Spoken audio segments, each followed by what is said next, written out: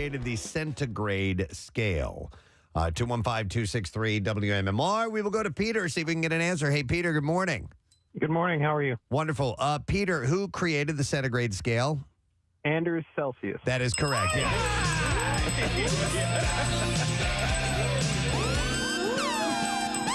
All right, hang on, Peter.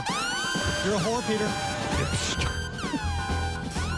All right, since you got that right, we are going to set you up, sir, with a 4-pack of Six Flags tickets. You can ring in the holidays at Six Flags with the Holiday in the Park event. More than a million glittering lights, dazzling holiday entertainment, and thrilling rides. Plus, don't miss the new holiday market with Tasty Eats and more. Open select dates, and that is through January 1st. So hang on the line, Peter. You're a whore, Peter. Let me see the entertainment news stories. We haven't even gotten to those yet. Here we go. A follow-up on the Good Morning America issue with Amy Robach and TJ Holmes. They reportedly did not start hooking up with each other until after they broke up with their respective partners. We mentioned that yesterday. Right. A source told People that this was two consenting adults who were each separated. They both broke up with their spouses in August within weeks of each other. The relationship didn't start up until after that. Oh, yeah. Daily Mail posted bombshell photos that reveal Robach and Holmes have been in a relationship for the past 6 months, though. According to People, though, and here's what I'm curious about. Robach's husband, Andrew Shue. Oh, the actor from Melrose Place? That's what I'm curious. I don't think so. That's what I'm curious about. Deleted all the photos of her from his Instagram account. Is it? Yeah. Are you kidding? They got married in 2010. He's a dynamic personality. Yes, Elizabeth Shue's brother. Actually, as well. Elizabeth Shue's brother. Yeah, I think I have to side with her on this. He's always kind of boring. An insider told Page Six a new couple felt supported and loved when they returned to work Thursday. The source said they're not ashamed. They're two consenting adults who ended up loving each other. How's your affair going? Mindy Kaling poked fun at the co-anchor's alleged affair after her interview on the ABC show Thursday. She tweeted, "Good Morning America is trending because of my appearance on it," right? So that continues. Leah Remini rallied against Scientology following the hung jury in Danny Masterson's rape trial. The former Scientologist wrote, "My heart breaks for the women who have been courageously and tirelessly have been fighting for justice over 5 years. For years, they've been targeted and harassed by Scientology and its agents. They've also been targeted and harassed by their family members and friends who remained in Scientology." The That 70s Show star was charged with 3 counts of rape by force or fear in June 2020 regarding separate incidents of sexual assault against 3 women that allegedly occurred at Masterson's home between 2001 and 2003. A tentative retrial date of March 27th has been scheduled, and Masterson remains free on bail of $3.3 million. This is a weird story. The body of a man found dumped on the sidewalk outside of a sheet metal manufacturing factory in the Bronx on Monday was identified Thursday as actor Frank Vallelonga Jr. Oh, yeah. So Vallelonga's body was found next to a bulldozer and showed no signs of trauma. Vallelonga was 60 years old. He was best known for being the real-life son of Frank Vallelonga Sr., an Italian-American bouncer at the Copacabana who worked as a bodyguard to renowned black pianist Don Shirley during the 1950s and 60s. And Shirley's travels through the Deep South in 1962 with Vallelonga Sr. was chronicled in the Oscar-winning film Green Book, in which the younger Vallelonga, the guy who they found dead, appeared as his own uncle in the movie. The film was co-written and co-produced by Nick Vallelonga, another of Tony Lip's children. The elder Vallelonga, better known by his stage name Tony Lip, went on to become an actor and starred in The Sopranos as crime boss Carmine Lupertazzi. He also portrayed mobsters in the films The Godfather, Goodfellas, and Donnie Brasco. I dig that movie, The Green Book. It is a good movie. Yeah. Investigators are still working to determine Vallelonga's cause of death, but preliminary findings point to an overdose. Police have arrested a suspect believed to have dumped his body at the site in a car that was leased by Nick Vallelonga. The car was supposed to be used to film a John Travolta movie in New Jersey. The suspect, 35-year-old Stephen Smith, allegedly told police that Vallelonga overdosed and was already dead when the body was dumped. He faces a series of charges over that whole thing. So what you're saying is they considered John Travolta a suspect? They did not say that at all. Okay. No? Nope. Oh. The National Academy of Television Arts and Sciences announced Thursday that it will give LeVar Burton a Lifetime Achievement Award. And Lawrence Fishburne will present the award to Burton. The award will be part of the first annual Children and Family Emmys on December 11th. Jack McBrayer is going to host the show. Burton hosted Reading Rainbow since 1983. The PBS series introduces young viewers to reading and further discusses the subjects of books chosen. Reading Rainbow was, it was, after I was, after I was a kid. But I know people just adored that series. Oh, yeah, I loved it. Absolutely. Burton also hosts the podcast LeVar Burton Reads and launched a LeVar Burton Book Club on the Fable app. He authored children's books, The Rhino Who Swallowed a Storm, and a kid's book about imagination, and the science fiction novel Aftermath. On television, of course, he starred as Kunta Kinte in the miniseries Roots and as the Enterprise engineer Geordi LaForge in Star Trek The Next Generation. Geordi LaForge, sorry. Burton produced a 2016 remake of Roots, by the way, which starred Lawrence Fishburne as author Alex Haley. So there's the connection there, and that's why he's going to be giving him that award. So that's a really cool thing. Christina Hall is continuing to set the record straight when it comes to her family. The Christina on the Coast star shared a family photo on Instagram Monday where she posed with her husband, Josh Hall, and her 3 kids. Her sons, Hudson, who is 3, Braden, who is 7, and daughter Taylor, who is 12 in Tennessee, with a blended family of 5 celebrated Thanksgiving. And later in the day, the mom of 3 shared a lengthy explanation on her Instagram story addressing criticism of the fact that Hudson's face was covered with an emoji in the family shot. Come on. The move came after the HGTV star announced last month that she would no longer share her youngest son's photos on social media after it became a point of legal contention between herself and her ex, Aunt Anstead. It's ridiculous. You got to show them. Noting that this will be the last time I talk about this, she explained. She hoped to clear things up and the confusion and false info about Hudson's photos, explaining critics have commented on her photo, quote, she was never told she could post or that she couldn't post. The 39-year-old designer agreed and noted, I never said that. I was not told I could no longer post Hudson. I was not told anything by a judge because I was never in front of a judge. Said I chose and choose to not post Hudson because I was exhausted over Instagram being used as a tool against me. She noted that despite the belief that the contention is over Hudson appearing in paid advertisements on her page, she said people need to wrap their heads around the fact that none of this has anything to do with advertisements. This is about control. There are many things that I was no longer okay with. Instagram was being used as a tool against me to judge the kind of mom I was, and I was sick of it. Sick of it. Damn right. Hall concluded by saying that she was tired of every photo I posted on Hudson on my story. Holy Jesus Her main Christ. page was being screenshot and picked apart. So unless she's doing any sort of influencing, leave Instagram. She said now the know-it-alls can go back to his page, please. Thank you, she said. So I don't know what she's talking about. She's had a couple times where people have come at her for posting what were actually pretty innocuous pictures online with her kids. Yeah. So, it's, for all this hassle, why not just get off Instagram? Go to OnlyFans. It's too much of a marketing tool, Yeah. I guess. So, But it's her account. If she chooses not to post this kid's She photo. doesn't have to. Yeah, it's fine. Exactly. And maybe the kid doesn't look that good. Maybe the emoji looks better. Yeah, maybe he's a really What ugly... you have to understand is he's an ugly child. Kid's an ugly She kid. should post Yeah. that. So. Right. His nose kind of bends up to the right. It's really kind of sad looking. Drew Barrymore is dating again. That's good. The talk show host revealed on the December 1st episode of her eponymous talk show that she put herself out there for the first time since splitting with her ex-husband, Will Koppelman, in 2016. And his name is Tom Sizemore. She told her guest, Whoopi Goldberg, that it's been so many years, and I started to get a little worried. So she's jumping back in there again. We'll see how that goes. You know, the only time she's ever really done it for me, as far as like Attractiveness, sexiness. The Wedding Singer. The Wedding Singer, really? Yeah, that's She was so adorable in that. adorable in that. What And I'm about like, Never Been Kissed? Yeah, Man, there's a scene in Charlie's Angels where they go to the racetrack. Yeah. And they're wearing these bodysuits, and she has to kind of distract this guy by being sexy. And I'm like, wow, man. It was. I don't remember that scene. There's a moment where she leans over and licks his steering wheel. and it's insanely hot. I got to try that. Yeah, try that Yeah, sometime, you know? See? Bill, before you leave. Yeah, next time you Why get are you looking at my steering wheel? next time you get in an Uber, lick their steering wheel.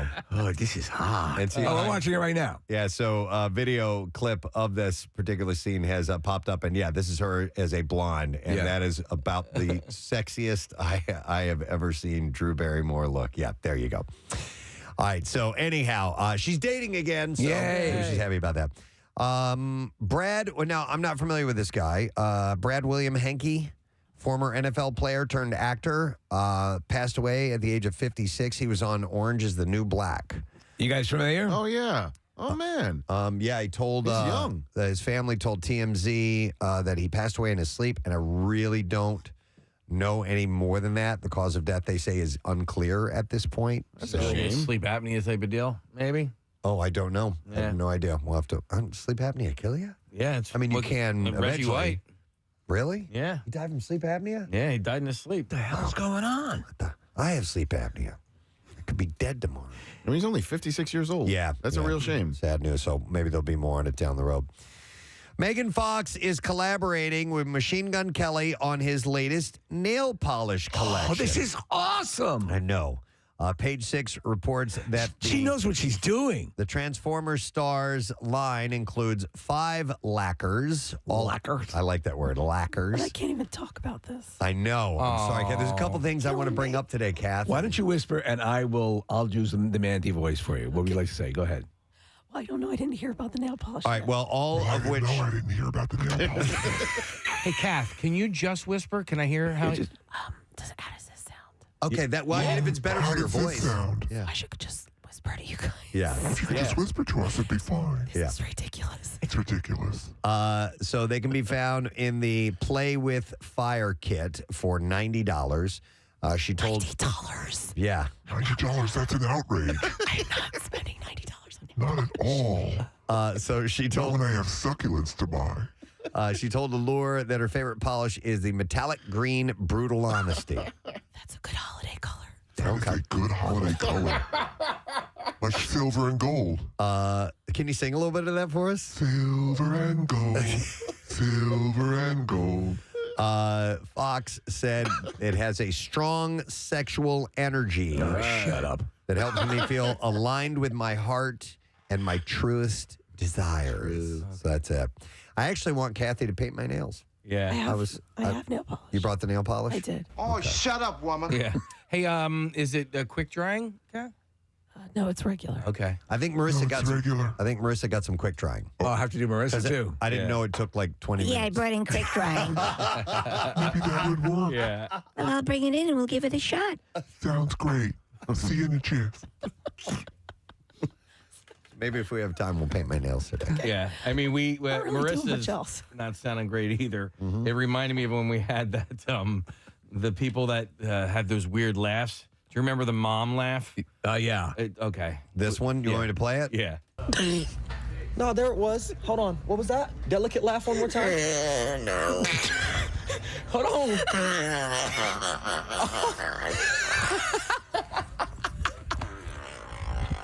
Oh my It's disgusting. What are you sucking that? That is awful. Is that from smoking, you think? No. It might. Wow. I think she's just got a weird, yeah, when she laughs. That sounds crazy. Okay. All right. Anything else? Okay. Well, why don't you two work it out? All right. I'm over here with a sore throat. Zendaya's mom Oh. Well, I love Zendaya. seems to be warning fans that the recent rumors about her daughter and Tom Holland's engagement are just clickbait. Claire Stormer Oh, shut up, woman. cryptically posted the definition of the word on her Instagram story on Wednesday as fans were buzzing about the engagement. The speculation seemingly began when a Twitter account called Pop Hive posted a picture of the pair accompanied by a caption claiming that they're reportedly engaged. So the mother jumped in to put the kibosh on Just to this? say they are not engaged and these All right. are rumors. But Thank you, Mom. I mean, they've been in a relationship for a little while now. I think they're an adorable couple. I do too. I think they'd be a wonderful married couple. So we'll see if that ends up happening. Keisha Knight Pulliam, who was Rudy. Right? Yeah, on the Cosby Show. Where's Leo? is expecting her second child now. Gonna be a grandpop twice over. The Cosby Show alum announced on Instagram Thursday that she is indeed pregnant. And this will be her first child with her husband. Did you Brad. do it naturally or with Benadryl? Her first child with her husband, Brad James. And Pulliam is already a mom to 5-year-old Ella, who she shares with her ex, Ed Hartwell. They grow up so fast. I think she's adorable. She's still cute as a button. Oh, she's adorable on the show, too, yeah. I agree. Bud. Kenny. Kenny. That was his name.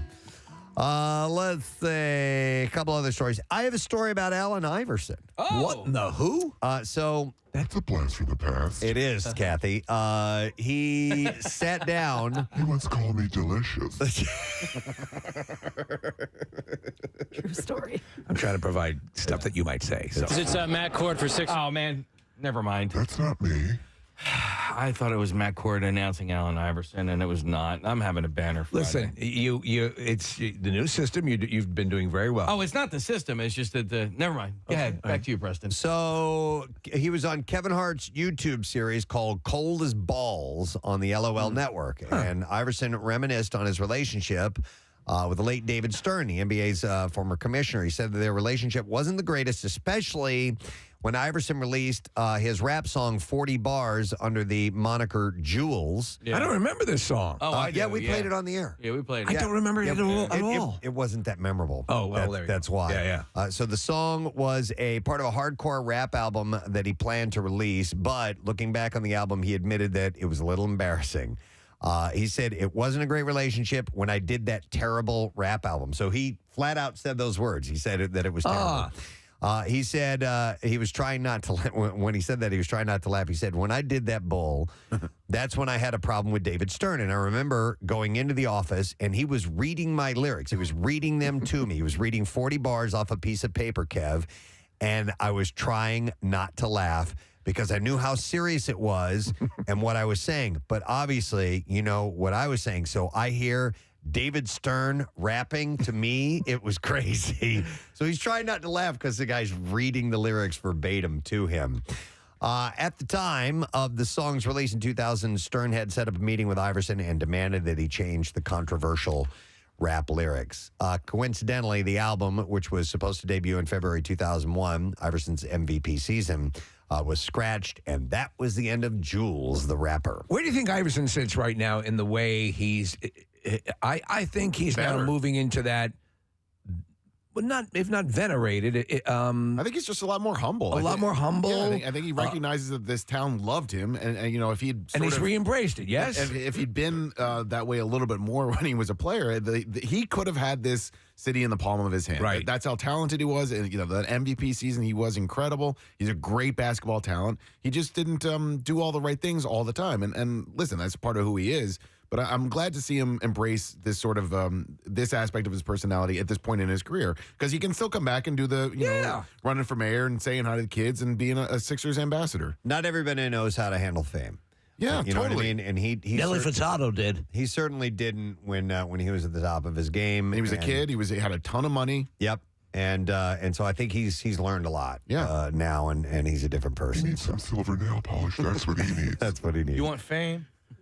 Fame costs. Yeah. Zoe Deschanel is returning to television. Deadline reports that the former New Girl star will host What Am I Eating with Zoe Deschanel for Discovery. That could work. She's adorable. Obviously, she's making the rounds now because they're showing Elf all the time. Yep. But The New Girl was one of my favorite sitcoms. Love that ensemble. The 6 30-minute episodes are going to feature the actress exploring common food mysteries, revealing the shocking truths behind manufactured food. Now, she has captivating eyes. Oh, very much so. Yeah.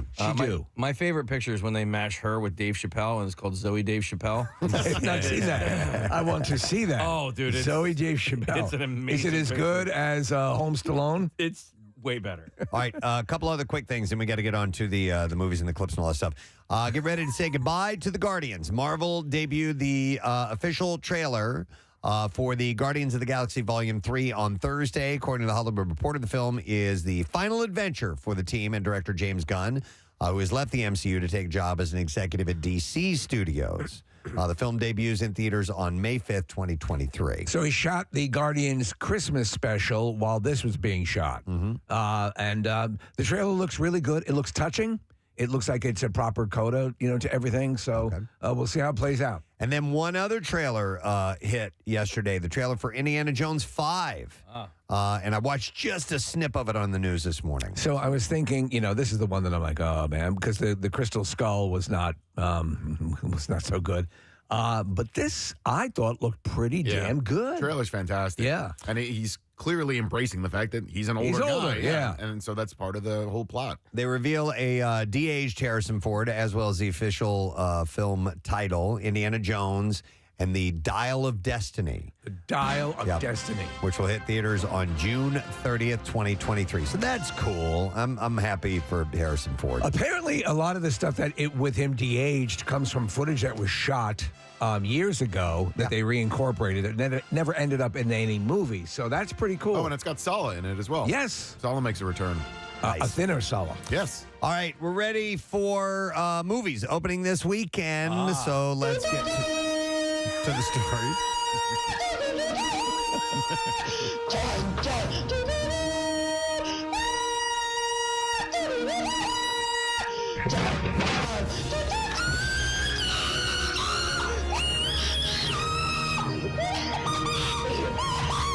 All right, Violent Night opens. Action, dark comedy starring David Harbour, John Leguizamo, Beverly D'Angelo. When a team of mercenaries break into a wealthy family compound on Christmas Eve, taking everyone inside hostage, the team isn't prepared for a surprise combatant. Santa Claus is on the grounds, and he's about to show why this Nick is no saint. It is an hour and 41 minutes long. It's rated R, wide theater release today. The Rotten Tomatoes score officially is at 66%. But we'll see what you think about it when you go see it, because I am dying to see this movie. Also opening is Emancipation. It's a history drama thriller. Stars Will Smith, Ben Foster, and Charmaine Bingwa. Will Smith stars in the triumphant story of Peter, a man who escapes from slavery, relying on his wits, unwavering faith, and deep love for his family to evade cold-blooded hunters and the unforgiving swamps of Louisiana. Freedom is only a slap away. Running time is an hour and 52 minutes long. Rated R. Wide theater release today. Streaming December 9th, and Rotten Tomatoes score is at 60% for that. And then finally is a movie, Spoiler Alert. It's an LGBTQ plus comedy drama starring Jim Parsons, Ben Aldridge, and Sally Field. A heartwarming, funny, and life-affirming story of how Michael and Kit's relationship is transformed and deepened when one of them falls ill. Running time is 2 hours and 2 minutes, rated PG-13, wide theater release today, and the score is a 65% at Rotten Tomatoes. Steve, I want to ask you about the Rotten Tomatoes scores, because the Rotten score is 62% for Violent Night, but the audience score for that movie is 92%. Which one do you trust them more? I tend to take the audience, the general reaction. There's been a lot of questions about the Rotten Tomatoes mechanism. You have to know how to read it. Yeah. And for example, Violent Night was at 86% like a day ago. So it got flooded with. Now, and also take the time to read some of the reviews. Yeah. Because they'll put something as not fresh, and you'll read the review and you'll say, this review seems very positive except for this one thing. Right. So that's how they reconcile this stuff. Yep. All right, let's do the clips. The new series, George and Tammy, is a chronicle of the country music power couple, Tammy Wynette and George Jones. And in this clip, Jessica Chastain talks about actually singing in the show instead of lip syncing. Here we go. There's been a lot of incredible music biopics where they decided to lip sync. But it became very clear to me in the very beginning that so much of this miniseries was about telling the story through the songs. And the only way to do that is to let it be live and alive. Could you shut up? So George and Tammy comes out next week on Showtime. Is that, it's Michael Shannon playing George Jones. Wow. Interesting. I'm interested in this story, this miniseries. I guess it's a miniseries. Yeah, and you know what I mean? So they've done some good ones out of that world, like The Joaquin Phoenix, Johnny Cash film was fantastic. It was excellent. There's some really good stuff, really great stories. To Coal be told. miner's daughter. Yeah. All right, let's do clips again. A rider embarks on a roller coaster ride of emotions when his partner gets diagnosed with terminal cancer. And spoiler alert, and here, star Jim Parsons explains how he connected with his co-star prior to filming. As soon as we knew that it was official and we were going to go, I initiated an email chain with Ben that we worked on for a few months before he got here. And that was largely due to the fact that we already knew that he was going to arrive and we'd start shooting like the next day. And it seemed impossible to try and portray the depth of a relationship we wanted to do without getting to know each other a little bit first. Spoiler alert is out today in theaters, as we said earlier. And there you go. That is the entertainment report for this morning. All right, we got a bunch happening today. Christopher Titus is stopping by in our studio. We also have Alfonso Ribeiro on the program, and National Cookie Day is coming up on Sunday. Oh, boy. In celebration of that, our friends at Insomnia Cookies are swinging by with some goodies, and they're going to have some for you, too. So we'll have a chance to win some cookies throughout the course of the morning.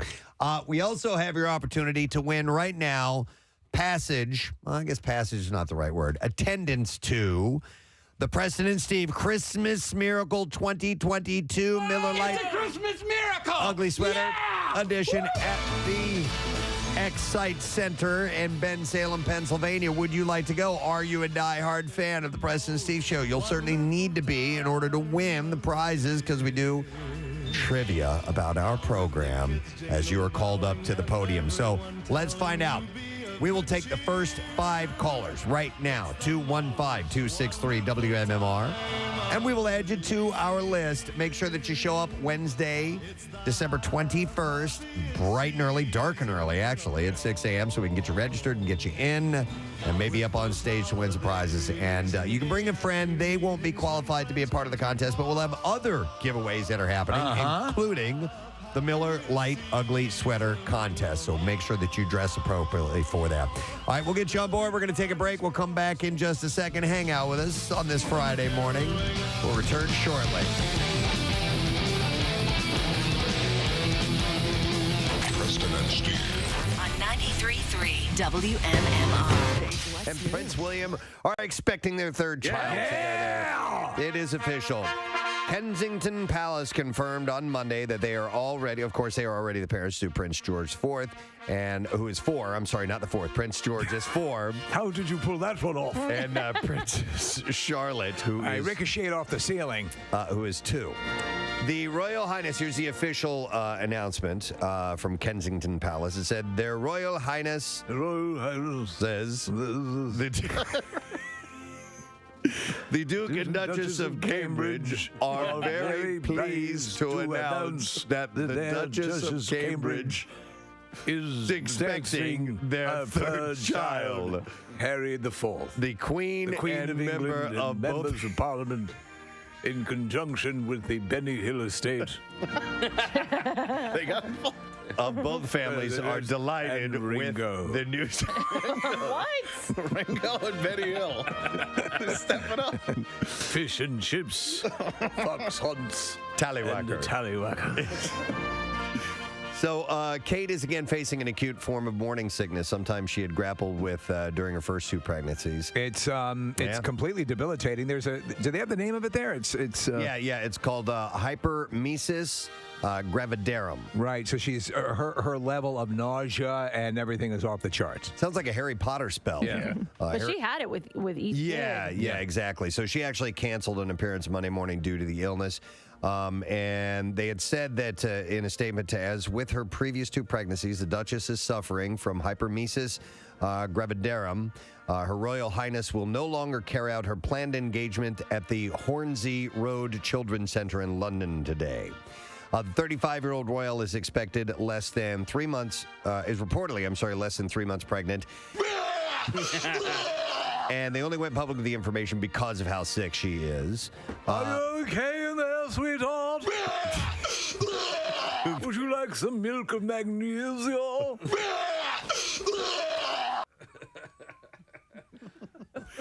The prince recently discussed Kate's parents to be in a bad way.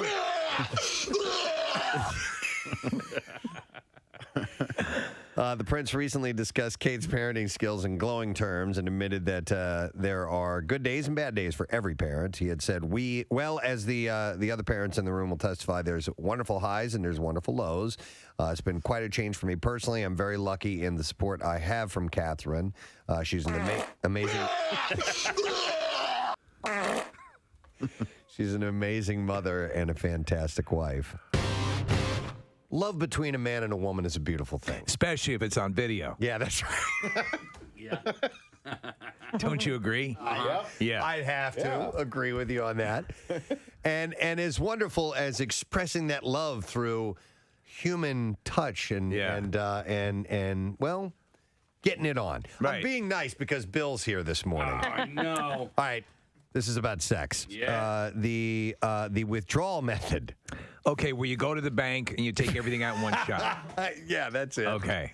No, also known as the pull-out method. Yeah. Is being used by twice as many men as a decade earlier. This is a form of birth control. Yeah, it is the most. It is a risky proposition. Oh yeah, and, absolutely. That's I don't know if that's not good news. Listen to this. While 10% of unmarried men between the ages of 15 and 44 used this form of birth control in 2002, that number jumped to 19% in 2015, according to the Center for Disease Control. Yeah, but the use of condoms is on the rise, but still only a third of men wear them. In my condom days, my brand, purchasable at the local mobile station, Bareback. Bareback? Yeah. Really? No. Wow. I was a Trojan guy. I went with the most popular product. Trojan brand. That's right. Mm-hmm. Do they still have the machines in men's bathrooms? I haven't seen them in a long time. Yeah. Well, the dispensers you're talking about. Yeah. Because I on the weekends I work as a lot lizard. It's good to know that those are there. Yeah. You sure you're a woman? Yeah. I have on rare occasions seen them before, Case. That's where I saw them for the first time as a child. There was a bar across the street from our swim club. Go buy Daddy some condoms. And no, but I didn't know what condoms were. I just know that they had a machine there. Yep. And so I went over there. I bought some out of there. I bought a French tickler and a regular one. I was going to ask if they had French ticklers or not. Yeah. And then I brought it back to the pool and I inflated them like they were balloons. Of course. And there was like an adult who was like, dude, what are you doing? I'm like, what is that? Give me a little Want to have a pool party? I've been waiting for you. This is a dream come true. According to Planned Parenthood, about 27 of 100 women will get pregnant with her partner when her partner uses the withdrawal as control. Comparatively, only about 9 out of every 100 women on a contraceptive pill will become pregnant in a year. Have you ever seen just one fireman on a hose? That's kind of what I'm like. So with the whole withdrawal thing, like I have no control. Okay. Yeah. You probably took it one level into the uncomfortable Bill area. Yeah. About exactly how you discharge. Dude. Okay. We're going to move along now to something else. So we do support our local firefighters. Of course. Yes. Of course. But we had 4 listeners come in. We had Mel, Frank, Kat, and Victoria, because we have been talking about the movie It, which is opening on Friday. I'm going to go see it on Saturday. I already got my tickets. I'm ready. I'm seeing it Friday. All right. So what we did is we took these 4 listeners, Mel, Frank, Kat, and Victoria, and we put them in another room with Dr. Steven Rosenberg, Philadelphia's #1 hypnotist, the Thor of hypnosis. The Thor. He's been referred to quite often as the Thor of hypnosis. But I want to, it's going to take a minute, but they're in the other room. I want to bring our listeners in. Aren't you? And we're going to have them meet some people. Meet some people. Aren't you pulling for him? Yeah. I think it would be awesome. It'd be so cool. Yeah, if they were able to get past their fears. But we are going to set the stage here. They're making their way in now. There's Kat, and here Mel comes looks scared. Mel. Mel doesn't look happy. And you have Victoria. She was the most scared. And Frank is wearing his glasses. He's got a vision issue, so we can't quite read him from his eyes. So why don't you guys come on over to the microphones over here. And first of all, let's see how you're feeling. Kat, you were the first one in. How you feeling after that session with Dr. Rosenberg? I'm feeling pretty good. Okay. I'm more relaxed, more all right. calm. Good. Yeah. It was definitely calming. And Okay. But Stressing. now what you may learn is that from now on you're going to smoke. No. Yeah, that's they replace the your fear one of clowns with trade-off. smoking. Yeah. Mel, Replace your clown fear with the desire to smoke. Mel, you looked really nervous when you walked in here. Is it the fact that we have the room decorated with balloons and circus fair? Does that bother you at all? Yeah, actually, it's bothered me quite a bit. Oh, really? I was really relaxed until I saw the balloons and the big tent behind me. Then let's go to Victoria. Hello there, Victoria. How you doing? Shaking. Okay. All right, and then last, let's talk to Frank. How do you feel? What did you think of the session? Did it resonate with you at all? Not really. Not really. Okay. Well, what would you just you just don't like clowns? Correct. We have some clowns here. Okay, and what we're not gonna have people screaming and yelling and running in and going crazy or anything like that. No. We just wanted to get your initial reaction when we bring a clown into the studio. Mel is already. You look like you've gone into.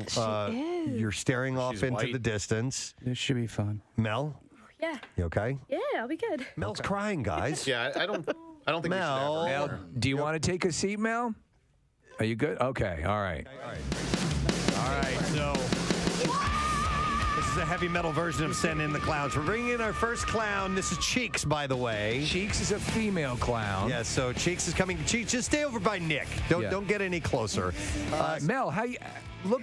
Cheeks is fairly pleasant, right? Yeah, Cheeks is good. Okay. Cheeks is good. Could you normally be this close to a clown? What? Could you normally be this close to a clown? My other past instances have kind of been fight or flight, so I've just run. Okay. All right, Well, so you're this doing is great. This is good. This is Doing good. well. Kat, you're not looking at No, her. she's not looking at all. I don't like the black lipstick. It's The black lipstick. yeah.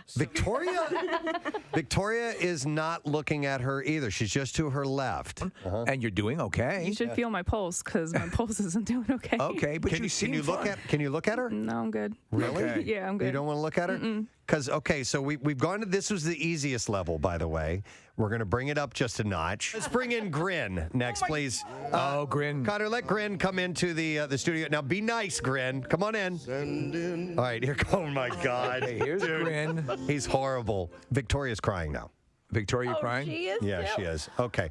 Frank, how you doing? If it wasn't for the fact that I don't have enough money for bail,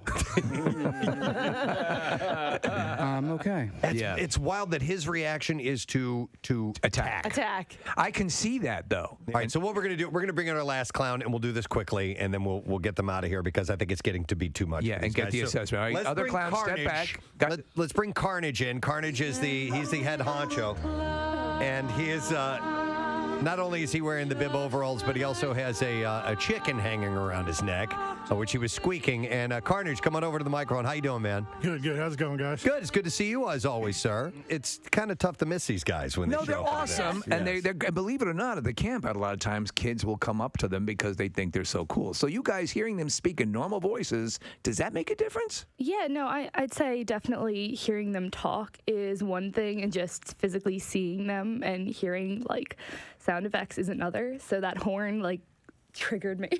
Oh my God, Carnage is leaning in towards her. She is. Oh, he's handing her a bloody rag. That's probably not a good idea. All right. And then, Kat, how are you doing now? Yeah, seeing them just walk in was it made your heart race and stomach drop. And then when they start talking, it's all right. Okay, all right. I think we're making strides think here. so. Does anybody want to hug them? Go ahead. A clown? Yes. Mel is saying no. Don't let Victoria Frank say do no. it. Kat, would you be open to a hug from one of these clowns? I'll hug a clown. We're breaking down barriers here. All right, Kat. No, let's not have them. No. over. You come over. You go to the clowns. All right, There we go. so we're gonna. A group hug. Look at this. Wow. Get a picture of this. This is wonderful. It worked. That was special. Victoria. Okay. All right, Victoria's gonna do it. All right, Victoria. Mel, you don't have to. Don't worry. No, Mel, you're fine. All right, so Victoria's getting it. She's actually smiling. And she's closing her eyes at the same time. So we're going to get a really good picture for you. Let me ask Mel, would you like to do it or no? Sure. All right, she's diving in. She's going to do it. We're making friends. We're making friends. This is a beautiful thing. Mel, look at Mel's face. You're on, doing Mel. a great job. Oh, yes. That was huge. All right, Frank, we're not even going to ask. Yeah. Unless you want to volunteer that. Yeah, you probably don't, do you? No. Okay, he doesn't. All right. Oh my Is this God! real? Are I you don't- really doing that? Yeah. Oh my God! That's Very good. Awesome. I love that. Let's hear it for Mel and Frank and Kat and Victoria. They did wonderful. Fear of Clowns. Getting over it right here on the Preston and Steve Show. Yes, we have from the Van Fosse. Let's give some love, ladies and gentlemen. Chris Jericho. Yeah, I walked in. There's a whole studio audience. 3 WMMR. All right, thank you very much, Nick. Real quick, if you don't mind, I'd like to pass along a butt plug. Yeah. And Marissa, did you have a chance to post that link? You're doing that now? So my wife is involved with a charity called A Mother's Wish, and it is for people with Crohn's, ulcerative colitis, IBD. My youngest has Crohn's disease, so that's why it's been a big passion project for us for years. And so they are up for a donation, but you need votes. So this is through Redstone, one of Kathy's favorite places, in Plymouth Meeting. That place. Yes, in Plymouth Meeting. And you can vote for the Wood Fired Fund, and they'll make a donation to the charity that wins that. So, I'm giving a little plug-a-rooney. How does one vote? To A Mother's Wish. Or So, support. Marissa's going to post where she's pointing up a finger, and I don't know what that means exactly. finger. Let me go to here. Hang on. Marissa. Up on PrestonandSteve.com in like 30 seconds. Oh, my God. Listen She to sounds you worse. two. Yeah. Marissa and I are going to be doing a podcast later. I can't wait. It's going to be so hot. What do you want to talk about, Kathy? Itchy and scratchy. Yeah, over here. Jesus. Wow. Yeah. All right, so it'll be up in, she'll have it up in a minute. You guys should do a podcast with Steve-O. Yeah, right? Oh my God. Strained voices are us. But it'll be up on PrestonandSteve.com in a little bit. And if you wouldn't mind, I would appreciate it. My youngest would appreciate it. My family would if you could vote for A Mother's Wish. They have a link. You just click on it. You don't have to fill anything out. You just click on the charity you want to vote for. And there's a couple of charities It's on there. very easy. I already voted, Preston. It's very easy. Thank you, Mercy. It's just a one-click thing. No, absolutely do it. Very little to it. So it's called the Wood Fired Fund Receipt, and A Mother's Wish is the one to vote for if you wouldn't mind. So we'll post that up in a little bit. Hey, we have a new Daily Rush video out. It is called Strangle Farms. I love it. And the description says, come on down to Strangle Farms, where we grow naturally, eat naturally, and strangle turkeys with piano wire naturally. You can be the first to see the newest Daily Rush video by subscribing to our YouTube channel. Sponsored by Xfinity's Gig Speed Internet. You can learn more at xfinity.com. And Kyle put together this photo to promote it, and it's this guy choking out a turkey. That's oh, so my funny. God. It is great. So when you get a chance, check that out. All right, so I have some junk drawer stuff. We're heading into the weekend, and we should probably dive in there and find something. All right, I have this story here. I found it. I have this article. It's pretty fascinating. All right. And there's a guy named David Ankali, I think is how you pronounce his last name. So he opened up video after video of diarrhea this year. And it struck him that this is not what he expected to be doing for his PhD. What did he do? And he was watching videos of people with diarrhea. Okay. And Kali, a mechanical engineering student at Georgia Tech who researches fluid dynamics, is currently working to demystify the acoustics of urination, flatulence, and diarrhea. Okay. Like that. Like literally those sounds. And it's...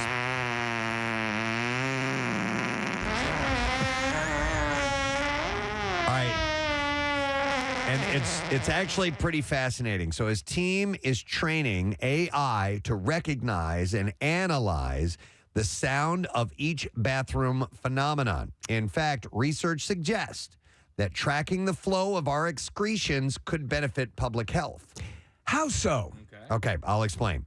And Kali and Maya Gatlin, who created a mechanical device loaded with pumps, nozzles, and tubes meant to recreate the physics and sounds of human bodily function. So they created this thing to create fart, diarrhea, pee sounds. Hang outside Taco Bell. So they named it the Synthetic Human Acoustic Reproduction Testing Machine. Short for that is Shart. Yes. S-H-A-R-T. Do we, by any chance, have audio of what this thing's able to do? We don't. All right, but we assume that it's very accurate, correct? So, well, they're getting it there. So, Shart is now preparing an AI algorithm to one day pick up on deadly diseases like cholera and stop an outbreak in its tracks, according to the presentation at last week's American Physical Society Annual Fluid Dynamics Conference. And Colley and Gatlin's results haven't yet been published in a peer-reviewed journal, so they're still working on this stuff. But thank you. So diarrheal diseases like cholera kill 500,000 children yearly, making them the third leading cause of child mortality worldwide. So it's a serious issue. I didn't know that. So the goal is to combine the machine learning model with inexpensive sensors and deploy them in regions susceptible to outbreaks of diarrheal disease.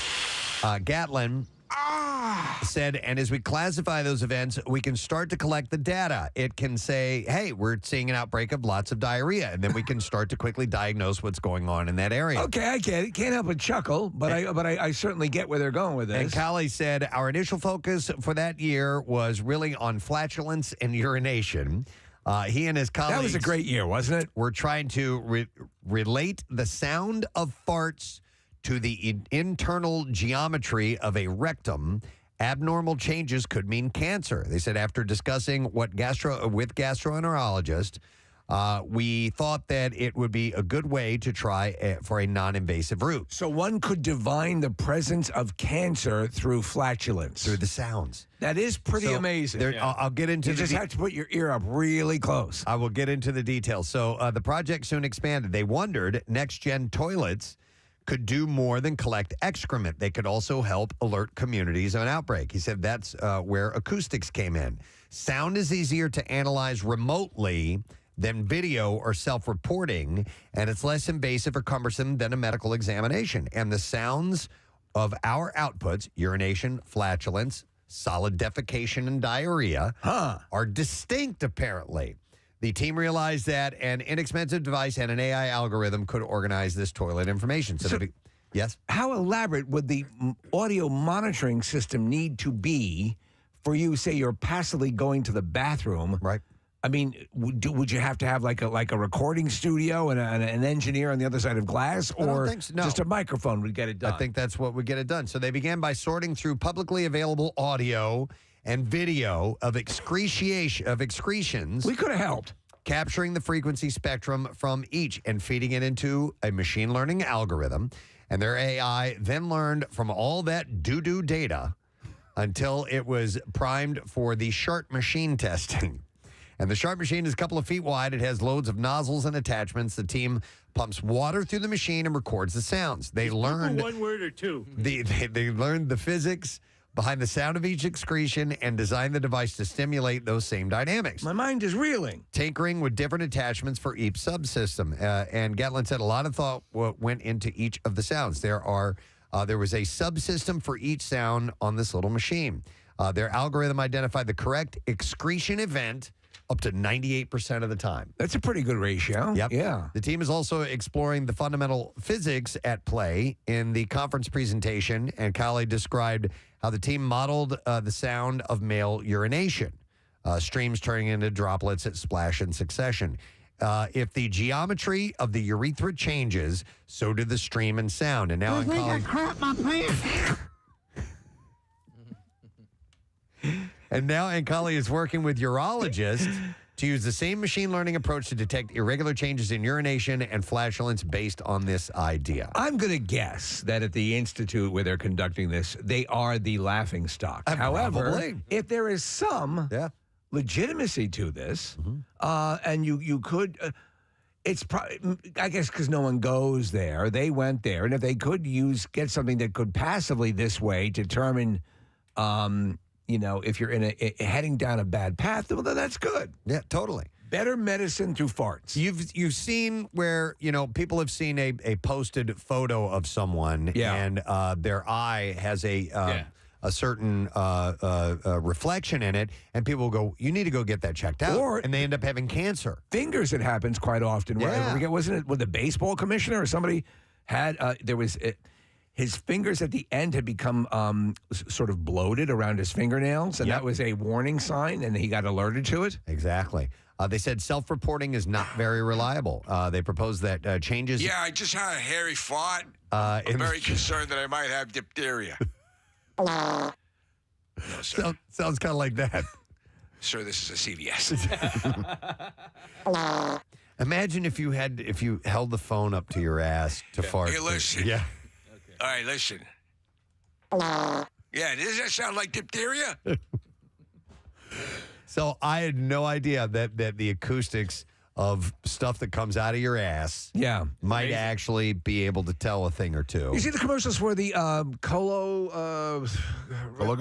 Cologuard. Yeah. What is the poop box? You just crap in a box? Yeah, he's a talking box, and he walks around and crapping me. His job is for you to poop into him, and it's to prevent colorectal cancer. Okay. And it's a good ad campaign because it's a great way to get out in front of it. Prevention is key. And However, it claims to be pretty accurate. Yes, and I believe it is, but it's just the concept of a talking box telling me to poop in him, right? And then for them to mail that box And piss on me if you want. Right. I'm into all that stuff. And they go to Steve, they're like hanging out at campfires.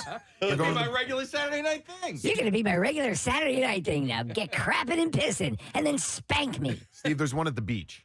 And they're hanging out at the beach. I've seen that. And the poop box comes up to the lady sitting on her lounge chair and is like, hey, let's prevent colorectal cancer. This box wants me to crap in it. It's just... it seems kind of weird. I it's also, very weird. But I mean, honestly, if that would be a precursor, if someone's afraid Seriously. of getting a colonoscopy, Yes. and they were to do this, If this and talking it poop box helps could save be your lives, best friend. Right. I mean, sometimes cartoons can save lives, and this poop box might do that. Do you guys ever have to do a stool sample at home? I don't think so. Just at the doctor's office. For pets, I have, not for myself. Yeah, we've had to a few times. Yeah. And, I've done it for my pets, and I think maybe we should, as Jeep owners, we should do crap in a Jeep. Yeah, no, crap in a jar and leave it on. That could be something. That'd be your new thing. Make that a Jeep thing? Yeah. I'm joining they give you this little insert for your toilet. Oh, I did not know that. Yep, and you put it on there, and you just sit down, you do your business. What? So you don't have to sit there with a jar under your butthole. Exactly. Okay. Yes. Here, you got to aim really well with this jar. All right. To make sure. Now they have this. You're making the run on Pearl Harbor. They have this little insert, and it's put on your toilet. You just sit on it. You do your business. The problem is, and I've had this happen because I've had to give one myself, is if you have a big one. Oh boy. Like there wasn't enough room. Like I. Look at you! I had to stand up. I know it was always bragging about his BM. It was an award winner. It was a good one. I'm joining the club, the colonoscopy club, in February. Yeah. So I set up with Dr. Mike, and I have not done one yet. I know you guys have all gone. I think we should do it together. You know, like Steve Martin and Martin Short and Tom Hanks. One of these years, but yeah, mine will be in February. It's bizarre, but you will feel warm and cocooned, and it'll be wonderful. It's a good thing to do. Yeah, it sure is. All right, so I thought that was interesting to share. That is interesting. Another junk drawer item or two. All right, here we go. I found this one in here. Pantone has spoken, and they have the new color of the year. All right. The Global Color Authority reveals its color of the year every December. And they announced yesterday that, you want a drum roll? You want a drum roll? Okay. Yeah, so we can give you the color of the year, ladies and gentlemen, is Viva Magenta. That's it. Yes. It is called Viva Magenta. That's right, man. Look at that color, man. That's from Pantone, man. Yep, and it It's is Viva Magenta. It is a vibrant relative of the red family. Described as, it's actually a pretty cool color. It's pretty awesome, man. I love this Crayola crayon. It was one of my favorites. It was a go-to. Is that right in the pocket, Preston? It's only 14 years old. It was called Viva Magenta? No, just regular magenta. But in the 64 box, you would get a magenta Crayola crayon. God, I love that box of crayons. Oh, my God. The one that had the crayon sharpener built into it. Man, you would be so cool if you had the sharpener. Sharpen the F out of those things. Is described as a nuanced crimson tone that balances warm and cool. Viva Magenta is an unconventional shade. I am Sylvester Stallone, and it's my privilege to announce the Pantone Color of the Year. For an unconventional time, Pantone said in a statement. They said powerful and empowering. Wow. It is an animated red that encourages experimentation and self-expression without restraint. An electrifying, boundaryless shade. Brave and fearless. Viva Magenta is a pulsating color whose exuberance promotes optimism and joy. Shut the f*** up! The company went on to describe the color as audacious, witty, and inclusive of all. Now they're getting ridiculous. The color is a nice color, though. It is. I like it. Red used to be my favorite color. The Pantone Color Institute's choice is intended to reflect the latest trends across sectors, including fashion, beauty, technology, design, and home decor. And it also serves as something of a mood ring with shades chosen to capture the zeitgeist. So stop and think about this, about what colors do to us and how we react to colors. And we were talking about the poop box. The colors of the character on it they use blue. And I think blue is probably a very calming color, right? Yeah. I think so. Yeah, right? I think so. And red tends to be a more dynamic color, but this is a muted red. Or alarming, dangerous, yeah. Yeah, it's got some tones of purple mixed in with it. It seems like. I think that's a cool shade. That could be the poop box's evil twin. Kathy, this was another thing I thought you would be nice to chime in on, but I know, and this is my color. is it? I love talking about poop. This is your color. It looks good. Whenever I wear it, people will compliment me. Oh, red is a very Not red. This magenta color. Oh. In years, they went on to say, in years characterized by uncertainty, this has often meant colors that soothe, calm, or uplift. Amid the ongoing pandemic, Viva Magenta represents reassurance, confidence, and connection in a world trying to get back on its feet. So are these the runner-ups on each side of them? No, we're looking at Viva Magenta in the middle, and then there's gray lilac and pale khaki. I don't know. Not sure. Those seem very earth-tony. Latrice Eisman, executive director of the Pantone Color Institute, said that the hue was inspired by the natural red dye derived from small insects that are called cochineals, I'm sorry, which I'm not familiar, but they're little bitty bugs. Never heard of them. That have this color to them. As they went on to say, as virtual worlds become a more prominent part of our daily lives, we look to draw inspiration from nature and add what is real. And they added, rooted in the primordial, Viva Magenta reconnects us to original matter. What the hell are you talking about? Invoking the forces of nature, it galvanizes our spirit. Someone's trying to justify their paycheck. Helping us to build our inner strength. So it does all that, doesn't it? That's what this color does. Okay. Well, it looks great on Kathy. We know that. Yeah, it makes Kathy look good. Yeah. I like that. I like that color. What's your favorite color? You. I don't have a favorite color. You don't? No. So Hunter Green. That's your favorite there you color? go. Yeah, it's my favorite. I mean, I always appreciated black, and but sometimes it has to do with like the car I'm driving right now. Like I have a blue car, so I kind of like blue. You like the blue. People will yell at you for saying black is your favorite color because it is not. Oh, shut up. I'm just saying. Shut up. You're going to get yelled at for saying that. So how would I refer to it? Then? My favorite absence of color. It's my favorite absence of color. There you go. I know. You know? Yeah. And white ostensibly is all color. That's exactly right. So yeah, those people can suck it. Yeah. Suck on my little red bleeding bug. Mm-hmm. All right, what else do we have here for you? Let me dive The draw sounds extra voluminous today. There's a lot in here. It's been a week. All right, here we go. Travel and Leisure has named Cape May and Atlantic City to its list of the 25 best Christmas towns in the United States. All right. They're kind of near the bottom. Cape May was ranked number 21, and Atlantic City was ranked number 23. On the way to Cape May. The list of the most charming towns to spend Christmas features destinations from coast to coast, including towns that boast beautiful decorations and cheerful wintry events. We've been to Cape May many times around Christmas. My only complaint is that it's not as busy as it should be. They have horse-drawn carriage rides and stuff like that, but like, and that main square on Washington is awesome, but like, it could be more thriving around that time. A lot of stuff does shut down. Yeah. But I would say of all of the South Jersey shore towns, Cape May is the most active year-round, especially around Christmas. Yeah. Like, But for the holidays, you'd give it the thumbs up for the place to go yeah. for? All If you're going to go to a Jersey Kathy shore agrees? town, Yeah, it's pretty. It's lit nicely. Yeah. There's a big square, as Casey had said, for you to walk around in. And Are there activities? We did the horse-drawn carriage. Yeah. And my God, was it cold the night we went. Yeah? But they give you bring blankets Nice. and you bundled up, and so we weren't freezing our bones to our bones or anything like that. But it was really neat. I thought it was what the proper word is. Charming. Yeah. Oh, all right. It is absolutely I love charming. that. That's I love why I think it's not crowded, is because it's so cold. Probably. Yeah, not many people go to the shore.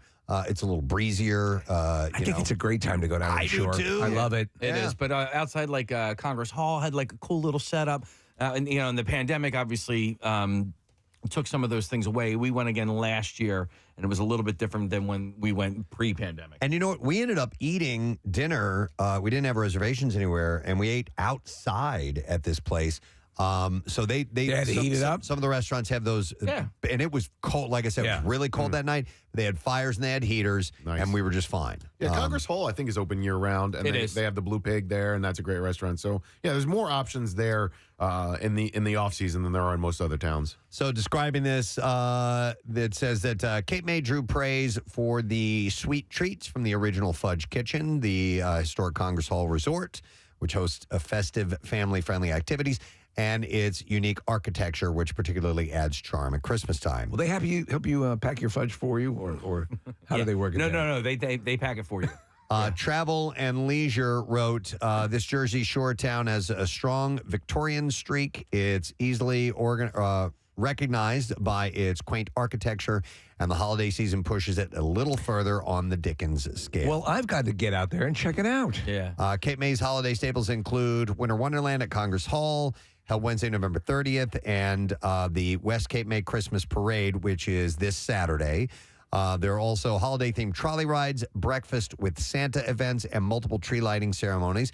Plus, visitors can admire the town's decor during its annual Christmas candlelight house tours held the first 3 Saturdays in December. Steve, I want to ask you a personal travel question because I know a lot of your taste, but when you stay in a hotel, do you mind like an old-style type of hotel? Not at all. All right, then Congress Hall is up your alley because it's not modern. And so, like, if it's well maintained, it is. I'm down with it. Yeah, and it's a really nice hotel, but the floors kind of creak, and some of the floors are a little crooked because it's been around since the 1800s, and a lot of it's wooden. But it's not like when we say at the Courtyard by Marriott in the Navy Yard, like that's a brand new modern hotel with all the modern features. I don't like when I checked into my room, Nick, and it had been used as a meth lab prior to me. Right, No, you don't want that. None of that there. But there's a lot of quaint places to stay, and then you have places like the Icona, and they're building. Which they're is building, wonderful. Yeah, they're building a new one down there. I really do enjoy like Cape May, the area where Congress Hall. It's cute and quaint, but like it gets really crowded. But like there are other parts of Cape May because I ride my bike all through that area that are just like these little gems that like farms and wineries and all this sort of stuff. It's pretty great there. And again, if any of that stuff is open during the winter, I love it. I even walking along the beach in the winter. Yeah, you get bundled up and just enjoy it. That's why Cape May is a little more unique because there is open space down there as opposed to some of the other towns, which are just the home, just neighborhoods, just flooded with hotels and neighborhoods and stuff like that. It's a little more spacious. As for Atlantic City being on this list, they wrote, a casino and boardwalk don't exactly conjure images from plum puddings and carolers, yet travelers appreciate Atlantic City's wild weekend spirit and vivid people watching around the holidays. It's pretty crazy, the people watching around there. Is it? Yeah. It's just you ever tag them with transmitters? No, I mean, but like I was just there for Tom Segura's show, and I saw a lot of interesting things going on. Couples fighting. Couples are fighting and beating each other and pushing each other around. Oh my God! And here come the police officers to take him to town and lock them up in a cell. Travel and Leisure specifically noted the Atlantic City Holiday Bazaar happening at the Noise Arts Garage. Noise. Of Stockton University on Saturday, December 3rd, and Sunday, December 4th. The Atlantic City Tinseltown Holiday Experience, which is a new citywide celebration, includes an array of holiday events, kicked off yesterday. That's at Bally's. And so there are things, for you to check out in Atlantic City, which are nice. Might have to take a rundown, yes. A different flavor. By the way, Rochelle, I guess, called into Marissa and said that they shot a Hallmark movie in Cape May. That's right. What? Yes. It was called Golden Dragon. Yes. Huh. Did you see that one? No, but I remember we were actually talking about it when they were filming down there. I can't do that. I think they were filming, it was actually very cold, but they made it look like it was warm. Wait, when they were filming, they made it look warm? They made it look warmer. But I think there was. I know it's a Christmas thing. Yeah. Oh, that's weird. It's called Christmas at the Golden Dragon. Or maybe I'm thinking of a different one. Christmas at Popsicle. When a beloved Midwestern Chinese restaurant announces its closing right before Christmas, it prompts the clientele to re-examine their relationships in a series of interconnected stories amid the chaos of its busiest week of the year. I need to see the trailer here so I can identify the outdoor scenes. Yeah, I don't know. Listen, I don't think you should go. All right. I think you should stay here with us. Yeah. Forever and ever. Oh, it becomes a Twilight Zone episode. All right, well, we'll have to look into that. I think it's all we're going to have. You sure? Yeah. All right. I mean, it's already 7:50, and we've got guests and things coming up. So. All right. But there are a couple of junk drawer items to pass along to you. But listen, I'd like to stay in the holiday spirit because cookies are part of the holidays. They sure are. Anyway. And Insomnia Cookies have stopped by this morning with some stuff for us to give to you. National Cookie Day is this Sunday, December 4th. And I will take caller number 22, and we will give you a $25 gift card to Insomnia Cookies. Nice. They're celebrating National Cookie Day with free cookies, deals, and giveaways before throwing an epic after party, taking claim to National Cookie Night, when all the stores will stay open 1 hour later. That's pretty cool. So that's on Sunday. So and they stay late to begin with. So caller number 22, we are going to take care of you. Call right now. We'll give you that $25 gift card. We're going to take a break. We'll come back in just a moment. So hang tight. B-File stories are up when we return. Preston and Steve on 93.3 WMMR. 93.3 Especially in this day and WMMR. age, it's okay. And if people don't have an issue with that, Paul Stanley said in this documentary that I watched, I probably told you guys this You did, yeah. about the book. The only people that tell you can't do something are the ones that have failed. I'm not going to tell you can't do it because I did it. You can do it. And when Paul said that, I embraced that concept and went for it wholeheartedly. And here we are right now talking about this stuff, and it's a great feeling. Well, I think in a way also you have the benefit of you had another. I'm not going to say a safety net, but you had another thing running that allowed you to just be tenacious, and that you're okay.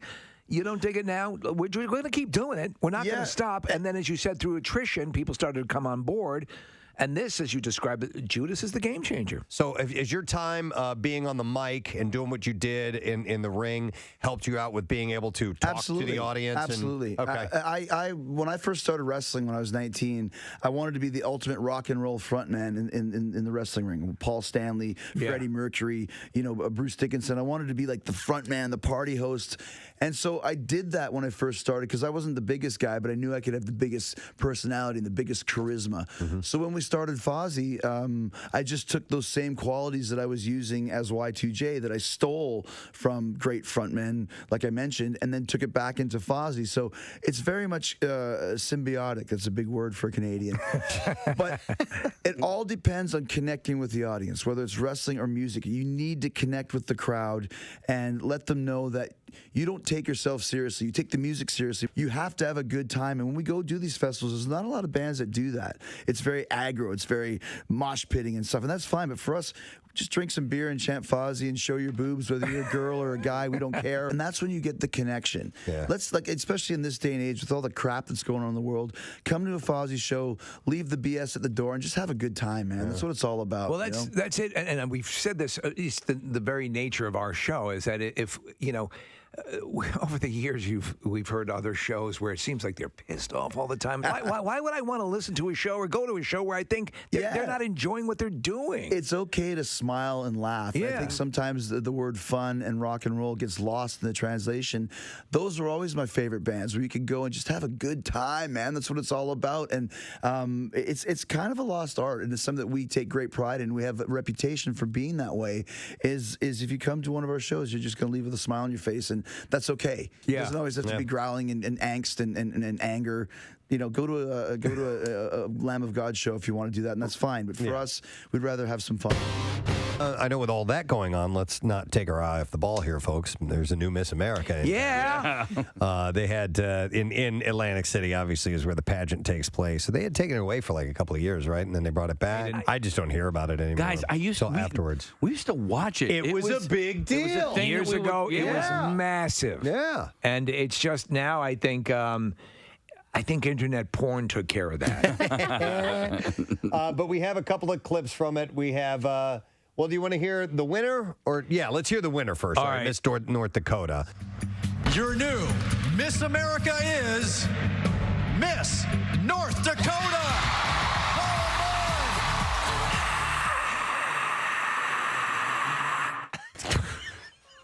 So Miss North Dakota. Miss North Dakota took it.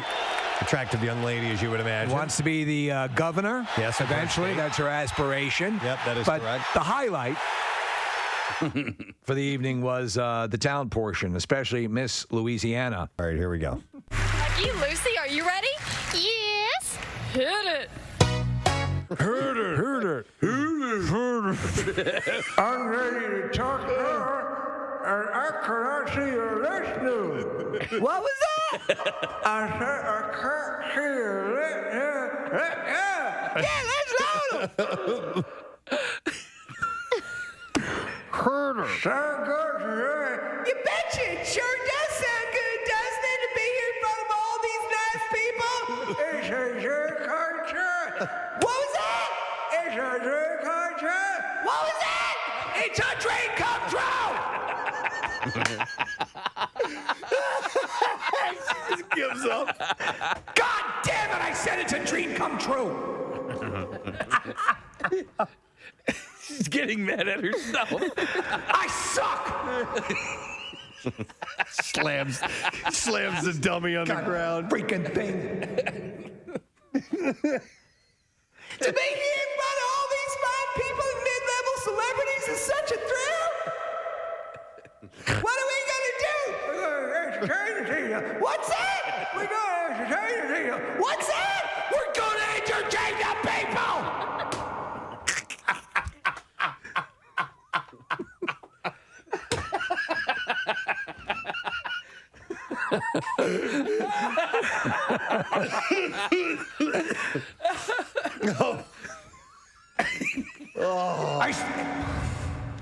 What I said is, if you just listen for a effing second, we're going to entertain the people.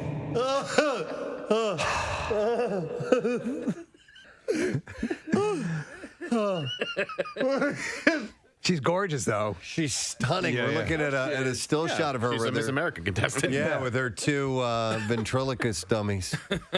And the dummies. Oh, we haven't even heard the clip yet.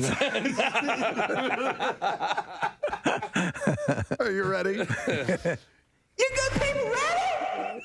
Lucky Lucy, are you ready? Yes. Hit it. I wanna be a cowboy sweetheart. I wanna learn to roll and ride.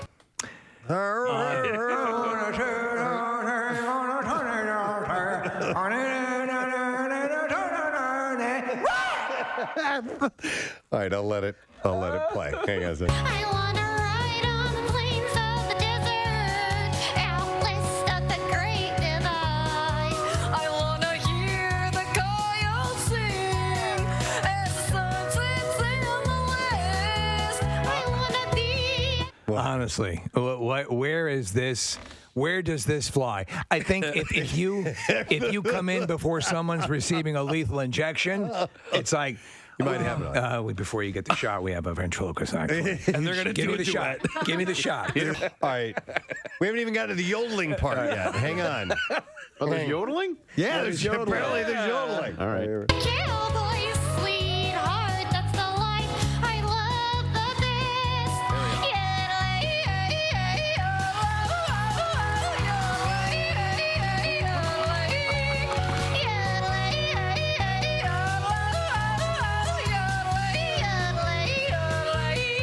Oh, my God. At that very moment, half the judges were booking flights to Naples, Florida. Right. Wow, look at how hot she is. Super We're looking hot. at that video footage of her now. She's, wow, she's a stunner. And that's Miss who? That is Miss Louisiana. Miss Louisiana. Okay. Nick had sent me some information about this guy. His name was Xavier Atencio. And he invented Leopold the FBI cat? No, he did not. He was the Disney Imagineer who helped bring to life iconic theme park attractions such as Pirates of the Caribbean and the Haunted Mansion. And he passed away just this last Sunday, and he was 98 years old. So when I was a kid, for a brief period when I was in third grade, which would have put me, I would have been about 17. We went out to live in California for almost a full year. And going to Disneyland, the Disneyland, there was no Disney World at that time. Those attractions were, you as a kid, you might as well have been transported to another universe. You couldn't believe it. Just mind-boggling. And they just actually sort of re-tinkered Pirates of the Caribbean because of PC questions, but it's still essentially the same ride there. He also wrote the lyrics to their memorable songs, Yo Ho, A Pirate's Life. He wrote that. Did he write It's a Small World? No, that's from he didn't. But he wrote Grim Grinning Ghost that they sing on the Haunted Mansion tour as well. In the mid-1960s, Atencio's career changed course, and Walt Disney called him into his office and asked him to join the Imagineering unit that created theme park attractions. He said, I went over there reluctantly because I didn't know what I was getting into, and nobody there knew what I was supposed to do either. About a month later, I got a phone call from Walt. He told me, I want you to do the script for the Pirates of the Caribbean. This is a great opportunity, and if you don't do it, you're fired. And he said he had never written a script before the Pirates assignment. Pirates was the last ride that Walt Disney would directly supervise. Disney died December in 1966, just 3 months before the attraction. It never really opened. He died before it opened. It's amazing. But Atencio helped him to experience it in a way. He said, we mocked it up on a soundstage in full size, and we pushed Walt through it. We rigged up a chart. What am I looking at here? We rigged up a cart that moved about the same pace I that can't see. the boat would, and we moved it through. This hurts my back substantially. And we had the auctioneer. Why are you doing this to me? And we had the auctioneer up here, and he said, what do ye offer this buxom wench? And then on the other side, a pirate yells, 6 bottles of rum, et cetera, et cetera. He said, but it was hard to hear, and I said, I'm sorry, Walt, you can't hear the stuff too clearly. And he said, if you go to a cocktail party, you tune in on one conversation, and then you tune in on that one. Every time they come through, they'll see something new. And I thought, why the heck didn't I think of that? That is Xavier Atencio. Like for me. So he wrote this. We kindle and char, inflame and ignite. Drink up, me hearties, yo ho. We burn up the city, we're really a fright. Drink up, me hearties, yo ho. We burn up the city. Yeah, we burn up the city and rape the people and kill everyone who won't come along. We slit their throats and throw them overboard and turn them into shark bait. Yeah, exactly. Me hearties, yo ho. Confiscate the children and make them slaves. The city, we're really a fright. Drink up, me hearties, yo ho.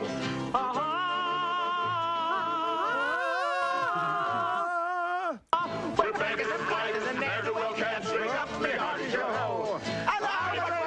Mummies and dads. Drink up, me hearties, yo ho. Yo ho, a pirate's life for me. And we're all half crazy because of syphilis. The robot, with the mouth. And we're all half crazy because of syphilis. But you're right. They burned down the town. Burned down the town and killed the animals and sexually abused the women. And ravage and don't get a hoot. Bring up me hearties, yo ho. Pirate's Life. I think that's the how the salty old sea. I think that's how the first movie ends, with Johnny Depp singing "Drink up, me hearties, yo ho." Oh, really? I think that's the last line Drink of the up, movie. me hearties, yo ho. Yeah, he's doing that freaking Jack Sparrow impression. No, he needs to be just Johnny Depp. Yeah. Wouldn't that be? Yeah. We come into town and rock around. Visit the Viper Room. Oh. I noticed that it's very hard to swat a fly. Oh. They move so fast. Well, I have it kind of down to a science. I have a theory too. What is yours? You, in many ways, it's like sex. You come down the back from behind the eyesight, doesn't go all the way back to the back. Okay. So that's how I come in for the swat. My theory is, if you're just sitting there and one lands on your leg or something like that, you ain't gonna win. You don't move. No, Right. I have a way to do it. I slowly will bring my hand into position, and then I will wait, and I will watch the fly. And once the fly starts doing that thing with its front two little hands, if it starts rubbing them together, because at first it'll notice your hand and it'll stop. That's when it gets all greedy. Freeze and won't move. Yeah. And then when it starts going about its business, it is now not necessarily paying attention to your hand anymore, and then bam! Nail them. I'm a fly hater, and I just keep Holiday headquarters. And that's your traffic on 93.3 WMMR. All right, so let's get to the B file or the Friday song. Here we go.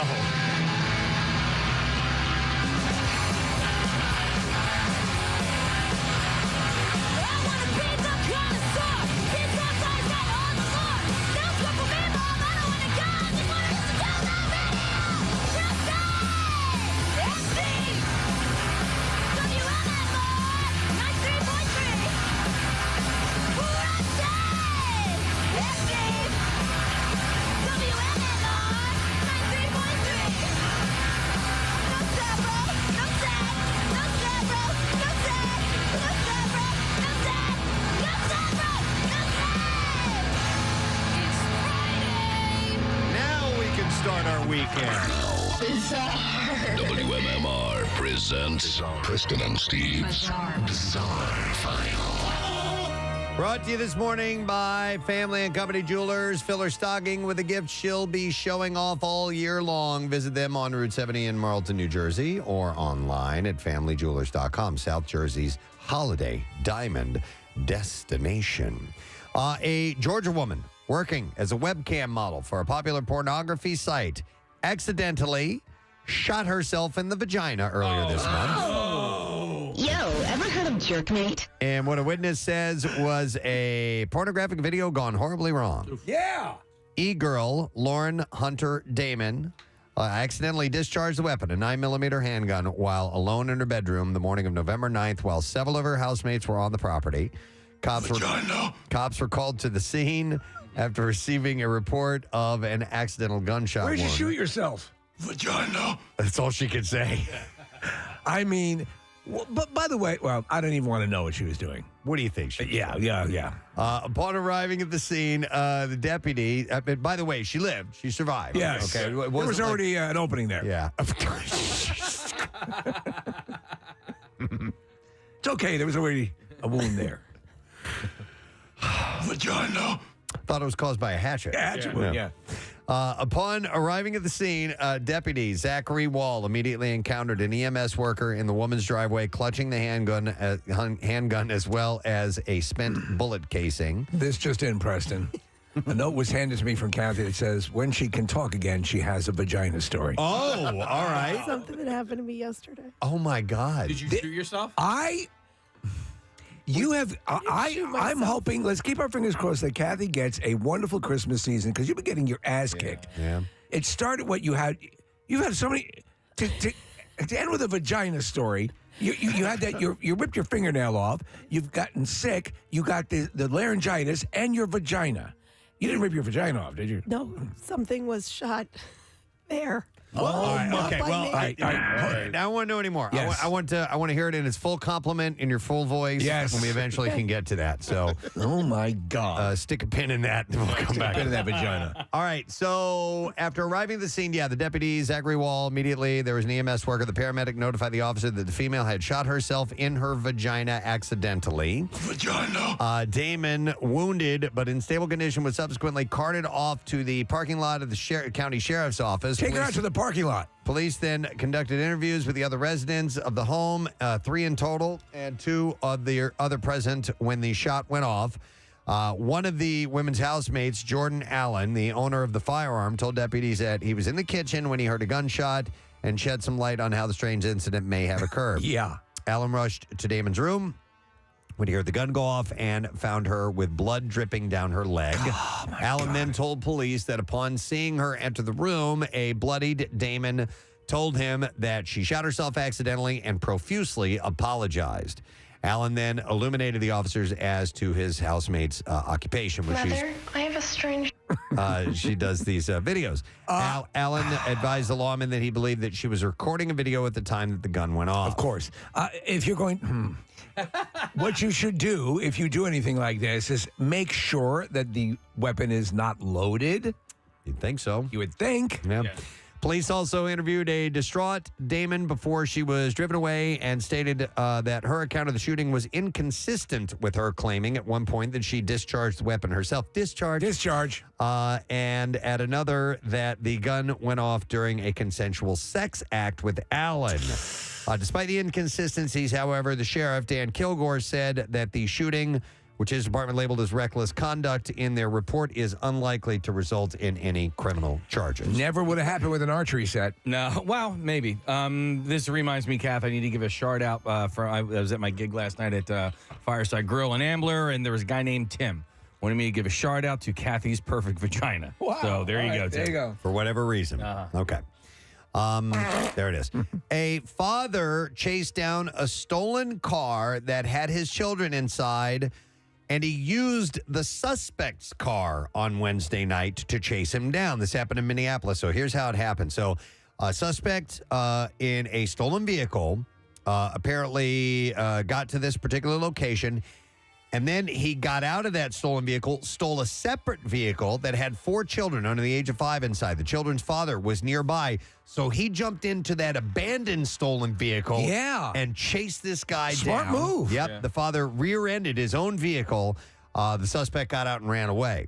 No injuries were reported during the incident.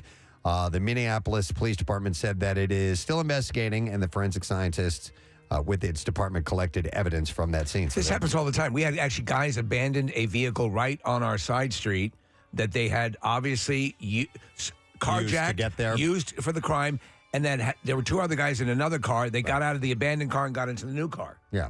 Yep. So it does happen. Yeah. A now former police chief in Louisiana has avoided jail time by conceding to allegations that he demanded oral sex from a woman in exchange for dropping a criminal case against the woman's boyfriend. You can do that? This is the chief. No, you can't do that. So this is the chief of police. There's an inspection ticket I got to get out of. Kenneth C. Payne, the former chief of police of the city of Plaquemine, earlier this week pleaded no contest to counts of malfeasance in office and officially announced his retirement from that office. So the plea of no contest means the defendant concedes that prosecutors have enough evidence to convict him of the charge of crimes without actually admitting guilt. From a legal and sentencing perspective, it is effectively the same as pleading guilty for the defendant. So, was it just a different riff on a breathalyzer test? I don't think so. Payne, in April, asked a woman whose boyfriend had been arrested to bare her breasts and perform oral on him in exchange for reducing or dropping the man's charges. She said that he said, "I know you're willing to do anything to get him out." And she said he took out a sticky note off of the lady's desk. It was a big pack, and he wrote, "Will you give me a BJ to get him out of trouble?" Well, that's adorable. There's no gray area there. He's direct. Yep. No, he meant a Bo Jackson. Oh, all right. Piece of memorabilia. Gotcha. Yeah. So Payne, and he ended up getting just an absolute slap on the wrist. He received a 3-year suspended sentence and 1 year of probation. So he's getting away with it. Read There you the go. note. I'm asking for a BJ. And that is what he has. That's what we have in the bizarre file for you. All right, there you go. So we're gonna take a break. We're gonna come back in a moment, and I'm gonna reveal one of the holiday activities. Kathy can't speak. She can barely muster a whisper. What you need to know is that 99% of everything she has on this list is absolutely applicable to the holiday season. This one is time sensitive, Yeah, it's and that's tonight. why you're revealing it. Yep. So we're gonna come back with that, and then. And then Monday is going to be the rollout of the entire list. So that Yes. stuff is coming. So we're going to take a quick break. And a vagina story. I don't. Well, Kathy will have a vagina story. Right. Yes, hopefully Yeah. on Monday. So we'll take a quick break. Be back in just a moment. Make sure you stay with us. Preston and Steve on 93.3. And if you get them, you get a hash mark for everyone that you get. He actually keeps score. I should have done a prize at the end of the summer, but I never got around to doing that. But anyhow, so here's the deal. This question, why do they move so fast, flies, was put to the BBC World Service crowd science team. And the answer is that compared to us, basically, they see things that they see things essentially what we see in slow motion. So they see the world moving. This guy's wearing a bucket hat. Much slower. The speed of time differs depending on your species. This happens because animals see the world around them like a continuous video, but in reality, they piece together images sent from the eyes to the brain in distinct flashes a set number of times per second. And I'll explain that. So humans average 60 flashes per second and flies 250. The speed at which those images are produced by the brain is called the flicker fusion rate. Flicker fusion rate. Yes. Flicker. And it's weird how they were able to determine this. So, in general, the smaller Did the they species, capture a fly and interrogate him? the faster its critical flicker. They put a light in front of him. Please, I don't know. I'm so thirsty.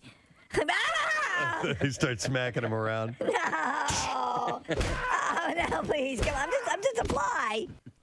In general, the smaller the species, the faster its critical flicker fusion rate is, and flies in particular. Critical put us to flicker shame. fusion rate. Yeah, so Professor Roger Hardy from the University of Cambridge investigates how flies' eyes work and has actually very interesting when you stop and consider it. And has an experiment to determine their flicker fusion rate. So it's simply how fast a light has to be turning on and off, that's the flicker, right, before it's perceived or seen as just a continuous light. So like a flashing strobe light, okay? Right, so even and though you can tell when it's going off and on, but at some point you can't, even though it is going off and on. Right. So so what they did is they insert tiny glass electrodes into the living light-sensitive cells of their eyes. Of a fly's eyes. Photoreceptors. How did they do that? Before flashing LED lights at faster and faster speeds. Each flash of the LED produces a tiny electrical I current. assume ladybugs come in nurse outfits. In the photoreceptor. That'd be hot. Hey, up here, buddy. Up here. Here's where the 10,000 eyes are. Each flash of the LED produces a tiny electrical current into the photoreceptors that a computer can graph onto a screen. Tests reveal the fastest fly record distinct responses to flickering up to 400 times per second. Yeah, but I'm amazed at modern science and the fact that they can actually take something that tiny like that and actually... How do they get them to sit still to put those things in their eyes? The chair is very comfortable. Yeah, it's comfortable. They get a little foot This is masseuse. good. What is this? Oh, my God. Look at this. The feet come up. And they have them relax. Somebody said that's why electricity cycles at 60 hertz per second, or HZ. Is that hertz per second? It's just hertz. Oh, 60 hertz? It hurts. God, would you stop it already? We're morons. All right. I have a list of things from various magazines of suggestions of what to do. For your fall activities. Local or anywhere? No, this is just anywhere. Okay. But no, these are stupid. A pumpkin spice latte date. Oh my God. Treat your bestie to a PSL. Bestie. Wait, what's a PS? A pumpkin I know. spice latte. I know. And Yes, spend. I just wanted to let you know that your list stinks. How about dinner and a fall-themed movie? That's ridiculous. All right, what's Throw up? that list out. What's How a about buy fall-themed some movie? orange crayons and rub it on a piece of paper? Honestly, How about wait for them to come in and relax the straps on your hands? Bake an apple pie together. Yes. Okay. What if you're not together? What if you're alone? How about this? Watch a football game. These are just ridiculous. These are like out of like Allure magazine or Yeah, Or right. how about look out the window at your neighbor's house? Honest to God, like somebody actually got paid to do that. They needed an extra page in the magazine. Here's a good fall activity. Walk to the end of your driveway, turn around, and go back. From the mind of Preston Elliott, do one of the train rides that are available in our areas. That That would be cool, right? Yeah. There's one out of New Hope. SEPTA's all over the place. What is it? SEPTA is all over the place. This is so scenic. Is that chest Hey, man, I'm sorry I pissed on you. Yeah, especially the houses that live right next to the train tracks. Those are always lovely. Strasbourg is the one you're thinking of. Strasbourg. All right, is that's the best in the area, right? They have the ghost train. It's like the old style locomotive. That's out by Lancaster. And didn't we have a Not Your Average Listener? Was she from? She was an engineer. Yeah, An engineer, for them. Yeah. That was cool. And that was one really one goes for about 40 minutes. From what I understand. Something like that, yeah. 40, 45 minutes. Most okay. of them are like a half, anywhere from like 40 minutes to an hour. That's still cool. But Case, along the lines of what you were saying, and if you're in Jersey, New Jersey Transit. Yeah. Yes, of course. I'm Hey, sorry. Does SEPTA Listen, go over it's there? not exactly the same experience, but the buses are always a blast. This also says have a fall photo shoot. Oh, I'm doing that. What? Who put this together? Sling Blade? We're doing a family photo I got shoot. some great ideas for all of them. No, don't make fun of that one. Go outside looking out there, like raccoons out in the field. So you're doing a fall photo shoot? Yeah, we're Family doing photo shoot? it, Steve, on Forbidden Drive. Yes, it'll be. Yeah, I'd love to. Forbidden Drive is close to me. Huh? Actually, that's a good idea. Do you want to bring us hot chocolate in the morning? I will absolutely. All right. With spice latte, SP. What is it? SPL. PSL. PSL. Look, I brought some SPLs. SPL. Look, I brought some silent potatoes. Yeah. Pumpkin spice latte. I brought some SPLs. What did I say? Silent potatoes. SPGs. CVDA. I brought some DVDAs, everybody. PSLs is And lube. Just replace DSL with is something penis. very different. Yeah.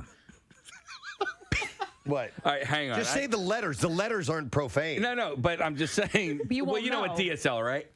Oh, yeah. But a PSL. D just, sucking lips. Yes. Yeah. Okay. So now you're pee sucking. Oh, okay. All right. Thank you. Okay, guys. We used to say it's a DSB, little- deadly sperm buildup. If you hadn't gotten laid in a year. Oh. Yeah. I have Happy DSB. year. man. Where's that taking My place? pupils are white.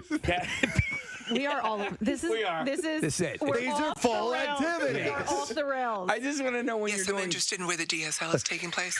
I believe I qualify. I definitely qualify. Romano, ROMANO. That was my nickname, by the way. What? Are you kidding? Shut up. DSL? My girlfriends would call me that. Yes. Wow. How ironic. That is. No, I wasn't actually using. I that know. word, That's the but definition of irony. It's. Oh my God. It does, yeah. That's talk about Sling Blade. That's like nicknaming him the brain. Right. Hey, genius. DSL. That's funny. Wow, we still find things out about each other after all these years. So the Warner Brothers movie A Star is Born remake is pushing its release to May 18th, 2018 from September 28th through Why is that? 2018. You know what? They don't really give a reason why, but they're moving it up. This is Bradley Cooper and Lady Gaga. Yeah, exactly. Cooper plays Jackson Maine, who discovers a talented unknown named Allie. That's Lady Gaga. Her eventual fame puts a strain on their romance, and previous versions include the 1937 film starring Frederick Mark and Janet Gaynor. And the one with James Mason, where I played Norman Maine. Yeah, in 1954. Judy Garland's Esther Blodgett. Yes, James Mason and Judy Garland. It was the first time. It was a musical version, and that was the first time. It was a musical? The original was not. Oh, okay. Like they sang. They sang. There were songs sung. But did they sing? Often. Did they sing dialogue to each other, or was it just songs were in it? There were songs performed. Okay. Yes. Thank you, right. Mr. Mason. And have some Thunderbirds. Yeah, thank you. When Yes. friends drop by unexpectedly, I break out the Thunderbird and beef jerky. Beef jerky? Absolutely. Okay. And everyone leaves with a small Tupperware container full of taco dip. Oh. That's how we roll at the Mason house.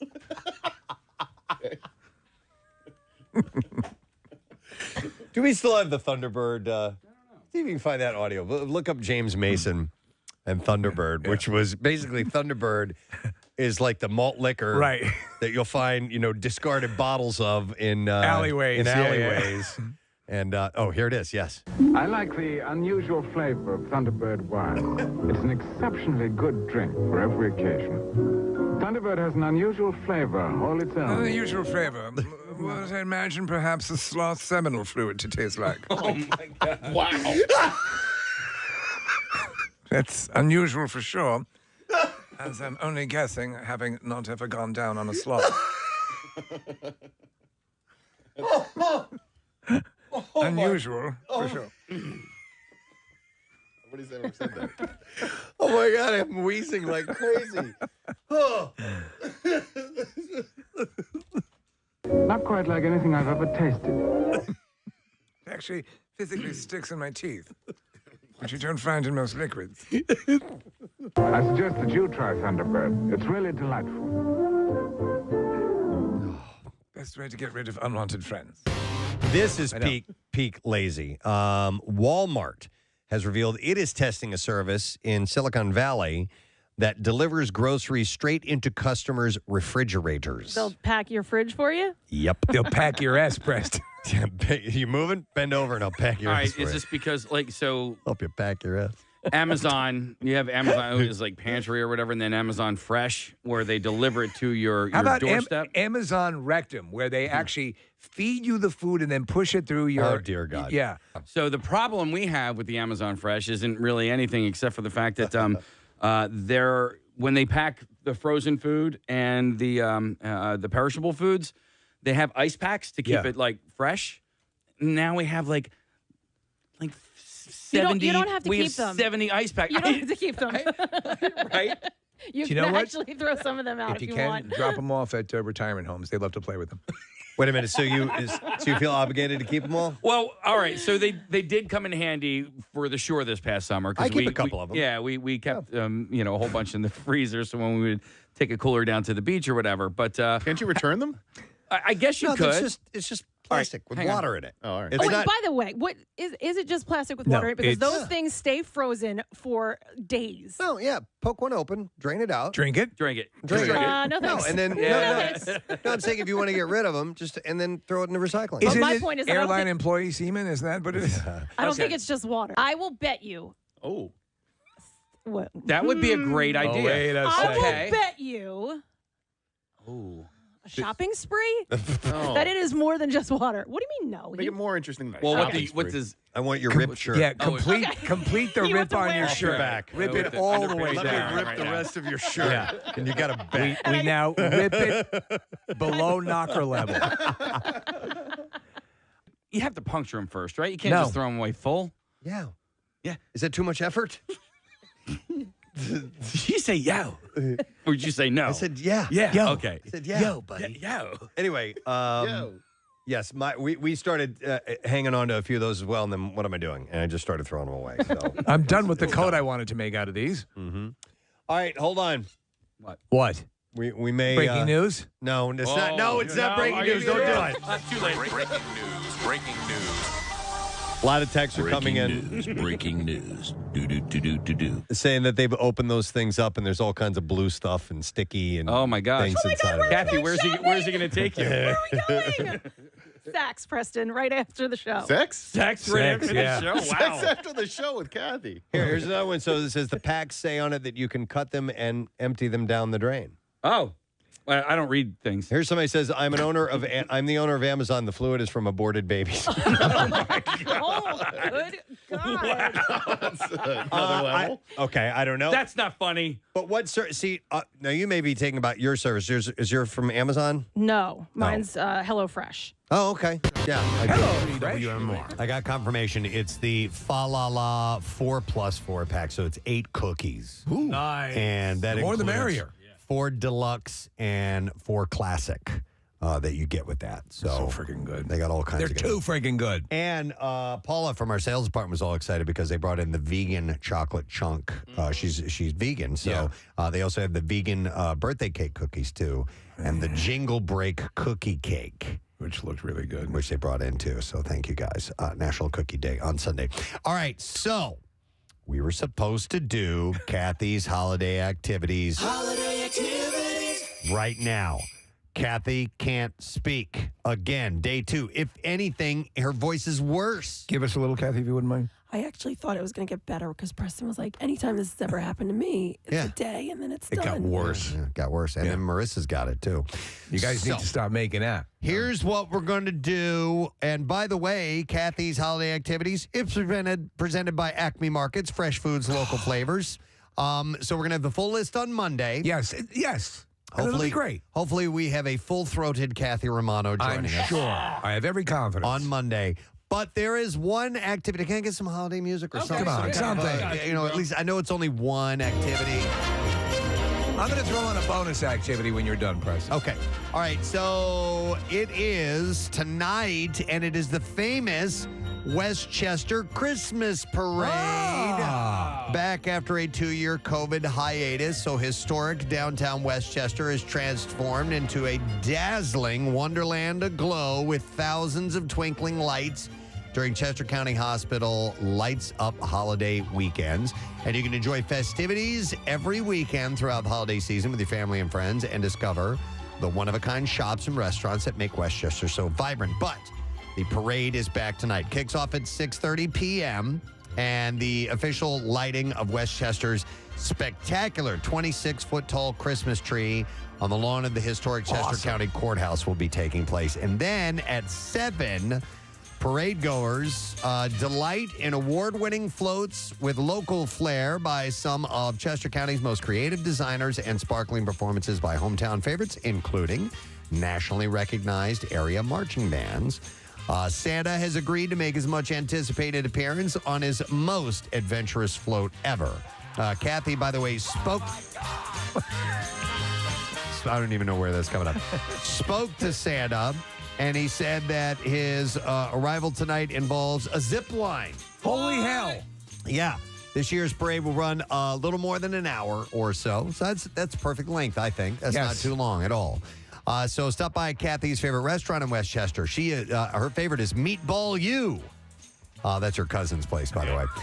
And you can mention Kathy's holiday activities. You receive a free dessert with your food purchase at Meatball U. Meatball U's been around for a while. That is an accredited university, is it not? Yes. Any idea how many years? It's been at least 5, 6. You know what? No, it's been they started just before COVID. They opened just before COVID. Really? Oh, it seems longer. About like 3 years. It seems longer than that. 3 or 4 years.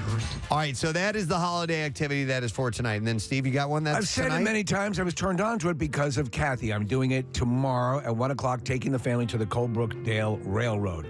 And the reason why we harp on it, Kathy, you know, it's become a perennial for you. It is so wonderful. It is a Polar Express ride. They have this gorgeous restored train. They have a good length of track through, it's up in Boyertown, and you're going through these sort of rural areas, and Santa does make a visit. Kids go freaking nuts for it, and the different cars have different holiday themes to them. But honestly, I think it's a hidden gem. We're not getting paid for this.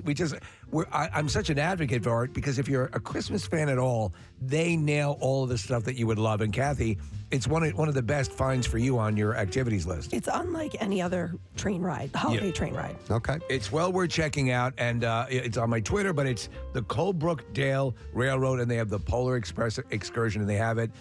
The volunteers work it. They're all into making it a wonderful experience for you. It's hot chocolate and all the wonderful stuff. It's just great. I'm going to go to Lori, who's on the phone, wants to mention something about the Westchester Parade. Hi, Lori. Good morning.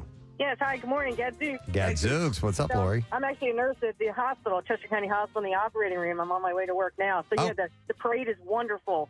It's wall-to-wall people on the sidewalks, and it's just great. Everybody will have a great time. That's awesome. Just be patient with parking now. All right, what do you suggest? Well, there is a couple of garages. But, there's plenty, people may just have to walk, several blocks to actually get to the parade route. But it's definitely well worth it. All right, what about the fact that it starts at 6:30? What time do you recommend people get there? Oh, I would, to get the parking, I would say probably at least a half hour, maybe before. That's not bad. Before that, if they could. Okay, I was going to say an hour and a half. Yeah, and they could always go shopping, in town before and stuff like that. So, but it's great. Plenty to do. All right. I've never done. I have to do that. Thank you, Lori. Appreciate that. All right, so have a great. You too. That is the one activity that is officially from Kathy's list that we're going to mention today. We will have the full list on Monday. Yeah, so when she's announcing it, the list will go active. Honestly, everyone, Kathy, I've told you, Claire and I use your list as a guide of activities for the holiday season. You will not be disappointed. There's another activity tonight, but it's not holiday. Well, I guess it is. Yeah, it is. Nick is going to be. Well, hit the music. I'm Do it again. My Yeah. fault. Well, I got this one. All Here right. we go. All right. So.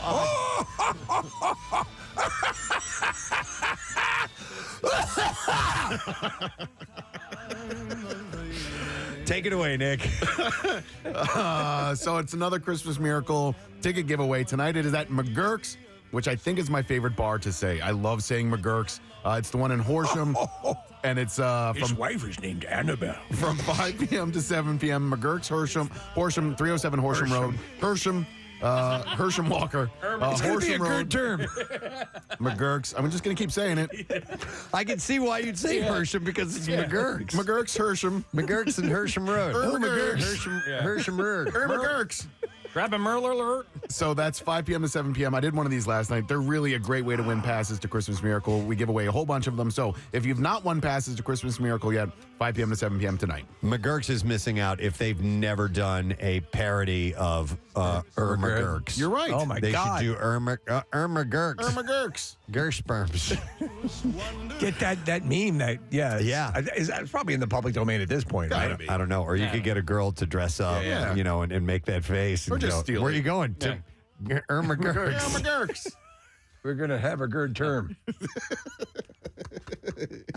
All right, so that's tonight, right? Yeah, 5 p.m. to 7 p.m. and Christmas Miracle passes. It's a great way to win them. And so please stop by, say hi. $4 Miller Lite drafts. All right, very good. Speaking of drafts, speaking of drinks, there's something I wanted to bring up. Is this the thing you were mentioning before? Yeah, Off air? All right. Yeah, so this was a story that I read, and I wanted to get to it because it just happened recently, and it'll go by the wayside shortly. But I wanted to see if anybody could chime in with similar things. There was a woman, her name is Annika Nadine Hutzler, and she was at a Lakers game. I think it was on Monday night. And so she's a Marine Corps veteran, lost her leg to a battle in a battle with cancer, and she found herself on the jumbotron, and she made the most of her opportunity. So she takes her prosthetic leg off, and then she poured beer in it and slammed the beer out of the leg. As you can imagine, the crowd went insane for this. And she was named like the fan of the game and all this stuff. That's awesome. It was a lot of fun. And she goes by Annika the Amputee, by the way, on social media. But I thought that was, if I had a prosthetic leg, you're damn right I would be drinking out of it. There was an issue with, and we talked about it years ago, about the way people were bringing their own booze into the link and so on and so forth. And there was somebody had manufactured basically what appeared to be a fake cast in a sling with your own arm discreetly hidden below it. That's cool. And that was it was hollowed out to contain alcohol. So what I wanted to throw out there to the masses for you to tell us, what is the strangest thing you have ever drank out of? Because there are rituals where you drink out of different objects. Oh, yeah. What's a lot of them have to do with sports and things like that. So 215-263-WMMR. And then Steve had mentioned, because I mentioned this to him, he's like, what about strangest thing you've eaten out of, too? Yeah. Yeah. Well, you've eaten off of a toilet seat before. I have eaten off of a toilet seat. You had a full breakfast off a toilet seat. We ordered from Denny's, and we had scrambled eggs and bacon and sausage. And that was because there was a report that came out that said that your toilet is cleaner than your kitchen is.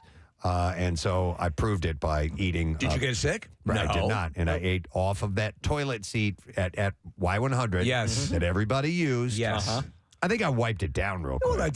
You would wipe down the table before you eat on it, right? Yes, but there are specifically a lot of sports where you will have to drink out of something, and there's one in particular, and I'll wait to see if people do call with a story about that. 215-263-WMMR. I personally can't remember myself drinking out of anything weird other than big ornate goblets and things like that. But those are made for obviously for booze or whatever, for drinking anything liquid out of. Same thing. I'm drawing a blank on anything unique that I've. Well, anything obviously there are things that convert quickly or nicely, but a leg is, you're gonna have to go a good long distance to beat a prosthetic anything. Well, let me go to Greg here. We'll start with him. Hey, Greg. Morning.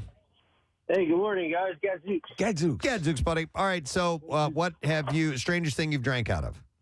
My brother, I'm an Air Force vet. My brother's a Navy vet corpsman. He lost his leg in Afghanistan. So at my wedding, my cousin's wedding down the shore. We constantly drank out of his leg. We're like, yo, pull the leg out. People just look at us like we're strange. Let me beers. let me ask you, Greg. Did it taste different? Could you detect that there was, Did it taste like leg? Leg, yeah, exactly. No, like we would clean it out first. You ask for a rag and clean it out. There you go. Okay. And then start pounding back. Did you start? People would start coming over and be like, "Yo, let me take a hit." Totally. That's the thing. Everybody will want to take a drink out of it because they're already drunk and they want to get a drink out of the leg. Greg, do you think that there's a way? Would he be able to smuggle? Not how it fits on his leg. Not how it fits on his leg. Something like where you can screw off like a peg leg or something. Where Right. You can fill it up. All right. Okay. Yeah, that makes sense. Now that you say it. Yeah. Yeah. All right. Yeah, you can probably do a flask out of it and have a half of the thing cut through it. And, all right. Okay. Seal it up and then sneak it through. All right. See why not. Thanks, Greg. Appreciate it, man. Yep. All right. So here's what I was waiting for: a rugby player to call in. Yeah. So let's go to Andy. They're well known for doing this type of thing. Hey, Andy. Good morning. Yes. Yes. So I have chugged out of a shoe. That's not the worst part. But then if you get the rugby song wrong the second time, you have to do something called an anal chug. An anal chug. Sounds wonderful. All right. I think I know what this is. Yeah. So basically, they just dump the beer down one of the largest rugby players' backs, and you hold your cup under his butt. And then you have to chug it, or you can wear it. But most people chug it. What if you say no, Andy? Do they kill you? Like what? Well, so you either have to wear it, you have to dump it on your head, or you have to chug it. Oh, okay. There's really, you can't say no. Andy, does anyone forego the cup and try to drink the runoff directly below the ass? I've seen it. I have seen it. Yeah, that has happened. I've heard of another rugby thing. I forgot what it's called, and they hold somebody up and they pull their pants down. They stick something between their butt cheeks, and then they light it on fire. Are you familiar with this? That's called the Flaming Zulu. Oh my God! I love that you knew Flaming it. Zulu. He knew it right away. Yes. Yeah, it's a crazy culture, but very fun. All right, And it's Andy, usually like a paper plate or something like that, or that's what I've heard of anyway. No, you use toilet paper. Toilet paper. Yeah. The Andy, Flaming you have to run Zulu. around. Okay. Andy, my son's a sophomore in high school and he plays rugby. At what point in his rugby career can I expect this to happen to him? Well, so I had to do my Zulu. So a Flaming Zulu is when you score 3 tries in your first game in college, and then if you only score 1, then you just have to run around the field naked. Okay. But the flaming is you got to do it with toilet paper lit on fire, and I had to do it in front of my mom. Oh my God! Well, hi, Mom. You have some great stories to share at Mom. I That's love awesome. it. I love that. Thank you, Andy. That culture is welcome, so guys. much You guys fun. rock. Thank you. Appreciate it, buddy. All right, here, this one. Okay, we're looking for the strangest thing you've drank out of. Let me go to Carly. Hi, Carly. Good morning. Good morning. What's up, Carly? Yeah, so my friend's parents used to collect really weird, I guess, Mexican-themed collectibles, and one of them was this purse armadillo. It was a hollowed-out armadillo that you could carry things in. Okay, so it was an actual taxidermied armadillo. It wasn't, I guess, it wasn't taxidermied. It was dried up with the tail shoved in its mouth, so it was like a little handle to tail. Oh my God! It was like a bowl, I guess, and we thought it'd be great. We took it off the shelf, and from I think it was like sophomore year of high school on, we've just always poured our beers in that and passed it around and shoved out of a. That becomes a thing. I can completely see this, Carly, Yeah. because there is. It's like any of those traditions. Like have you drank out of the armadillo? Right. You're right. Yeah. Yep. And all of a sudden, it's tradition is Yes. born. Let me go to let's go to Chris. Hi, Chris. Good morning. Good morning. You guys rock. Thanks, Chris. Appreciate it. All right, what do you want to share? So I worked at a place called the Blockley. I believe you guys did a couple of Yes. events there. Yeah. We did, I think a calendar shoot there as well. Yeah. Yep. That's right. So we had an owner, and he had a football injury, which left a dent in his head. Okay. And we used to take shots out of the dent. Or Oh my God! You would drink shots out of the dent in your boss's head. That's right. That is phenomenal. Nice work by you guys. Do you happen to have any pictures or videos of this? I need to see There this. is. Before I called, I checked YouTube, and there was some kind of a low-rate media group that came in and did a quick promo film about this phenomenon. So feel free to Google Blockley dent shot for your Blockley dent Blockley dent shot. shot. All right. We need to see that Blockley dent shot. All right, that's Chris. Kudos. Yeah. Nice job, bud. Yeah. Appreciate it. Hey, thank you guys. All right, Thank you. All right, let me go to Zach. Hey, Zach. Good morning. Hey, you guys rock. Appreciate it, Zach. What's up, bud? So when I was at Penn State, 1 year for Halloween, buddy and I dressed up as the Super Mario Brothers. Yeah. And so we had, the whole costume, which we then went and finished off by going to the local hardware store and got a couple brand new unused toilet plungers. Okay. And as the night progressed, people getting more drunk. People kept asking to take a drink out of the toilet plunger. Complete strangers and we assured them that they were brand new, but they didn't know us from. Right, sure. You could have been lying to your teeth. Yeah.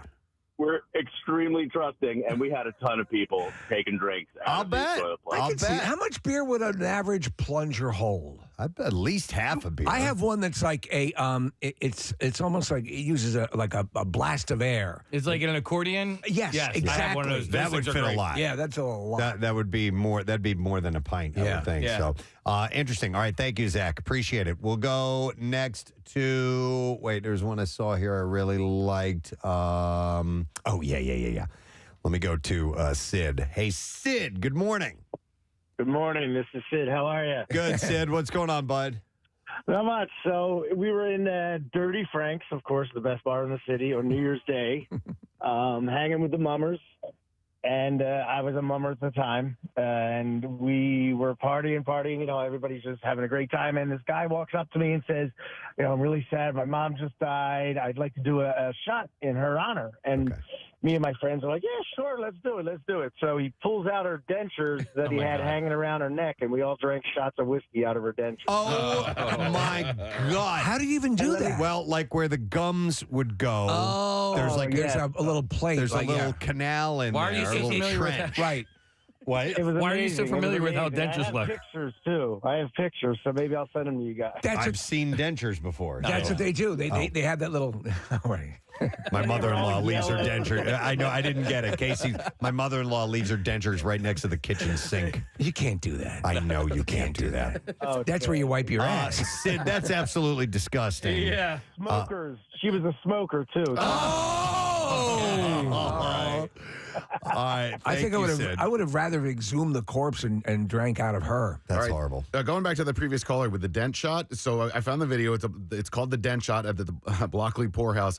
The guy in the middle here is that guy, Zane Lamprey. You remember him? We had him used to have him on the show quite a bit. And he did Three Sheets, that TV show where they go and get drunk and then, deal with the hangover the next day. Yeah. So apparently Zane Lamprey was at the Blockley when they were drinking a shot out That's of the wild. manager's head. Yeah. I used to love that show. Yeah. We're watching video of this. Yeah, so Steve, it's on the side of his head. Right. So where I guess they had to remove part of his skull or something like that. And Wow. he's got a dent. And so he lays his head sideways.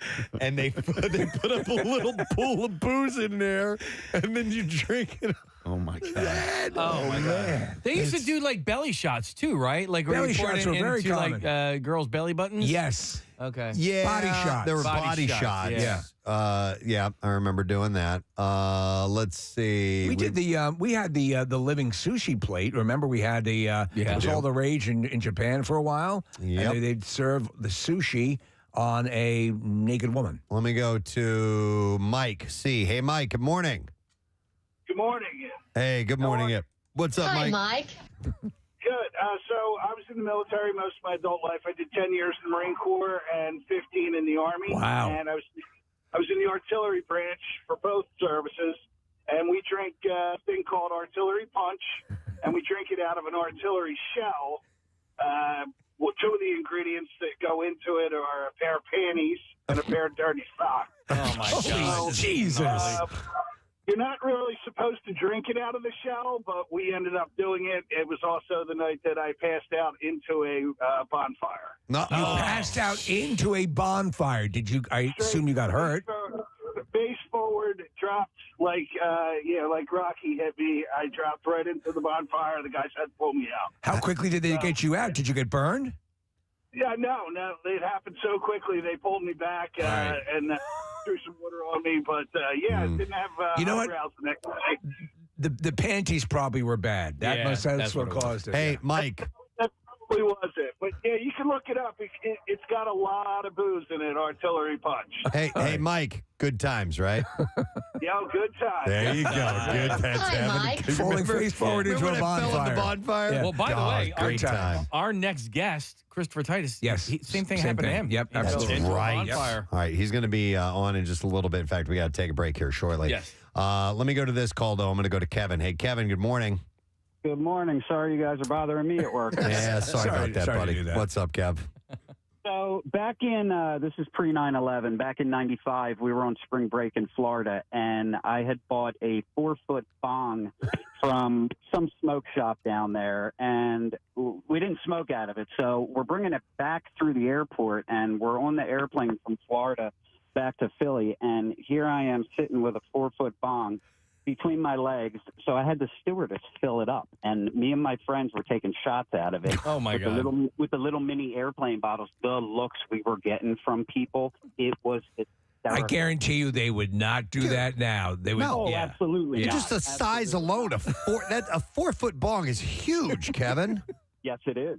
Yes, it is. Yes, it is. Yes, it is, my friend. All right, thanks, Kevin. Appreciate it. Thanks, guys. Have a good weekend. I'm pretty sure I've drank out of a bong, and sometimes a punishment was to drink bong water. Oh God! Oh no!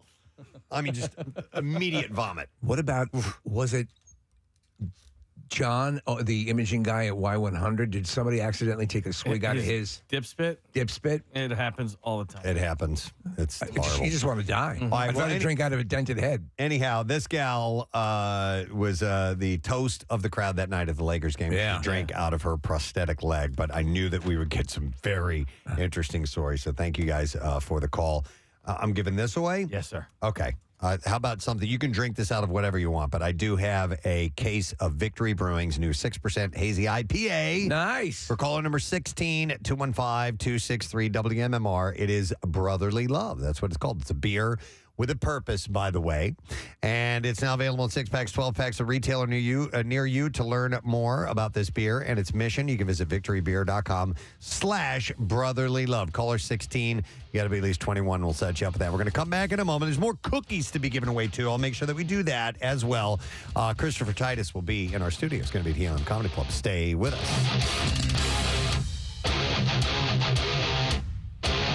Preston and Steve on 93.3 WMMR. That's the show with Kathy. Here's another one. So it says the packs say on it that you can cut them and empty them down the drain. Oh, I don't read things. Here's somebody says, I'm the owner of Amazon. The fluid is from aborted babies. Oh, good God. Another level. Okay, I don't know. That's not funny. But what, see, now you may be taking about your service. Is yours from Amazon? No, mine's HelloFresh. Oh, okay. Yeah, I do. Hello, Fresh. Blue Apron. I want to go to this call on the line real quick, and then we're going to take a break in just a moment. So I'm going to go to Harry. Hey, Harry, how you doing? Good. Hey, guys. How you doing? Good. What's up, bud? Hey, most townships have a thing like once a year or so. They call it, one of the names they use is called Clean Sweep. Yeah. And if you have like paint cans or drain cleaner or something like that you don't want any kind of chemical like that. Household hazardous waste, yeah. Yeah.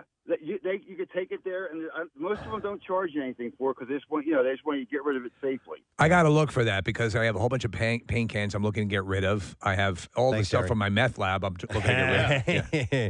No, I have a ton of stuff that I need to throw And you never out. know, and you don't want to like battery acid or you know what else I have a lot of those old kerosene, not kerosene, those old the fuel for the little Oh, yeah. barbecues. You know what I'm talking about? Yeah, the, little containers, propane tanks, right? the mini propane tanks. Go to your trash provider or trash, whatever you want to call it. Trash provider. Not your trash Getting provider. my trash delivery this week. I'm sitting here without any garbage. Everyone looks like they're far more. Your disposal provider. Where is my trash delivery? I put the cans out at the curbside. I'm waiting. Everyone else has their trash. Do you want me to look like an idiot? Sorry, sir. What am I paying for? Do you want general trash, or do you want like hobo trash? Do you want the classic fish bones and flies, or do you want? We go with like large, boxes, styrofoam, stuff like that would be fine. Yeah. Shredded paper, something documents that make me look important. All right, sir. We're sorry for the confusion. We are the nation's #1 trash provider. Anyhow, if you call it your trash service, or go on their website, it will tell you how you can go about disposing of household hazardous waste. I always forget to do that, so you end up with 45 cans of old paint in your house. Yeah, that's true. If you're just tuning in, it's Michael Cudlitz who is here with us. The earlier roles, you were 90210. You're also in Dragon the Bruce Lee story, right? Hey, Chinaman, teach us those moves. Wait a minute. You were in that scene? Yeah, he's one of the. I am that scene. Wait, where I'm Bruce Lee. No. Dude, you were phenomenal. I'm amazing. You looked Asian. You looked Asian. Wait, when he was in the going to college and he's training in the. I represent the man. Okay, I have to go back and I've seen that movie a bunch of times. But you were very forgettable in it. I'm sorry. Thank you. What's the show again? What do you guys do? When does this air? This will be on TV later, right? Yeah. Oh, But listen, radio. They still do that? We're huge in Lakewood. I know. Nobody's there, so I couldn't tell you. I'll go back and see what's going on. Listen, I got on board with The Walking Dead very, very late. It was I didn't start until the 6th season, then I watched every day. And in fact, it helped me out. It actually helped me lose some weight because I made a decision that I got it on Netflix and I'm going to watch. The only time I'm going to watch it is when I'm exercising. So it became my appointment to exercise. I could only exercise when I was watching Walking Dead. I could only watch Walking Dead when I was exercising. It was actually a really cool thing to do. So I became a huge fan of this. I've gotten all the way up to the end of season 6. And then it stopped on Netflix. It ends. Oh my god! And then I had to wait because I couldn't go watch the current. I had to wait until it came back around. So that just recently. And we kept you protected. We kept you in the Nobody dark. told me anything. And Casey says, "Listen, before Michael comes in, watch the first episode of season 7." He's a giver. He is. I didn't watch it, but I read on my little prep sheet a little spoiler alert. So I found out today, man. I'm sorry. All right, it's okay. I may or may not come back by the end of the season. There's always flashbacks, man. And no, last year. She's over here going, no, end of season 7. I mean, even now, there's still some people who are not quite sure what happens to your character. I know. Well, yes, and that's the thing where where does that line drawn? Where you can't talk about that. Yeah, bro, it's like come on, dude. It's been a year. Yeah. We get to talk about it. Abraham's dead. Dead. Okay, if you're listening in your car and you're driving your kids to school, Abraham is dead. Not only Abraham is dead, then they kill Glenn. Yeah. Oh, and that was You're pretty right. brutal There needs to be an expiration date. Like a come to Jesus moment. There should be, like in the Hunger Games, an announcement across on some universal PA system. Yeah. Okay, now we can talk about it. For some reason, the final scene in the end of season 6 stuck with me for a long. I thought about it every single day, just because it was gripping, and obviously it was you don't know who's on the receiving end of the bat, and I just. I don't know why, but every single day, at least once a day, I would just think Negan, bat, head, and that's Who is it? And it wasn't. And we all thought it was gonna be Maggie. Let's beat up the sick pregnant lady. Yeah. Right, network television. To me, it didn't matter who it was. I just knew that somebody that I had cared about for a few years was going to be gone, and I had preferred it to be Eugene, but it wasn't. Yeah, me too. I was hoping for that. That annoying bastard. The reaction. I'm a fan of the show too, so I was kind of like a little part of me was pissed off that they did us both at the same time. Mm-hmm. But it's kind of brilliant too because it's so brutal, and it is that reminder that Kirkman always says he wants to constantly remind the audience that it's a dangerous world that we're living in. Mm-hmm. It's not Star Trek, where Captain Kirk he's in danger, but that's okay because he'll be on next week. Exactly. It's like, he may actually blow Captain Kirk's head off this week. Yeah, and that changes the whole viewing experience. It does, and I would argue that these 2 deaths were not actually any more violent than anything we've seen on the show, but you don't care about any of those other characters. That's a good cared point. About these characters, because other characters have been ripped apart. Oh, Noah got it nailed in the revolving door up against the glass, getting ripped apart. We've had people literally holding their guts, going, "What? I don't." Jeez. I mean, there's been some really nasty, awesome visual stuff. I think for me, I got to the game a season late. It might have been 2 seasons late, and for me, it was because I didn't want to watch a zombie show, and then I realized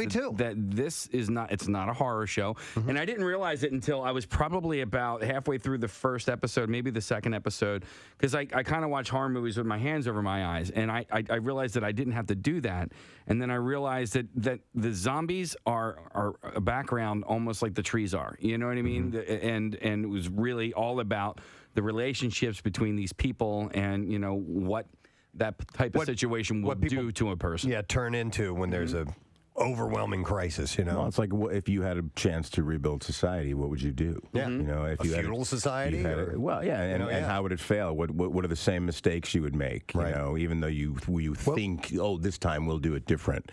And you see through the show, that absolute power does corrupt, absolutely. And you see people change, and you see people make mistakes. The show's very human. I want to ask you, how much does the Talking Dead series add to the fandom of this show? Because the show's a very emotional show. You get very connected to the characters, and horrible things happen to them, and then you're left home alone with that. And this is a way to, I think, share what you're feeling, to sort of know you're not alone. And Chris has described it as the warm hug after the show, and we laugh at that, but I think it is. You get to process the show. You get to hear what other people thought about it. If you were, maybe you think, well, I think he or she is feeling this, or they're going through that, and then you hear people talk about it, and you get to sort of bounce your ideas off their ideas. So it is an extension in a way of the sort of the social media of it all, and that I think we like. I mean, we like that interaction. We like, knowing we're right or wrong, or being not necessarily corrected, but sort of like, what happened there? And if somebody talks about it, and that is what happened there, it's brilliant. It's great. Yeah. Michael, I wanted to ask us. I know you've voiced some characters in Call of Duty. They have a new World War II game coming out. Steve and I are massive fans of the World War II. I know they've spanned all kinds of different campaigns and so forth, but my favorites have been the one in the World War II. Did you voice any in that particular Nothing game? recent. I've been out of town for the last 4. Okay. Is voice acting for a video game a much different animal? Is it? We always hear it's sort of weird because you're kind of just freelining it, and that's it. You're like, basically, this is a session, except you do it for 2.5 hours. Reload! Reload!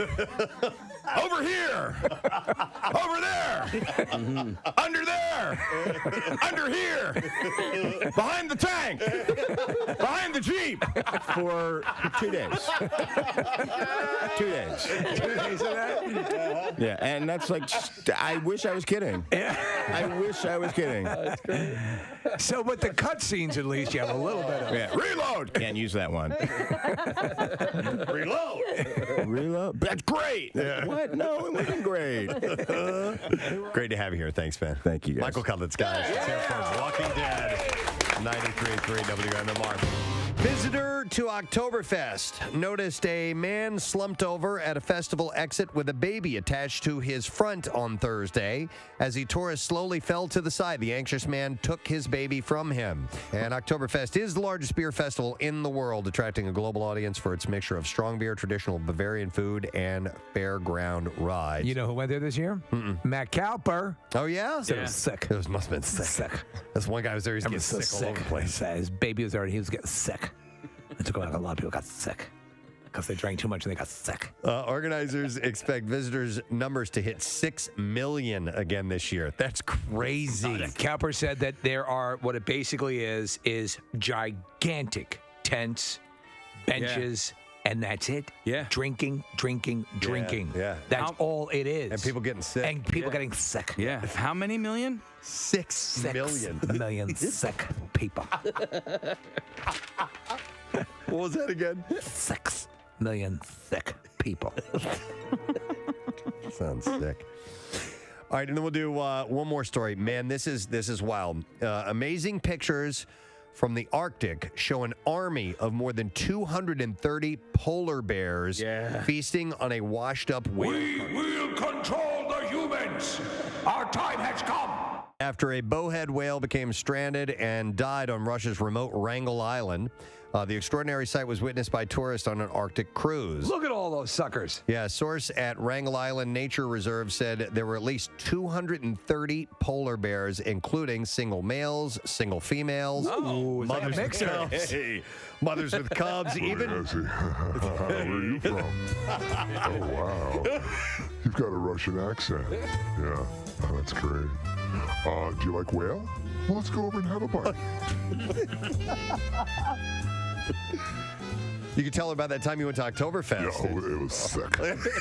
Everyone got sick. We were eating blubber and drinking beer, and everyone just got sick. What's my name? Cowper Bear. It's a big singles. It's a big polar bear singles mixer. You kidding me? It was, there were single males, single females, mothers with cubs, and even 2 mothers with 4 cubs each. MILF bears. Sick. Cowper bear. Cowper bear. Experts called the This site. is going to be a new thing the kids are going to. Where's my Cowper bear? You can't go to sleep unless you give him his Cowper bear. Called the sight of so many polar bears together unique. You pull the string. Sick. Pull it again. Sick.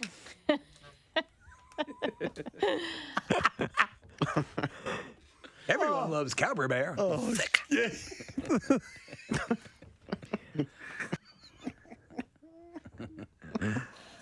Oh, my God. Okay. So anyhow, the huge number could, in fact, amount as much of 1% of the entire world's population of the creatures. Yeah, tourists initially thought the bears were a flock of sheep. Sheep. Sheep are sick. Although viewing them, after viewing them from a distance, but as a boat drew closer, the lucky Those aren't sheep eating that whale. vacationers realized that they were what they were witnessing. The mainly Russian tourists had Just some to sheep eating a whale. depart from a stopover on the island when they spotted the bears. That seems normal. Just seems like a flock of sheep eating a whale, the way sheep do. I think they just saw them on the hillside and they thought they were sheep.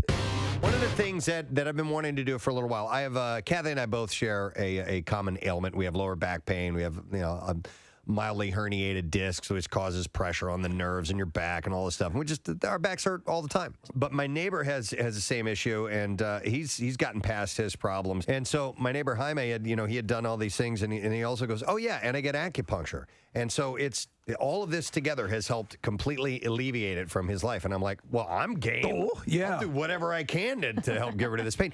So I've never had acupuncture before. And we're going to stick me with these little needles. Today. From Virtua Acupuncture, we want to welcome Heather Schultz to the show this morning. Hey, Heather. We'll make good on it. Thank you, Nick. By the way, our next guest is going to be at Helium Comedy Club tonight, tomorrow, 7:30, 10 p.m. shows, and he is on his Carrying Monsters tour. It's dark, and he's awesome. Christopher Titus. Thank you, guys. Thanks for having me on this solemn National Cookie Day. Yes.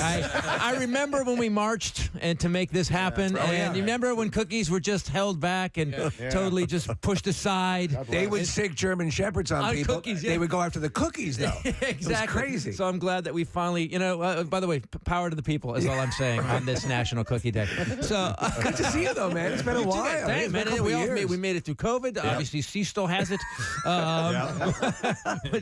Thanks for having me in, Rick Close. 6 feet, 6 feet. Because 6 feet was the thing. That's viruses It are like. stops dead at 6 feet. Viruses are like, whoa, we can't get through this barrier of distance. Well, you were saying that Carrying Monsters, and your life has been dark. Yeah.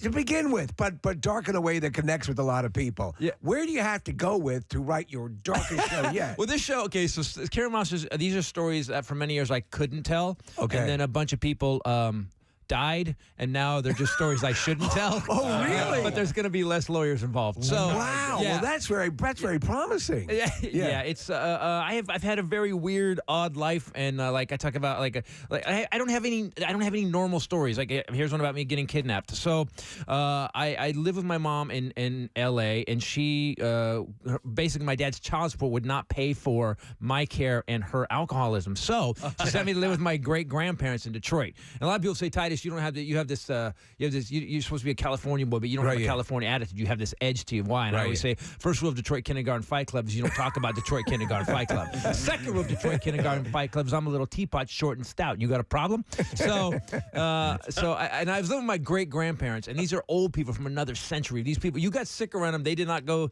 They did not go to the CVS. They went in the backyard and dug medicine up. Right. I'm not. Preston's dad, same way. Dude, I had a sunburn once. Made me take a bath in vinegar. Yeah. I was like, me too. I was like, Swear to these God. old people are marinating me, man. Are we out of cat food? Why? Remember bee stings was meat tenderizer? Did you?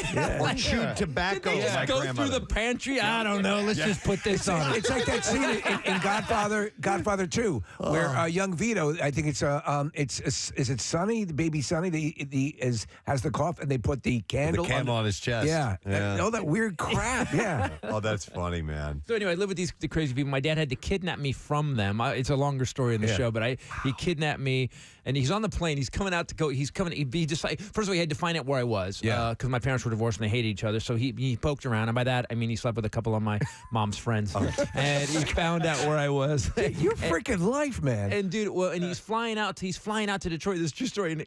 And my dad told me the story. He's drinking like it's a superpower, just pounding alcohol, just loudly working out his kidnapping plan to the man next to him. And he's going, I'm gonna go. Those old people try to stop me. I'm gonna beat their ass. And the guy, and he goes, I'm sorry, I've been talking the whole flight. What do you do for a living? And the man says, I'm the Detroit Metro District Attorney. Oh my God! But thank God that horrible ex-wives are not rare, because this man was going through divorce and she was messing with his kids. So instead of arresting my father when they landed in Detroit, from this point of the flight forward, this man gave my dad a seminar on how to legally kidnap a child. Are you kidding? Yeah, no, he was like the Tony Robbins of child abduction. He was like, first you got to believe in you. And so that's one of the stories. And, oh my God! So this story goes through my divorce. It goes through losing my kids and getting him back. It's when I wrote it. So I took it to the Fringe. I got booked to the Fringe Festival in Scotland. Right, and I'm like, which the is Fringe amazing. Festival. It's the edge, man. You're on the edge. It's a Fringe. Yeah. Take this show, and here's the Scots would laugh, and then they would go, Jesus Christ, Jesus. So like even they were like, what the hell? And I was like, Mel Gibson is disappointed in all of you right now. And so then I brought it back to America, and I started getting standing ovations like, oh, America, we are the most screwed up country internationally. There's no other country as ruined as us. Well, I have to ask you, because you said you're waiting for people to pass away, and I'm sure there's some stories there. My grandma Titus, there's a story about my grandma Titus that is so. My grandma Titus, how do I describe her? My grandma Titus was a grandma with no hugs. Was your entire generationally speaking, because you had a very abusive existence? Yeah, whoa. I've made a lot of money off this. Is it abuse if I bought a house with it? Yeah, I know. But how many, have you ever done like a 23 and abused, or something that takes you back? And I mean, how far back were the seeds planted for this? Because it does happen. You run organizations to help people. Well, I'm glad we're here for therapy. Yeah. It's funny. I did 23andMe, and lying is in my DNA. It's literally, I was raised by a manic depressive schizophrenic and a womanizing schizophrenic, who, by the way, my dad had so many women, it was crazy. My father, he's a single father in the 70s, so he was, busy. Yeah. And it was pre-AIDS. And he was also partly responsible for AIDS. I'm not saying he was patient zero, but he knew somebody who knew patient zero. And the weird thing, I was his 6-year-old wingman. We'd go to these things called Parents Without Partners, where you could take your kids, and he'd be like her, and I'd have to go over to these women and be like, my dad thinks you're gorgeous, and he'd come over, hey, stop, whoa, he's being a bad. Hi, I'm Ken. Like at 6 years old, I was a vagina grifter. God, man, that's wild. But I think when it becomes your life, Like I didn't know. My mom was mentally ill. My dad was who he was. As a kid, you don't know. You don't know that's a weird life. You know, at one point you just look around and go, "How come there's no other kids here playing Hot Wheels with me at the Whiskey River Saloon at midnight? Why?" How similar was Stacy Keach to your actual dad in your sitcom? So here's So Keach. Okay, all right. So Keach read the script and he was doing it so well, and then my dad for the pilot came down, and in the middle of this, we're shooting the pilot for Titus. My dad came in and hung out with Fox for like 4 days while we're shooting. Right. Stacy and my dad disappear for like 5 hours, gone. Like what? Like no one can find him. I'm sending like PAs to go. Where's my dad? What the hell's going on? They come back later. They both are a little lit. Stacy looks at me and goes, "I got it." So he hung out with my dad and basically interrogated him and sucked his essence out. Wow, That's wild. Some actor magic, and he was and he was always funny. But after that day, there was an extra element of fear that he put into it. And my dad watched the show for a while before he passed, and one day he just called me. He goes, "I want you to know, I didn't realize that's how I raised you." Wow. And that's what you got to remember with people. People were always, like you said, it's a track. Like it's not my dad just was raised by these great people and then became an a-hole. It's like no, it was built in. It's a legacy. Yeah, there you go. Exactly. And but you've done so much with your comedy and you know the different things the organizations and charities you've been involved with. I have one show. Yeah, to fight that, which is great, but. There is something about it. The absurdity of the family dynamic leads to great material. Yeah. Let me ask you, given your druthers, would you have had a pristine Brady Bunch existence or what you went through if it meant that the course of your life would be dramatically changed? I would be selling Geico insurance if I was raised by normal, nice people. My mom was a manic depressive schizophrenic. She had a 185 IQ, spoke 4 languages, played concert piano, and shot and killed her 3rd husband. Yeah. So you're caught up now, people. Yeah. Wow. Yeah. Well, Preston wanted to and got acquitted and got the guy's life insurance policy because he was abusive. So wow. It's such a good story. You have to be really abusive to get done there. Preston wanted to ask you before he went on air about a story about. I saw that you had a really bad dental experience, and I was curious what that was all about. I had a dental near-death experience. Near-death experience. So when I was 16 or 17, I was the dumb kid in school. Like, and the only way I get noticed was to be goofy. Yeah. So we were drinking with friends one night, and we didn't have a bottle opener. And I said, man, I got a bottle opener in my face. And you were that guy. I was that guy. I was Jackass before Jackass was popular, and it was just my desperation and fear. So I popped this bottle, and it broke off these 3 teeth. So I lived with that for a long time. Up until I smelled like death all the time. And by the way, I wasn't born with great teeth. I mean, likewise. These aren't mine. Yeah, I own them now. These aren't mine. No, my genetic teeth were just all over the place. My mouth looked like a bunch of people trying to escape a nightclub fire. Oh my God. I call them classic Irish teeth. Yeah, exactly. Yeah. So what happened was over the years I had gotten a bunch of dental work, and I finally decided to get these crazy implants. So I go to this dental surgeon guy, and this, by the way, I tell this whole story in my last special of Zero Side Effects. And I go to this dental surgeon guy he's like the best, baddest ass dude. He's from Sudan, and he doesn't like to joke. Anyway, so here's what happened. He takes out this giant molar, and I didn't. Like your molar's a lie from God. You get that? Like in the mirror, it looks like a tiny little tooth. They don't tell you that underneath the gum line there's this baby's head-sized piece of enamel and he pulls this thing out, and I'm on nitrous, and he starts digging around, and as he's digging around, my ear goes. And I'm like, and I go, "Hey, where are you?" Yeah. Whoa. He goes, I can't talk, and he goes, "Yes." And he goes, "Oh, there's a nerve that goes past you, where that molar was. I'm probably hitting it." I'm like, "Finally? No, you definitely hit it." So I'm freaking out, and he goes, "I tell you what, I will give you some more nitros." And I was like, I'm applauding. Well, what happened was he cranks the nitrous up so high, I go out. Next thing I know, I'm standing behind him, watching them work on me. Wow. And then I start floating through this I start floating through the dentist's office, and I went, I'm not making this up. I floated through the 2nd floor, 3rd floor, and next thing I was hovering above above Los Angeles. I guess I had died and become a drone of some sort. I'm not making this up. I kept going. I went to space. And I'm not making this up. And I'm floating in space, and I can see the entire universe end to end. And I thought, my God, I picked the wrong dentist. But here's what really happened. In the middle of it, whatever was going on was not good. Yeah. And I'll tell you that because what happened after, I could see the Earth, and the Earth was so. I feel like weird. I feel like I'm on it's some like Larry King special or something. Yeah. Like that. And the Earth was so small, and I had this weird insight where I thought, oh, none of it matters. We're all gonna die. There's 8 billion people on that planet, and no one's gonna be remembered. So why am I upset? Right. Why am I worried every day? Why do I panic for no reason? And I had this weird calm, and I figured I was dead anyway, so what does it matter? What does it matter? And God was saying, hey, relax, dude, you're dead. Yeah, It's good. And next thing you know, I'm slammed back in my body, and I open my eyes, and the dentist is shaking me. This guy who's been calm he's like, wake up, are you okay? Wake up, breathe. And I was Holy like, Jesus. and I woke up and I was like, you're gonna kill me.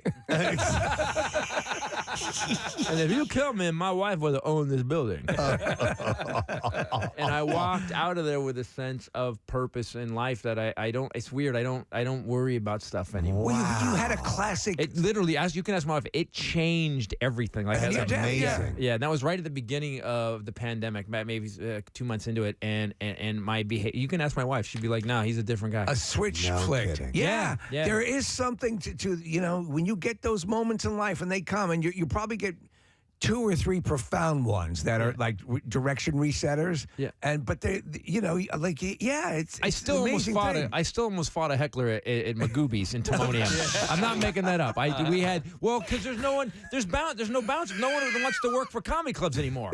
So the Timonium, we had a night where there was this guy heckling. I was slamming him, and no one was making it Magoobies, and no one was shutting the dude up. Yeah. No one was shutting the dude up. And they had these bouncers that had to be like, they literally had to be freshmen, and they were like, hey, can you stop talking? You gotta come on, man. Yeah. And I'm like, and so there was a guy in front of him, and this guy wouldn't get up and leave, and I said, dude, I can't make you look any more stupid. I can't. Yeah. And so this guy in front of him, who was a big fan, turned around, and this guy, this guy's shoulders started from the top of his head. It just went. He was Shrek. I'm not making this up. Found out later he was a correctional officer. This guy, who's a fan of mine, turns around, gets right in this guy's face, and goes, "It's time for you to leave." Whoa! And the guy got up. Well, here's what happened. So that guy gets up. The guy he finally gets up because he realizes he's going to get broken in half. He flips me off. Then that guy bumps into a table with this other dude. Oh yeah. No, you go ahead. Okay, with this other dude, and that guy stands up, starts screaming. Then these 2 people over here, lady goes, "That was wrong what you did." And then a guy yells at her, "Shut the F up, lady." And then her husband turns around and goes, "You shut the F up." And then she turns to her husband and goes, "You shut the F up." And then then I start hearing, and I go, "Now what the hell's going on?" And they go, the little black guy's wife is blind and she can't feel him now, so she goes into a full panic attack. Oh my God. It's a melee. There's no way they can't get anybody out of the room. And come on, guys, you gotta stop talking. So you see me on stage go, "That's it." I go, "What's going on with her?" They go, "She's blind." And I'm, "God." And I go, "That's it." I go, "Let's go, man." And I jump off the stage and I go grab one of the guys and I'm gonna hit. I'm like, we're fighting. Oh my and God. I wear a lav mic too, so the audience is hearing Titus Psycho out. Yeah. But I gotta finish the show. Let me finish my jokes. I get grabbed by a Philly PD guy, and I didn't know that. He goes, "Titus, stop," because I'm Philly PD. I got this. And when Philly PD tells you they got this, they're half criminals. Hey, got it. I got it. Yeah, you got it. This guy might disappear. I'm fine. So at that point, I'm still mad. And my wife, who's a comic, gets 3 inches from my face and goes, "You need to get back on the stage right now. Control yourself." And if you've been married, that works. I just turned, I walked back on stage, I gave the audience a 5-minute lecture, TED Talk about comedy, and then I got a standing ovation when we ended. You know, That's I have nuts. a question about being a comedian and when this heckler, it's inevitable. It's going to happen. Yeah, you have to be no good matter at how it. long you've been in it. And at some point, if you're not getting assistance from a club, is there a point where you've exhausted what you've done to try to Yeah, there's a- can you stop and go, dude? I'm working here. This is my job. I'm doing this. Can you? Is there? But you can't give up like that. Okay, that's that's giving up? You have to be like, all right, here's what's going to happen. So I've done this before. I go, listen, guy, I was doing this. Mark, I used to go to Mark Twain's open mics. so I go, I will shred your soul. Do you want me to? Because we'll do it right now. You ready? Right. And they'll be like, yeah, bring it. Okay. All right. And I'll go, I'm going to ask you 3 questions. And I go, I'm going to rip every single thing, no matter what you say, I'm going to shred you. You ready? And I'll go, what do you do for a living? And they'll do it, bam, I'll just do 5 minutes on what he does for a living. Okay. I go, you married? Oh, you're divorced? Yeah, of course you're. And I just, and I've done it where I've had people put their hands up and just go, okay, I'm good. Okay. Yeah. Well, but you have to show that you can do it. And you did it. Yeah, you have to approach it like, dude, I'm a cage lion here all the time, and I will eat you. Yeah, and you have to have that. By the way, being a comedian, you have to. Here's how delusional you have to be. Here's how you have to be able to think that you're the most special, important, friendliest, most interesting, charismatic human being on the planet to walk up in front of 400 or 500 strangers and make them laugh every 10 seconds. Yeah. That's serial killer level confidence. Right. Yeah. And so if you think you're going to say something because you work at Geico, you're going to mess with me, you're mistaken. Right. Well, so I'm not a comedian, but I love going to comedy shows. I love going to places like Helium. Do you think, Chris, because you've done this so long, that the mentality of the person who is heckling you is that they are either going to get roasted or they are, quote unquote, a part of the show for the first stretch? That gets said a lot. Man, we get off stage and they're like, "Hey, man, I was just being part of the show." No, you weren't. No, you're being annoying. You were throwing axes at me, basically. Try that in a movie theater. Stand up in a movie and say, "I'm being part of the movie for you." Steven Spielberg asked me to come here. Right. You know, the problem is, and I think this happens partially because there's a legend and lore of people like Patrice O'Neill who literally did that, got up and killed. And so, but that's the outlier. So is there a story that Patrice heckled one night and that was shredded? He was heckling, and the comedian said, "Come on up on here. Stage. You think you can do better?" Did. And this is that's the last. By the way, that's the one story. Yeah, there's no one. you're right. By the way, here's the thing. Exception proves the rule. Patrice was so funny. Like so, the story that they would go to the Comedy Cellar and comics would just sit at the table with Patrice. Yes. To specifically have their asses handed to them. Yeah. Because Patrice would just sit there and just go bam, bam, bam, bam. And, I never got to experience it because I would have cried from laughter and also because I'd be like, Dad? But the legend of Patrice is that Patrice, it was like an honor to get roasted by him. So I love that he did that. Yeah. We had him in a couple times. Yeah. We obviously, it was in the last years of his life, but man, oh man, he was just there. You've got that energy, the comedic. It's there. It's in the DNA, and he had that.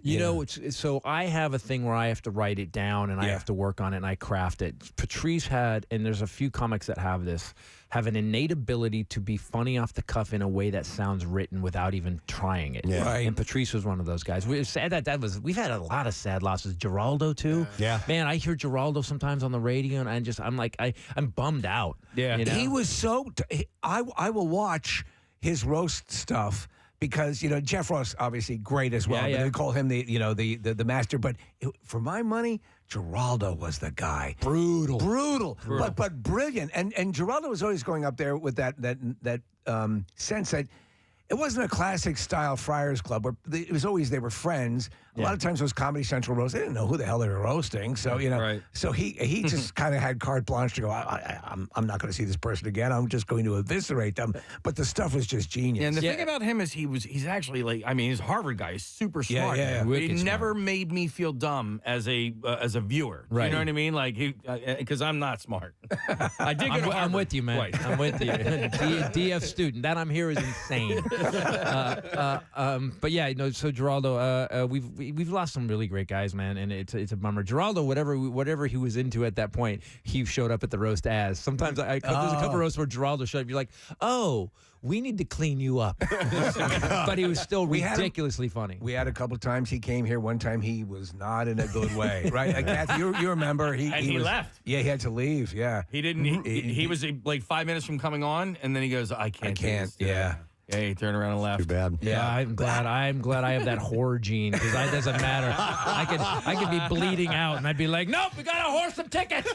So I want to ask because I saw this. I'm sorry, but for all the guys that could, you have a multitude of stories they could have sent you in that way. Yeah. How do you think you've been able to divert from that? From not being that guy? Yeah. Man, I have a tendency with Pinot Noir to go pretty hardcore. But my dad was such a drinker and it killed him. He died at my age. So, and my mom was mentally ill and got into everything there. I think there was it's weird. I talk about this in the show. I've had some suicide in my family and I never once thought of suicide. Never, and it's because if you kill yourself, how are you going to plan your vengeance? Right?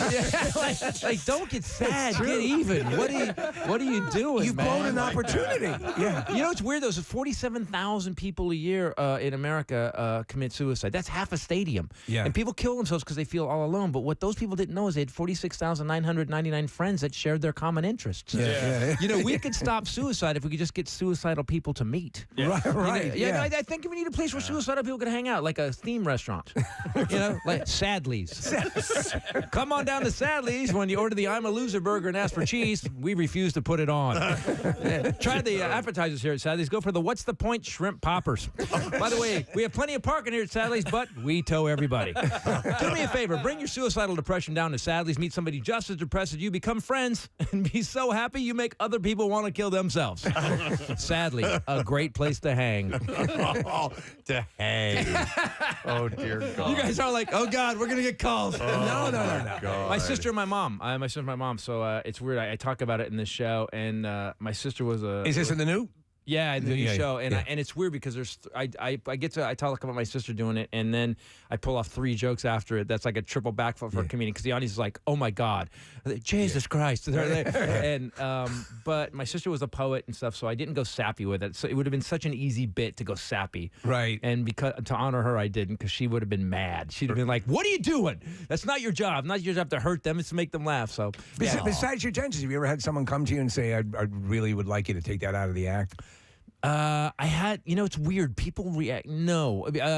This is the whole thing about this woke thing at comics. Everybody's bitching about, well, can't say anything. No, dude, you just can't say it wrong. Yeah. You're a moron. It's consequences. You're saying stuff like Kanye. Yeah. Kanye's not free speech. He's out of his mind. Yeah. At one point, you're just wrong. And the weird thing is, and here's how I know when comics are wrong. If the audience got mad, you didn't set it up right. I've talked about arming the children. Yeah. I've talked about my family's suicide. I've talked about I'm whitey and I apologize. Yeah. You can go anywhere you want to go, but you're just not skilled enough to lead the audience down the right path. It's the job of a good comedian. Yes, it's the job. And I can go through history. Lenny Bruce, George Carlin. They made everybody laugh. It wasn't woke. Yeah. You're you know what you are? You're weak. Yeah. Get off your ass and start writing better. Wow. There you go. Wow. Sorry. No. That's all good. Yeah, but you're spot on. But it's easy to my dad was like, hey, you don't make excuses. Yeah, do your job. Yeah. Now find me a woman to bang. Now go talk to her right now. My dad thinks you're gorgeous. Hi, I'm Ken. Yeah, that's exactly it.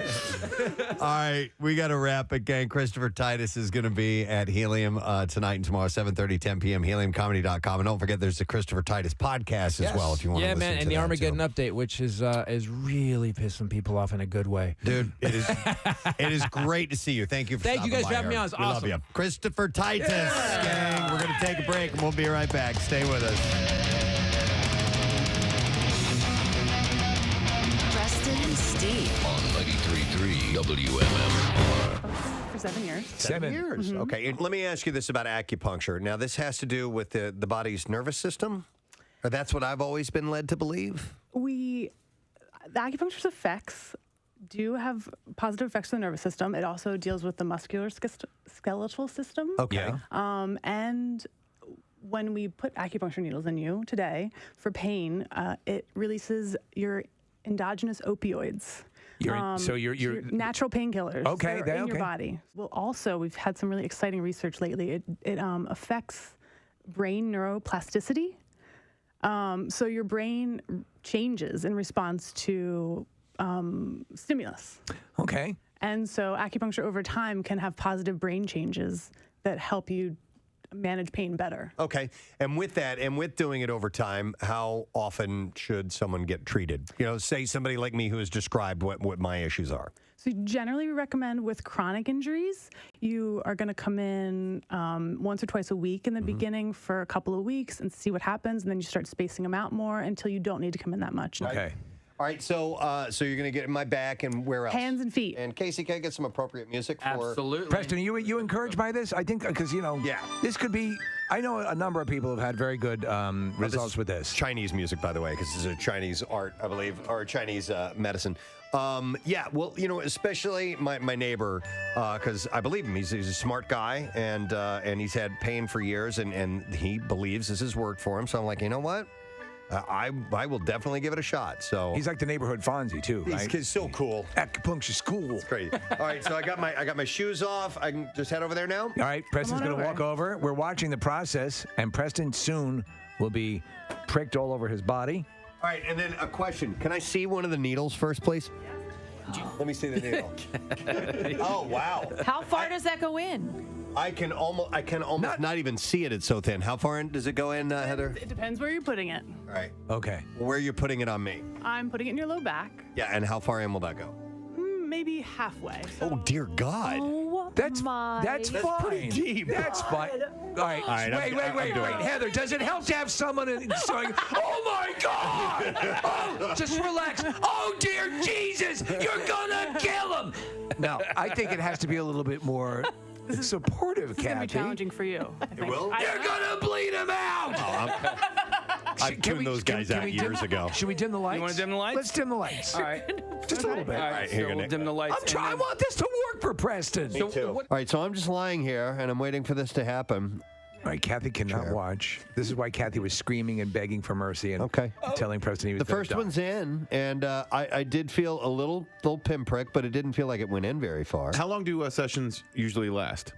So it's going to take me just a couple minutes to put the needles in. Okay. And then I would usually let him hang out for about 25 minutes to let them kind of do their work. We'll try to give him a good run. You know, we can run the show. Preston can do most of the show. A lot of people don't know. Most of us do the show completely on our stomachs anyway.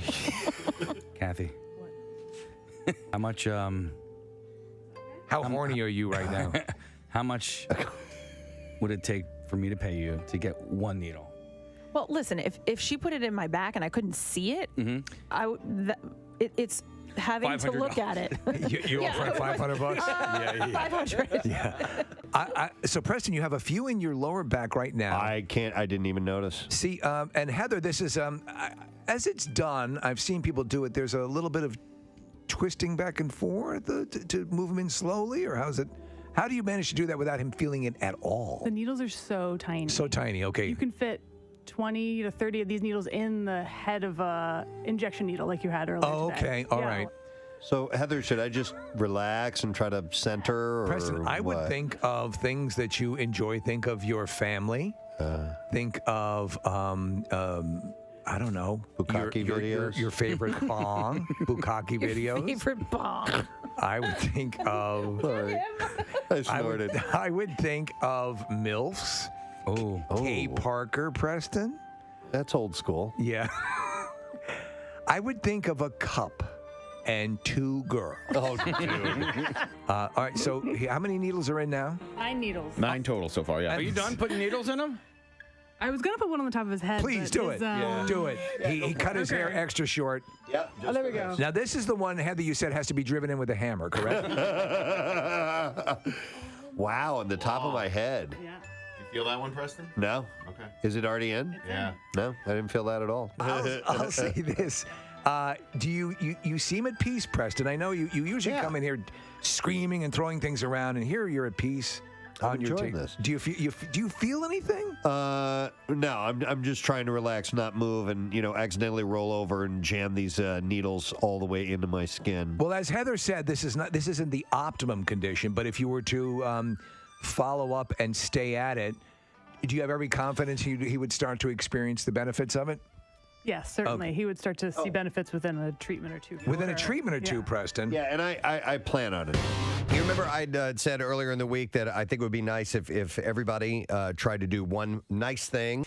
I want to thank my buddy Casey here. What'd he do? Well, the past few days, I have come into the studio after doing my prep work in the other room here, and then I come in, about 5 minutes before the show starts to get ready to begin, and there has been a nice, piping hot mug of coffee sitting. Wow. Isn't that that's made my week, dude. Thank you. You're welcome. And it might make my wake, too. It made your wake. Hopefully not. You're just planning ahead because obviously the whole Alabama thing. I mean, who knows? You never know. You're flying into a hurricane. But it made my week. Thank you. Simple little gesture like that. Today, I was only paying it forward because Steve brought me a nice piping hot cup of coffee as well. You see? The movement is spreading. It's like cancer. No, I mean, it's that's not good. It's like it's a wonderful thing. Yes. So it's awesome. So do that. Have a cup of coffee ready for somebody when they come in today. They'll be so delighted and happy. Spit in it. Yeah. No. Don't spit in it. No, it's a wonderful. You feel good when you pay it forward. And you know what else has been nice? What? Kathy's been extra gussied up the past couple of days. Yeah. Really? Oh, yeah. I think it's the glasses. Yeah, maybe it's you a look different really, look That's for a you. sexy look on you. Thanks. You looked thank much you. better yesterday. Until you just made that face. You ruined it. Dear God. All right, thank you. Why, thank you. I'm having issues with my contacts. That's why I'm wearing my glasses. She smushed her face when she said, thank you. You do look great in glasses, though. You do. If you have people with you have large, you have beautiful eyes. Thank you. The glasses look. I think girls with glasses. That whole thing is BS. I think it's. I think they look. It's a great. When my wife got these great frames, I'm like, keep wearing. They look awesome. Yeah. I wear glasses every day, but at night, right before bed. Where I'm in my house, I don't usually go out in them. But the past couple of days, I've been wearing them. Why not the contacts? Sometimes do they irritate after a while? No, it's called pink eye. Oh, really? Oh, okay. So now we're going to move on to something that I've had in mind for a long time, and now the dream is coming true. I actually have sitting next to me a bag full of vibrators. Yes. So if that gives you Because any it's indication. Friday. It's Friday. Yeah. And sometimes someone likes their butt tickled a little. Well, the best thing was Marissa comes in today, and she just walks up next to me. Her desk is directly next to mine. She turns this bag upside down and just dumps 5 vibrators out on the table. But there's a reason for this madness. There and it's is. something that has caught your fancy. You saw a video. I did. And you said, we got to try this. Probably a couple of years ago, and I'm like, why have we never done this? So we've created, actually Casey created this. I said, dude, can you build me this? He said, well, let me look into it, and sure enough, he has done it. We have in our studio a vibrator racetrack. So we're gonna do a live test of this track here in our studio, and if this works, then we'll have an idea of something that we can expand on this, and I'll get you that in a moment. So we'll expand on dildos. Do you want to try this out? I do very much. All right, so I'm gonna reach in and just randomly grab one. Now you've never met these dildos. I've never met this. So I grabbed a. You picked a good one. Is this a pink one? Yeah. Yeah. So that's yours? Yeah. So this will be me. Okay. And then here. I'm rubbing it on the microphone. The force is strong with this one. And we'll do a couple. We'll try a couple of these and see if it's I don't want that one. And just grab one. Preston, at the adult store, is this the way most people select their stuff? Yeah. They reach into have a bag. big bag. You reach in. Here you go. All right, thank you. I went with this one. You can see it vibrate. That one's much louder than mine. Hang on. It's big. Take it away. This is mine. And then yours. Okay, Casey has what I would call the hot rod. What color is this? Copper? Like a maroon. Nah, like a Maroon. burgundy. Burgundy, yeah. Burgundy. I'm like, on, mine is Kathy. sort of a happy medium. All right, Kathy. There are 2 remaining. I Pick a vibrator. I feel bad that Marissa can't take part. Kathy's reaching in. First time ever her hand has been on a vibrator. Oh, she got one that's kind of contoured and has a little curl at the end. Now, this is a European model, Preston. Turn that on, Kathy. Let's hear it. Ooh, that sounds almost nautical. The two of you just got turned Well, on, maybe. No. It sounds like it's singing. 93.3 WMMR. All right, thank you, Nick. So our guest is on, ready to go. America's Funniest Home Videos has their holiday episode coming up. I love this episode. I do too. I watch it every Sunday. It's on the 4th, and it'll be Sunday at 7 p.m., and we happen to have the host on the line. We love having him on the program. Please give some love to Alfonso Ribeiro. Alfonso, good morning, sir. Good morning. Nice to have you on. But hey, listen, so Steve watches every Sunday. I catch it from time to time, but I will not miss this because one of my all-time favorite things is seeing Santa Claus fall through a ceiling into the living room. I can't. It's not Christmas without that for me personally. You know, look, he's coming down somehow. Yeah. Sometimes he misses the mark. But yes, this is a fun episode. It's always fun. A lot of holiday cheer, a lot of holiday love, but also a lot of holiday mishaps. We've got them doing all. People are wild during the holidays. They try to do so many things they probably shouldn't, but we reap the benefits. America reaps the benefit of that. It's astonishing, Alfonso, that listen, with all the ways we can get videos like this, I see stuff that is exclusive to you, to AFV, and so it's amazing how you guys are still fully tapped into streams for this stuff that we're not. That we haven't already seen. And that's the fact that you can do that over the years, I think, speaks to the longevity of the show. Well, yeah, I mean, look, the beautiful thing is that when something happens for most people that goes wrong, the first thing they think of, America Funniest Home Videos. Yeah. So it's immediate, right? And that's the beauty of this show being on for 33 seasons is the fact that, yeah, that's the first thought that most people have. So they want to send it in. And, the way we shoot these episodes is we don't ever shoot them too far in advance from when we want them to air because we don't want a video to then go viral and people to see it. And then that kind of diminishes the purpose of actually, watching our show. Yeah. So we're filming through the year, just, slowly, film it, put it out a couple weeks later. And so it keeps the videos really fresh. Alfonso, how many seasons for you now as host? This is my 8th season. 8th season. Which is incredible. I feel so blessed that I get to do this. But my goal is to beat Tom Bergeron's record of 15. Yeah. So I'm halfway there. Halfway there. Ways to go. And what I was going to ask is that, we hear from time to time people, might mention something about a song or a commercial that they've heard a bunch of times. And we're always like, you think you've heard it a bunch of times. We're sitting here. We hear it more often than you. And so being the host of this show, I was wondering if it's even possible for you to be desensitized from the absolute humor of those videos and what you see all the time.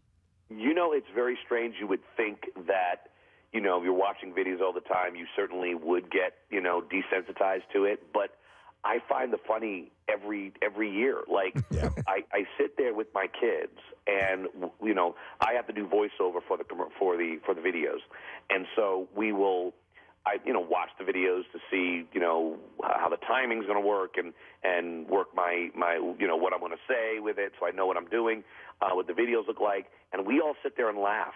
And we still laugh. That's great. And that's what's so wonderful about this is that it's so strange that you can see someone get hit in the crotch 150,000 times. Yeah. And the next one is still just as funny as the first time.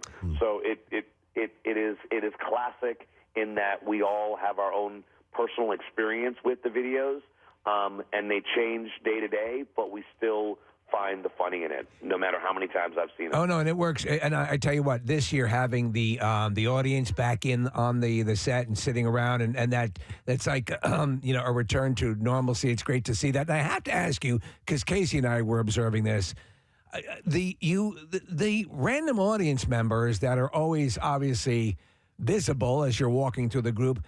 You have some stellar-looking people that come down to AFV. Is that just simply by happenstance? It just happens, yeah. We don't cast the audience. We've got a company that does bring them in, but all we ask is that they get dressed up like they're going to a show because it is a show. So, but no, we don't cast them. We just have like really cool, great people who want to come and sit there and. I'm sure a lot of them want to be actors and they want to see how it all works. So they go to show tapings. It's actually a great way if you want to learn how to do the craft. You go to a taping, you're going to see how someone's doing it, right? You see how the whole production works. So it's definitely a good thing, but no, we don't cast them. Okay. Listen, Alfonso, from time to time when you have you on, I have to talk about golf with you for a moment because it's your passion. I have the disease as well. I'm pretty much terminal. But you got to play with Rory McIlroy this week, did I see? I played with him yesterday in Florida and at Omega a golf event. And I got to tell you, I was a fan of his before playing with him, but I am a real fan now. What a great dude. I mean, and his talent is unbelievable. Now, I'm a decent golfer, right? I can hit the ball close to 300 yards, sometimes over 300. I'm a 0.7 index, right? This dude blew it past me 30 to 40 yards every time. Wow. Yeah, I was talking to, I was at a club fitting yesterday with a pro who's kind of one of our local greats, and he's been in the Open 4 or 5 times, and he was saying those guys, he said, I can hit it long, but they hit it 40 yards past me pretty much every single time. It's another world. But what's crazy is that the golf course was actually really soft, so it was all carry. Oh, yeah. Right? It wasn't all right, he flew it, 10 past me, 15 past me, but he had the proper angle, so it rolled out. Nope. Nope. This was all carry. We literally the first hole, first swing, he takes a line, and I was like, why would you go that direction? There's no way to, you're going to be off on the side. So I was like, whatever. We were over there looking for his ball. And it was on the green. That's insane. That's why he is raised. When you say carried, you mean it stays airborne? Yeah. It stays, it doesn't roll out. It's all carry. Wow. So he was carrying the ball yesterday 330 to 340 yards. That's pathetic. That's insane. And it never looked like he swung hard. Yeah, and that's the thing. It's like, I'm doing the same thing, right? Yeah. No, I don't think so. I am literally doing the shot put, right? Out of my shoes and, trying to keep up with him. And he looks like he's taking, a half swing with a 9-iron. But he's bombing at 330. It's just unbelievable, the talent, the level. I've always said, you have these great golfers that your club champions, right, that are just really solid, great golfers, and you go, the difference between a 0 handicap and Rory McIlroy is a guy who shoots 110 and the guy who shoots 75. Yeah. It's just it's ridiculous. It's astronomical. Who do you reckon is the best you've ever seen, or who do you consider the great? I ask Preston this all the time. I don't play, but however, I'm fascinated with the culture and the athletes. Who would you consider, Alfonso, to be the greatest golfer of all time? Well, I simply say Tiger Woods. Yeah. Okay. The yes, Jack has more majors, right? Yes, Jack has more second places in majors. The difference is that, I always like to look at it in terms of generationally, right? The 30th golfer on the list during Jack's time, you have no idea who they are. Right. Right? The 30th guy on the list during Tiger's time, you know who they are. Yeah. They were winners on tour. They were big names. The fields were so much deeper. So it's hard to be the top every time when a guy can get hot who's the 50th player in the world can get hot and win. Right. Charles Schwartzel won the Masters, and I think he was ranked 70th in the world. Right. But the guy who was ranked 70th in the world during Jack's time wasn't going to win. No, right? That makes sense. Yep. Yeah, that makes complete sense. Yeah, and Right. Tiger just... That's why the records, to me, don't necessarily hold up in terms of Jack being the greatest. Jack was the greatest of his time. Right. Right? I think that Tiger is the greatest of all time. Okay. I think if you compare him to all the different greats, his game, he was that much better than the second place guy. I see what you're saying. Yeah, he was just insanely dominant. It's ridiculous. Well, well, that's cool that you got that moment. Change his swing, he would have gotten, 15 more majors. Sure. But he had so many years where he was in the middle of a swing change that to me is the reason why he doesn't own the records. Right. Gotcha. All right. Well, cool, man. Listen, we know you got to run, and we'd love that the special's coming out because it's one of our favorites of the year. So Sunday at 7 o'clock on ABC is when you'll be able to see America's Funniest Home Videos, the holiday episodes. All right, Alfonso, take care of yourself, man. We'll talk to you soon. You got it, guys. I'll see you. Alfonso Ribeiro. Yeah. Yeah, I would like to play with him someday. That'd be really cool. He's really, really good. It sounds it. Yeah. Yeah. Yeah, if he's a 0.7 index, that's crazy. Yeah. Yeah, so carry, Steve, there's total distance in carry. Right. Carry is where it lands, and then it will roll, and then you get your total distance. So if he was carrying it 330 yards, that's just ridiculous. All right, we have some stories via the Bizarre File to share with you. Why don't we do that? WMMR presents Preston and Steve's Bizarre File. All right, it is brought to you this morning by Manhattan Bagel. You can treat everyone on your list to a gift that is always in good taste, a gift card from Manhattan Bagel. Buy a $20 gift card and get $5 free for a limited time at manhattanbagel.com. Manhattanbagel.com, participating locations only. The family of a Tennessee man is grieving after he caught on fire while receiving care at a Nashville hospital. Sustaining injuries that would eventually kill him on Thanksgiving Day. I would ask for a discount. Bobby Ray Stark had been suffering from, this is terrible, ailments such as bed sores and a foot infection and had been bedridden for the last 7 years. His wife, Kathy, with whom he had been married for 35 years, stayed by his bedside throughout his health struggles. Bobby Ray was admitted to the local hospital during his stay. His blood pressure dropped significantly, and healthcare staff brought in a crash cart to revive him. Kathy said then they started the defibrillator paddles, and it just blew up everything. Oh, my God. She said, I saw that, and it just burst out. Flames erupted over Bobby Ray's body. She said it got burned in the throat, the face, the head, and the chest and hands, and he got burned really, really bad. He was on fire, and I said, he's on fire. Put him out. Bobby Ray was immediately transferred to the burn unit where he died on Thanksgiving Day. Horrible story. The Tri-State Centennial Medical Center said that the health officials are investigating the incident. Sometimes, like we've heard of, like alcohol, or even too much oxygen, will do it. Can ignite that type of thing. Here's a different ignition of sorts in Florida. A fireworks store in Melbourne went up in flames after a car slammed into the building Monday afternoon. Nothing to see here. Yeah. Troopers. Please disperse. Said an SUV struck a Toyota, causing both vehicles to travel through an intersection into the parking lot of the nearby Phantom Fireworks store. The SUV then crashed into the store, igniting the fireworks within. Nothing to see here. Setting the building on fire. Investigators say the SUV driver, later identified as 53-year-old John Marcano, was found dead at the scene. They said Marcano was on his way to pick up his two sons when he was killed.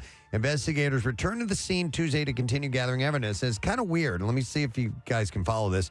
They said examinations of the building, intersection, and vehicle involved, as well as eyewitness accounts, are key to the investigation. So Marcano struck a woman in a pickup truck twice before then crashing into the building. They said after the impact, the driver of the pickup truck started to proceed forward to pull off to the side of the road to exchange information. The driver struck her again and then pushed her through the intersection into the parking lot, and then they hit the building. So I don't know if he intentionally did this. Yeah, that what seems. happened. I'd like to see a looking into that. rendered. Yeah, it's hard to wrap my mind around that. All right, here is a follow-up story. The death of a pilot who fell out of a twin-engine plane in North Carolina in July apparently was ruled an accident. So Charles Hugh Crooks, who was co-piloting a CASACN 212 Avo car on July 29th, suffered multiple blunt force injuries in the accidental fall, according to the autopsy report. The report also concluded that Crooks had no significant natural disease. This is the guy who they thought just got up and walked out of the plane. Yeah. Yeah. So a toxicology report going showed for a walk. That Crooks was tested for amphetamines, cocaine, opioids. Toxicological tests detected no alcohols or common drugs of abuse. Crooks was flying for a private company that was dropping skydivers from a ramp in a small private airfield.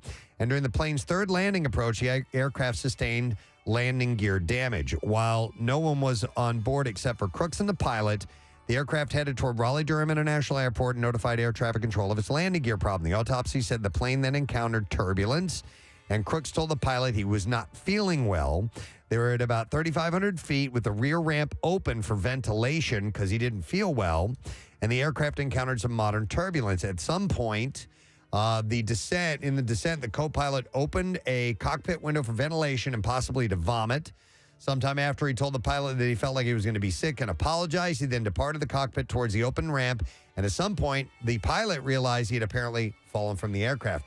And they now think it was just an accident. So maybe he went back. So was this one of the ones that had the ramp in the back Yes. for them to go? Okay, so perhaps he went to throw up and fell out. That's what they think. Yeah. Maybe something like that happened. They said Crooks appeared visibly upset when he told the pilot he felt sick and needed air. Why don't you go outside? The pilot, who has not been identified, told investigators that Crooks did not appear to reach for a bar that was roughly 6 feet above the ramp before he fell. Well, there you go. So, Yeah. Yeah. Isn't that wild? It's just a bizarre story all the way around. Does a bartender work at that bar? Or is it Not that kind of bar, I'm like sorry. something you can hang on to. All right. Usually it is the tourists behaving badly in Italy, but this time 3 men accused of crimes outside of the Colosseum are locals.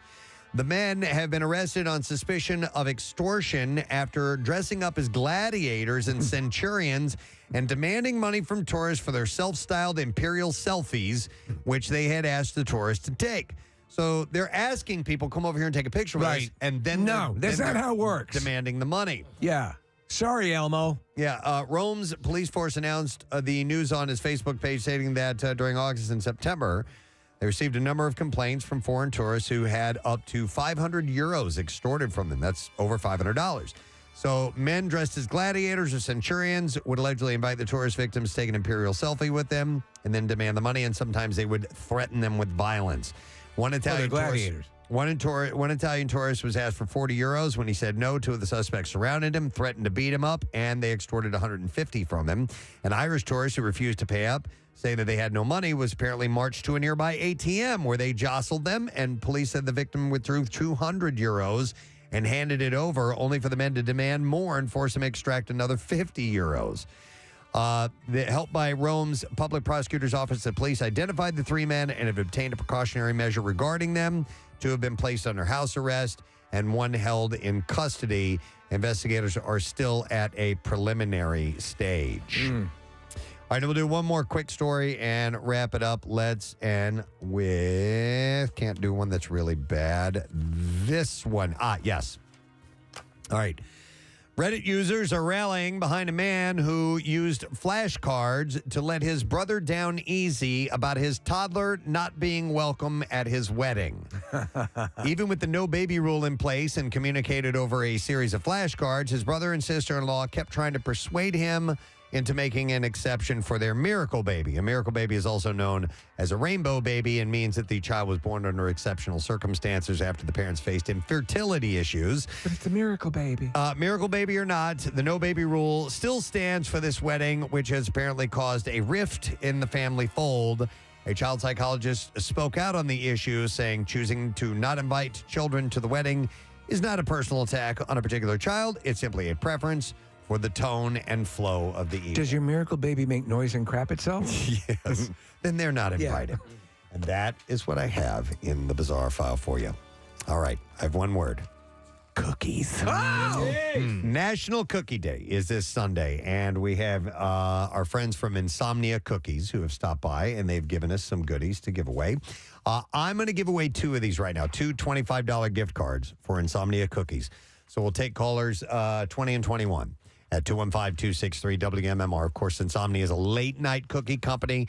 They deliver warm cookies and ice cream. They do. Until midnight or later every day. Oh, yeah. And they also ship cookies. It can be your regular Saturday night thing. Yeah. It'll be my regular Saturday night thing, baby. Oh, yeah.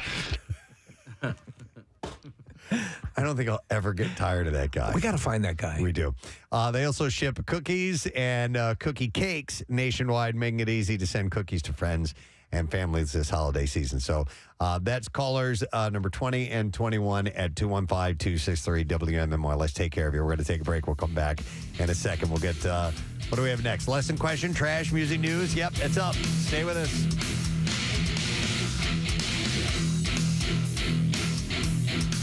Preston and Steve. All 93.3 WMMR. What is he saying?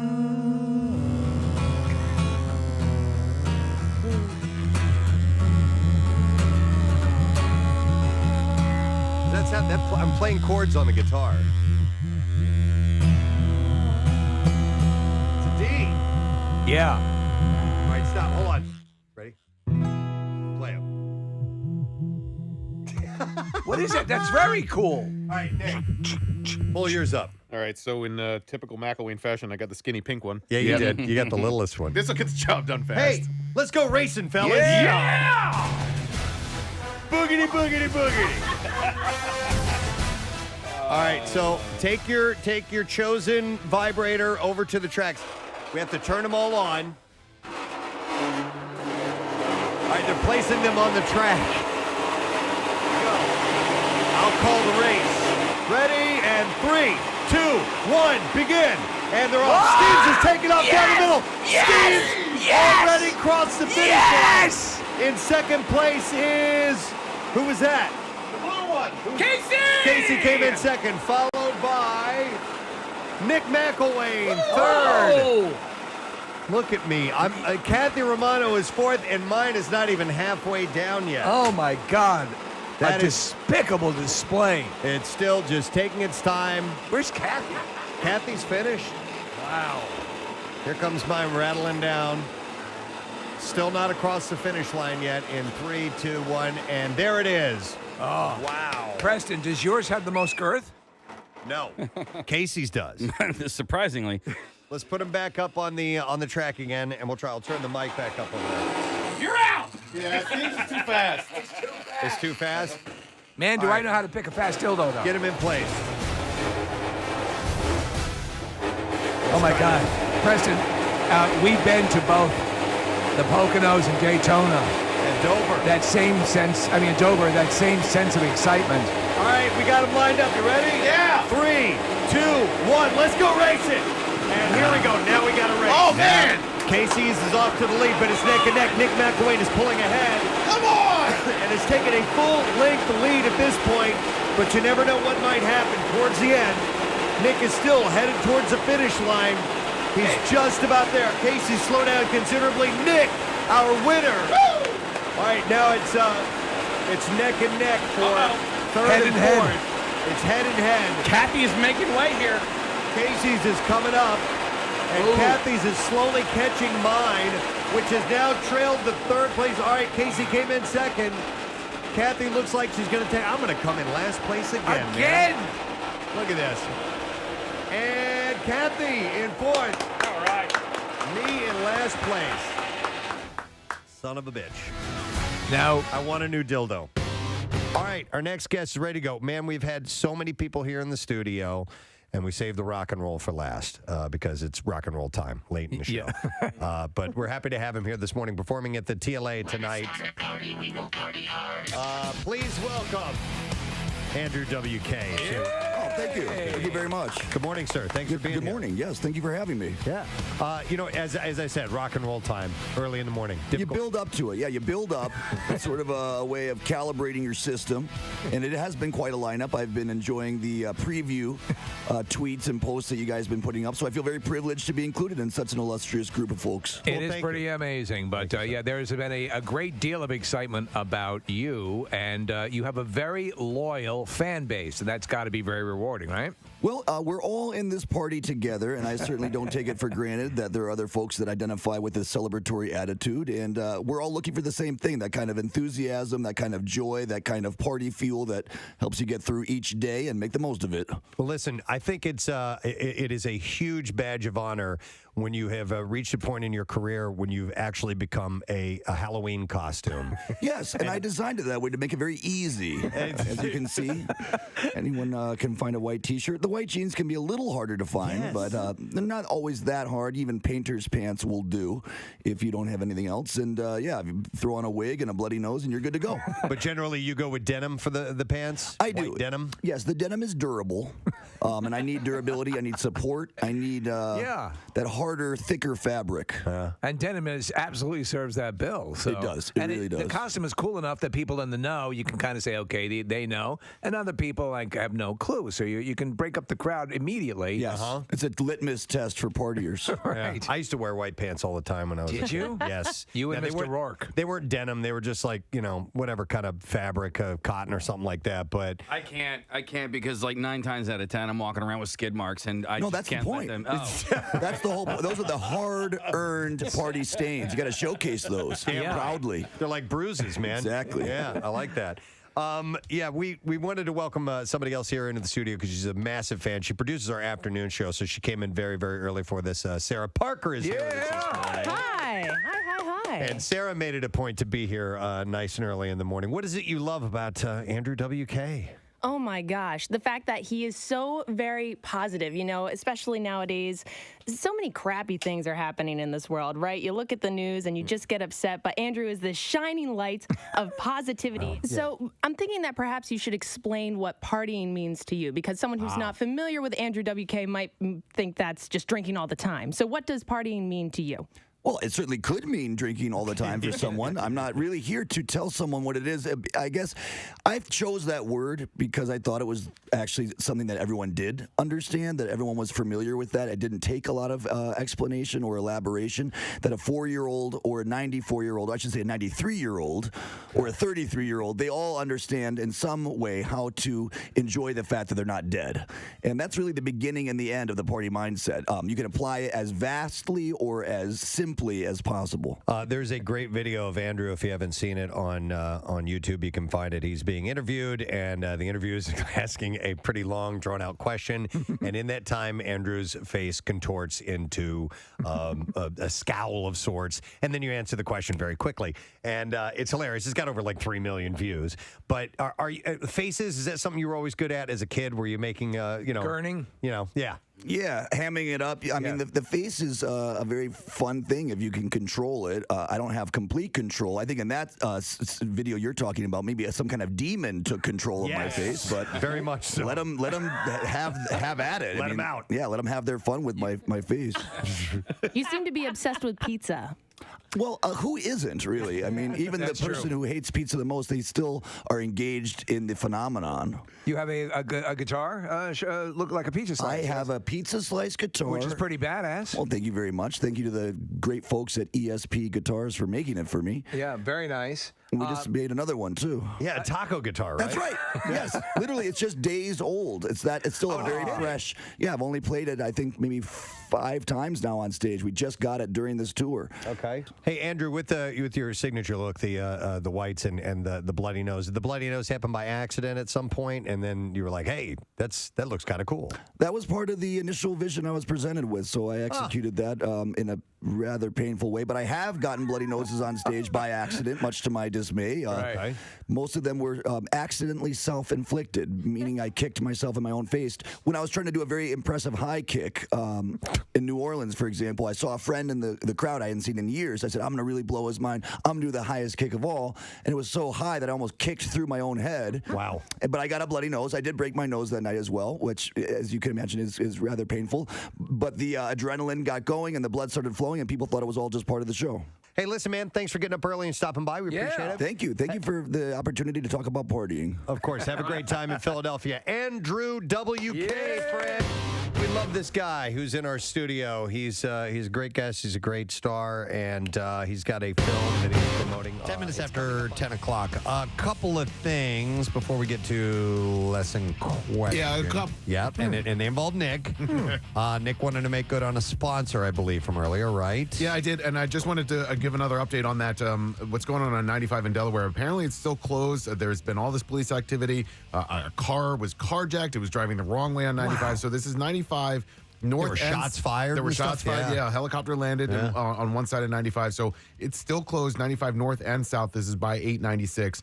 So avoid that area if you can. Hopefully they'll be cleared soon, but just wanted to give that update. And this traffic report is sponsored by the Empire State Building. Casey, yes, it is in fact a very tall building, but you can also find out why the reimagined Empire State Building Observatory was voted America's #1 attraction by travelers on TripAdvisor. Get your tickets at empirestatebuilding.com/radio. Open daily, reservations required. And that's your traffic on 93.3. There we go. Well done. And then Nick, while you have the flaw, I got the flaw now. You got you have an appearance tonight, right? I do, yeah. 5 p.m. to 7 p.m. at McGurk's, and that's in Horsham. And McGurk's. Hersham, PA, 307 Horsham Road. So that's 5 to 7. It's a Christmas miracle ticket giveaway. We give away a bunch of passes, so stop by. You get a good chance to win the Christmas miracle passes, 5 p.m. to 7 p.m., and $4 Miller Lite drafts, and that's tonight. All right, excellent. Now I shall pose the question to you. We're going to give away a pair of tickets to see the Winery Dogs, and that will be at the Keswick Theater on February 17th. And the question that I have for you is this: the woman who shot herself in the vagina might have survived because there was already what there? 215-263 WMMR. The woman who shot herself in the vagina, this is a legit story we had earlier this morning, might have survived because there was already what there? 215-263 WMMR. If you were listening, you qualify. Call now and let's see if you can win. The trash business is a gold mine. 93.3 WMMR with Preston and Steve's Hollywood Trash. All right, where are we going today, Steve? Well, K-pop star Hyunhae calling off his engagement to girlfriend Dawn, citing irreconcilable differences. Hyunhae says he can no longer be involved with someone who's better than he is at disinterested pouting. Hey! Meghan Markle and Prince Harry's Netflix docuseries Harry and Meghan debuted online yesterday, the teaser for it. Netflix is pitching the series as the story you only thought you knew because you've heard it 5,000 times. Oh, my God. And finally, Kanye West having a serious mental breakdown live on air during an episode of InfoWars, claiming that Hitler invented highways and microphones. West went on to suggest that it was Mussolini who invented bacon bowls. We were wondering about bacon bowls. I had no idea. He says it's Mussolini. Wow. All right, we're going to see if somebody knows the answer to this. It was a woman who shot herself in the vagina, and she may have survived because there was already what there? 215-263 WMMR. Let's go to Ellen and see if Ellen knows. Hi there, Ellen. Hi, how are you? Awesome. All right, Ellen, the woman that shot herself in the vagina may have survived because what was already there? There was already a hole there. Yeah, you got Bacon bowls. All right, hang on a second, Ellen. And we are going to give you a pair of tickets to see the band The Winery Dogs featuring Mike Portnoy, Billy Sheehan, and Richie Kotzen. It's February 17th at the Keswick Theater. And tickets go on sale today, by the way. In fact, they went on sale 15 minutes ago at keswicktheater.com. All right, let's get to music news. Now, Preston and Steve's Music News on 93.3 WMMR. All right, just one or two things for you here. We're going to start with this. In the new video from Weezer, Rivers Cuomo takes on the part of every single band member as the camera circles around the room. And you can quickly realize he's not only singing lead, but he's also on guitar and bass, as well as sitting at the piano. He sings about deja vu. And it all starts to make sense. So there you go. You can see why they do that deja vu. I think I heard this story before. The new release, What Happens After You, is a track from the band's series of EPs named after each, a name for each season. Currently, they're celebrating music from season's autumn. And Weezer tout said each album is being created in real time, and part 4, the winter EP, will be out December 21st. Vinnie Paul's estate has issued a statement saying that there can never be a Pantera reunion, but they support the upcoming tour. This past summer, news broke that the surviving members of Pantera, including singer Philip Anselmo and bassist Rex Brown, are going to join forces with guitarist Zakk Wylde and Anthrax drummer Charlie Benante to tour as Pantera. The statement said there can never be a Pantera reunion without Vinnie and Dime. However, there's no better way to celebrate and honor Vinnie and Dime's legacy than to bring the music of Pantera directly to the fans. We are honored that Charlie and Zakk, the very close friends and musical brothers, will share the stage with Philip and Rex to unleash the power of Pantera live around the world. And then just one more thing. Released today in celebration of his 80th year, Paul McCartney issued his 7-inch singles box. The massive numbered... I'm going to give you all 7 inches. The massive... Imagine Paul's just hung, unbelievably. It's like a Clydesdale down there. I should be pulling a beer wagon. You've heard about the fifth Beatle. My dong was it. That's it.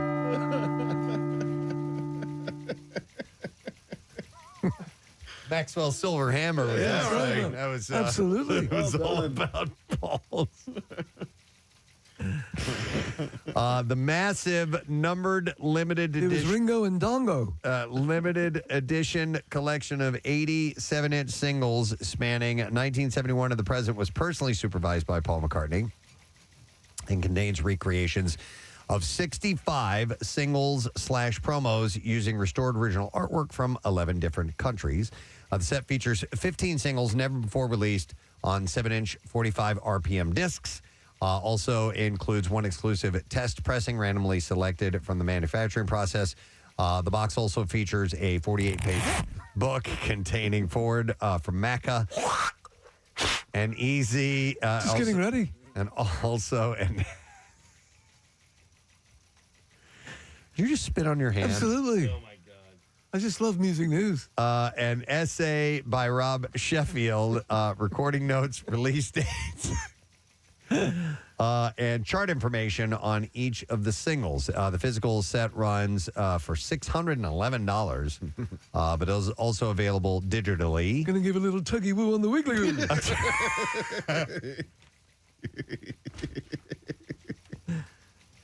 A little Yankee poo on the wanky On the doo. wiggly doo. Yeah. I'm going through all the song titles to see Well, I if have there's any. some. All right. I've got some here.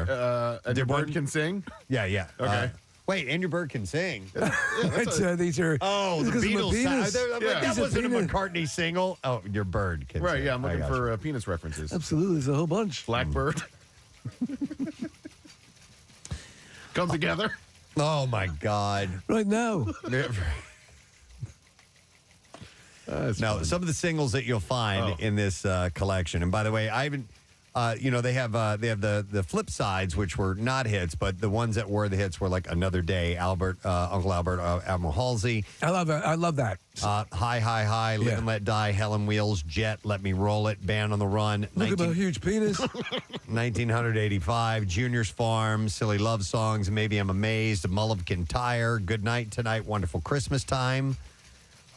Temporary Secretary, Ebony and Ivory, Take It Away, Say, No More Lonely Nights. I love that song, by the way. That is a beautiful song. Spies Like Us, Press, My Brave Face, and it goes up into, the latter part of his career as It all well. ends up with, Dad, can I talk to you? I have a strange discharge from my wiggly woo.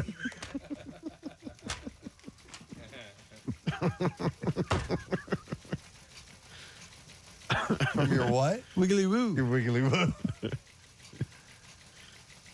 All right. Happiness is a warm gun. Yeah. A hard day's night. It all works. They're all there. That's 8 all. penises to hold you. Here comes the sun. That's all I have in music. All right. Bareback Rider. Say about that. All right. We have a final break to take. We're going to do. Oh my God. Dude. Okay. I got scared. That's me. Oh. I have to learn which ones to turn up and which ones to turn down. It's kind of hard to explain. The button that I hit on the fader is not necessarily where the sound comes up. It's kind of weird that they do that. I know. All right, but we're going to take a break. We'll come back in a second. We'll wrap it up. Stay with us. Preston and Steve on 93.3 WMMR. Awesome. How you doing, man? I'm doing great. It's good to see you again. Yeah, I miss you guys. We miss you as well, bud. You came in and you blew us away the first time we had you in the studio. Great stories and full of energy. And we, obviously, you were attached to something. We were just, it was the Purge and obviously the Marvel Universe as well.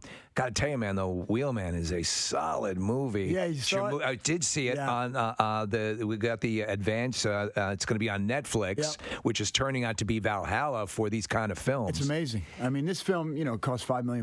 My buddy Joe Carnahan and I. Joe Carnahan is the Gray. Yeah, the Gray and Smoking Aces and Narc and love his stuff. Yeah, he's great. So we're partners with this company War Party, and we made this movie for like $5.5 million, which is insane because but that's the deal. You're producing this movie. Yeah, is your first and really we boots on the ground, like we produced the movie. Yeah, so you did it in Boston. In Boston, okay, at night. So that's a point I want to make about this movie, which makes it so unique. You have the first time director Jeremy Rush, who wrote the screenplay. By the way, the guy was a PA for 13 years. Right. Never directed anything. This idea that he has, which is very cool. That so you're in this car and you're a wheelman. You're a driver for hire for criminals. Right. You're going to go on this, you take these guys out, they're going to rob a bank, but you get this call. The guys, when they get back in the car, are going to kill you. And now there's this stuff, and you're off and running, and it has everything I love about a period of time in Hollywood, 70s movies. That's it. High. Wait a minute. Did you talk to somebody? No, but you when you turn badass, there's a scene where you grab a guy, you pull up. But to get back to my original point, there's angles from the car. When you leave the car, a lot of times you're seeing you through the windshield, and you're hearing. And you bring the guy back, and so the car itself is a character in the thing, and so you have your claustrophobia, but it's also your one way of getting away from the crap. Yeah. And there are angles and stuff that I thought were just really brilliant for a first-time director. I'm like, that was all him too. This guy was knocking on trailer doors for 13 years and writing scripts, and he sent it to Carnahan, and Carnahan read it. And gave him some notes, and they started dialogue, and he sent it to me, and I was like, man, this is really interesting. Like, this could be really bad or really good. We brought it to our agency. They brought it to Cannes, and Netflix bought it like the next day, and we were making the movie in a month and a half. That guy was knocking on doors for 13 years. But it took like if not for Joe Carnahan, it wouldn't happen. What did you not anticipate being a producer of a movie that caught you off guard? At one point, this movie was going to be 23 days, which is kind of Herculean in itself. And we were like, I think we could save money. Let's make it 19 days. So I shot like 35 pages of dialogue the last 2 days of the film. Wow. So we could save like $11. Well, because you're on the other side of the the check now, and you're now to save. As an actor, you might piss him on as I need a little bit more time or whatever. On the producer side, he's saying, can we do this for cheaper? I have to bring this up too. Doing the research on this movie, Wolf Warrior 2, which is, explain where this is. Now, we have not heard much about this movie. No, because it's not in America. But globally. How about this? So I do a movie in China last year, right? And it's a big deal because you want a Chinese kind of presence. But there had been a Wolf Warrior 1. It was very successful, made like $100 million. And they paid me a lot of money to go to China. Joe and Anthony Russo produced it. They're the directors of Captain America. Yeah. They said, go do this. It's our whole stunt crew is going to really... And so I went and did it and made a ton of money. The movie's going to make $1 billion. Oh, my God. It's like the highest... It is the second highest domestic grossing film ever behind Star Wars. Yeah. What? And I play a character named Big Daddy. I'm the bad American. Yeah. Wait, you have to see the jacket I'm wearing. All right, we're looking at the show it. We're looking at the trailer. This was all shot in China, by the way. I am, and I'm going to say this on the radio, the biggest American star. in China. Yeah, this movie is a phenomenon. I was reading the numbers on it, like surpassing. Yeah. You got to realize globally where this movie falls into the list. We live in this tiny little bubble in the United States, right? And there's there are more people in China, meaning there's more money to be made, I guess, over there. Yeah. Well, that's what happens, and they talk about you opening up in other markets and so on and so forth. Their movie opens up in India and does well. The Bollywood, is yeah. I mean, this is literally the second. This is only behind Star Wars.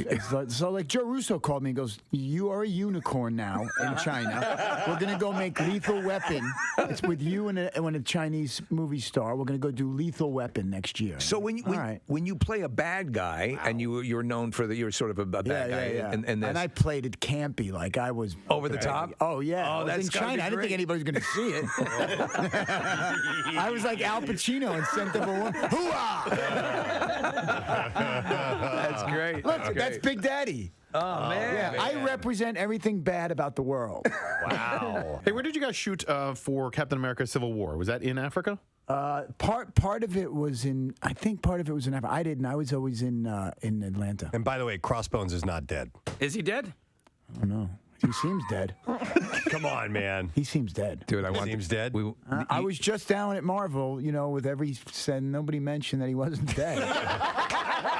He's dead. They don't. That's one of the. I think he's definitely dead. He's definitely dead. He's dead. Man. That uniform's too freaking cool. No, he's dead. I know. So, I'm too old. Listen, I think at some point they're going to have to change the Avengers. They're getting a little long in the tooth. Can I ask a question? When they first get their AARP card, I had a question about your scene in Civil War. Yeah. The spit on the side of your mouth. Was that makeup spit or was that your? No, it's real spit. I have it right now. I get excited. I'm really sweating right now. That's got to be wild, though. Just listen. You are part of one of the greatest movie fights ever filmed. Yeah. That elevator fight, which we know you had a lot of sway over. Yeah. I can watch that over and over. That's got to be a sense of pride for you. It's fun. It's all fun. And knowing also now that you could just demolish Chris Evans. He's so skinny now. I just saw him. He's so beautiful. But I was with all of they were all there. Every Marvel character was assembled. There was like 45 people. Like I'm sitting with Cheadle and William Hurt. You don't realize how many people have been in those movies. It's amazing. Yeah. Wow. I think I would cry if I was in the presence of all of them. Yeah, I mean, it was fascinating. All right, let's hear it for Frank Grillo. Yeah. All right, let's dive into the entertainment news. I'm sure you heard about this, but it's a big announcement. Princess Kate and Prince William are expecting their third child together. It is official. Kensington Palace confirmed on Monday that they are already, of course, they are already the parents to Prince George IV, and who is 4. I'm sorry, not the 4th. Prince George is 4. How did you pull that one off? And Princess Charlotte, who is ricocheted off the ceiling, who is 2. The Royal Highness, here's the official announcement from Kensington Palace. It said, Their Royal Highness, says, the Duke and Duchess of Cambridge are very pleased to announce that the Duchess of Cambridge is expecting their third child. Harry IV. The Queen of member England of members both of Parliament, in conjunction with the Benny Hill estate. They got of both families are delighted with the news. What? Ringo and Benny Hill. Step it up. Fish and chips, fox hunts, Tallywhacker. Tallywhacker.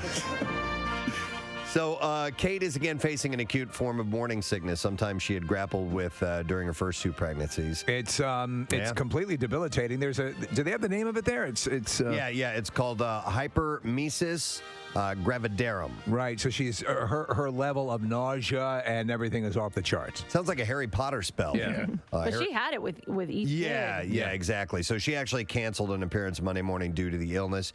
And they had said that in a statement as with her previous 2 pregnancies, the Duchess is suffering from hypermesis gravidarum. Her Royal Highness will no longer carry out her planned engagement at the Hornsey Road Children's Centre in London today. The 35-year-old royal is expected less than 3 months, less than 3 months pregnant. And they only went public with the information because of how sick she is. Are you okay in there, sweetheart? Would you like some milk of magnesia?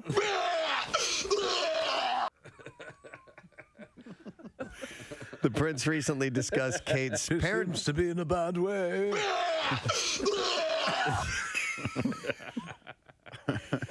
The prince recently discussed Kate's parenting skills in glowing terms and admitted that there are good days and bad days for every parent. He had said, as the other parents in the room will testify, there's wonderful highs and there's wonderful lows. It's been quite a change for me personally. I'm very lucky in the support I have from Catherine. She's an amazing... She's an amazing mother and a fantastic wife. Love between a man and a woman is a beautiful thing. Especially if it's on video. Yeah, that's right. Don't you agree? Yeah. I'd have to agree with you on that. And as wonderful as expressing that love through human touch. Good guys, man. Lead singer of that band. Great stories to tell. Super friendly. Very funny. Are they They're not playing a Cardboard Classic, are they? In that? No, that is Everclear. Everclear and Fuel. All right. And I think they had been playing there when they were last time we talked to Chris. I think they were going to be playing on Montage Mountain, and that was why that might be ringing a bell in your mind. Either that or Paul McCartney's penis. I'm not really That's sure. right. We're going up to the mountains. Yes. I just said Bell. Bell? Thought of that a moment We shelled ago. my penis. They're already making snow up at Montage. No kidding. Yeah. Somebody had, and this is me asking a radio station promo question out loud that I don't know the answer to, but somebody emailed me the other day asking if there would be a day off on the slopes, not a Cardboard Classic. Bill Weston, do you happen to have any A day idea? off on the slopes. I don't think there is. I have one little piece of information. I think next week's big friggin' deal is a reduced lift ticket to Montage I need you to Mountain stop for talking this season. and listen to However, there are some blackout dates, which typically ski resorts do. Like President's Day weekend, Christmas week. The Cardboard Classic weekend is one of those blackout dates. However, for people to go up and ski, we have a ticket deal next week starting Monday that is could be one of your holiday activities, Kathy. Go ski at Montage Mountain. It could. Okay. Yeah. Well, there you go. Anyway, just but to answer your question, Steve, what was your question? Well, the question I had was from a listener is whether or not there will be a day off on the slopes this year. Do we know or not? No, I think we're just focusing it on our big Cardboard Classic. Cardboard Classic. We're having a Cardboard Classic this year. How awesome is it's that? a transitional year because Jack Frost was purchased and they have new ownership and they're not having our event, which is too bad. But we're going over to Montage, so it's our first year trying out there, and who knows? Maybe we'll have a day off on the slopes and a Cardboard Classic next year. How about that? Or the following year, whatever, But nonetheless, details about what is happening is available at WMMR.com. And their Mountain Fest, there's, like we said, that night Everclear's playing a show. That's so cool. Yeah. Fuel is performing as well, a few other bands. So it should be a lot of fun. We're looking forward to it. But it'll be our new location, so new to us, and we'll see how it goes. I'm so looking forward to it. Hopefully it goes perfect. I want to thank our guest, Christopher Titus. Yeah. Titus is playing Helium Comedy Club tonight and tomorrow. He's great, high energy, and he said this is his darkest show ever. By far. But he finds the humor in that darkness, which is great. And Alfonso Ribeiro. Yeah. America's Funniest Home Videos. Sunday is their holiday episode, 7 o'clock on ABC. And yes, he is a golf fanatic for sure. Pierre Robert is indeed here in the studio. How are you doing? And to greetings you wish. All right. Very How good. lovely. Nice. With that greeting, you got a letter in your noggin somewhere? Do I indeed? All right. Preston and Steve on 93.3 WMMR. Now, the Daily Letter. The Preston and Steve show is brought to you today by The Letter. E as in energize. All right. Let's take caller number 7 at 215-263-WMMR, and we'll see if you can win. That's what they would say right before hitting the transporter on the Enterprise. You are right up there. Energize. Yeah. Steve, have you watched Picard, the series Picard? Yes. It's I just finished season 2, and it's very complicated. I think it's. I would have to say I think it's okay. Strange New Worlds. No, for you're me, right. Is the home run Star Trek series out, Preston? A return. What's it on? Paramount Plus. Okay. Yeah.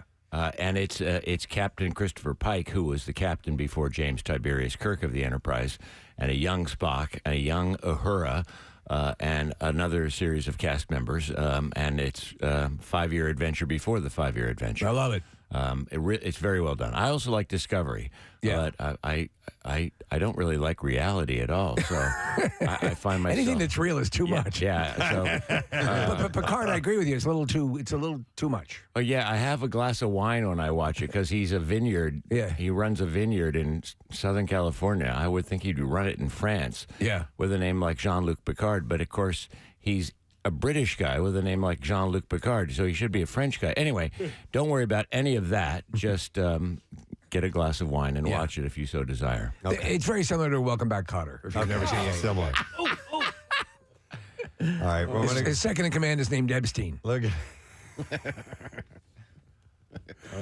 Let me go to the phone and see if we can get a winner. We're looking for caller number 7, and caller number 7 happens to be a guy named Bob. Hey there, Bob. Good morning to you. Good morning. All right.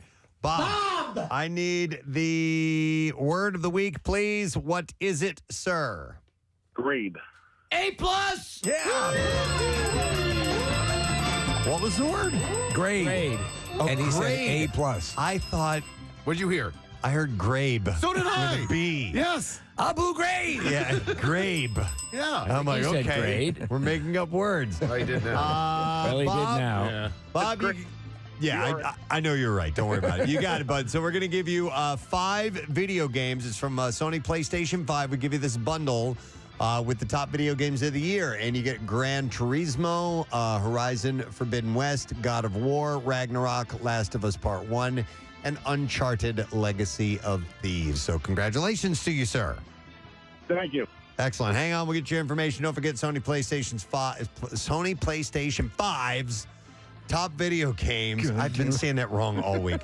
Of the year. Make great gifts this holiday season. You can visit PlayStation.com for more information. What's happening today on the We show? have more of those Metallica, a 2-day pair of tickets for each day, August 4th and 6th next summer. They, I think, go on sale at noon today. So we've got a pair for each night at 12 noon. It's the 12 days of Metallica at noon. We're also doing this tomorrow and Sunday over the course of the weekend, and then all through next week, Monday through Friday. Friday will be the last So it's day. 12 days straight, not 12 just days straight, yeah. working days. Okay, Yeah. cool. That's awesome. So for weekend listeners tomorrow at noon tomorrow and at noon on Sunday, check that out. Chances for not 1, but 2 tickets, a pair for each night is pretty sweet. Also, I have tickets for the Killers in Atlantic City. I believe that show just did go on sale at the Edis Arena in March. It's going to be the same night as Bruce Springsteen, so that'll be interesting. I think it's March 16th. But Bruce is here at the Big Joint. Killers are in AC at the Edis Arena, and I will have a pair of tickets for that.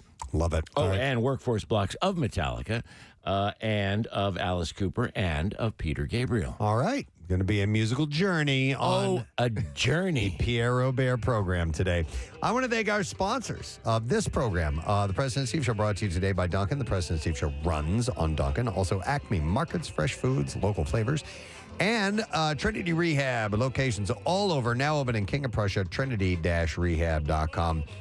Next week, we'll have a few things going on, including comedian Beth Stelling in the studio, and Chris Tarian is going to be stopping by, former Flyer, in the studio, and we'll get some other things going, too. That's it. Holiday activities as well. Oh, yes, the rescheduled holiday activities list. Right, Kathy? I can't wait. Yeah. That'll be on Monday. Make sure you tune in. That's it. We're done. Rage on. Have a great day. We'll see you, and have a wonderful weekend, gang. Bye-bye.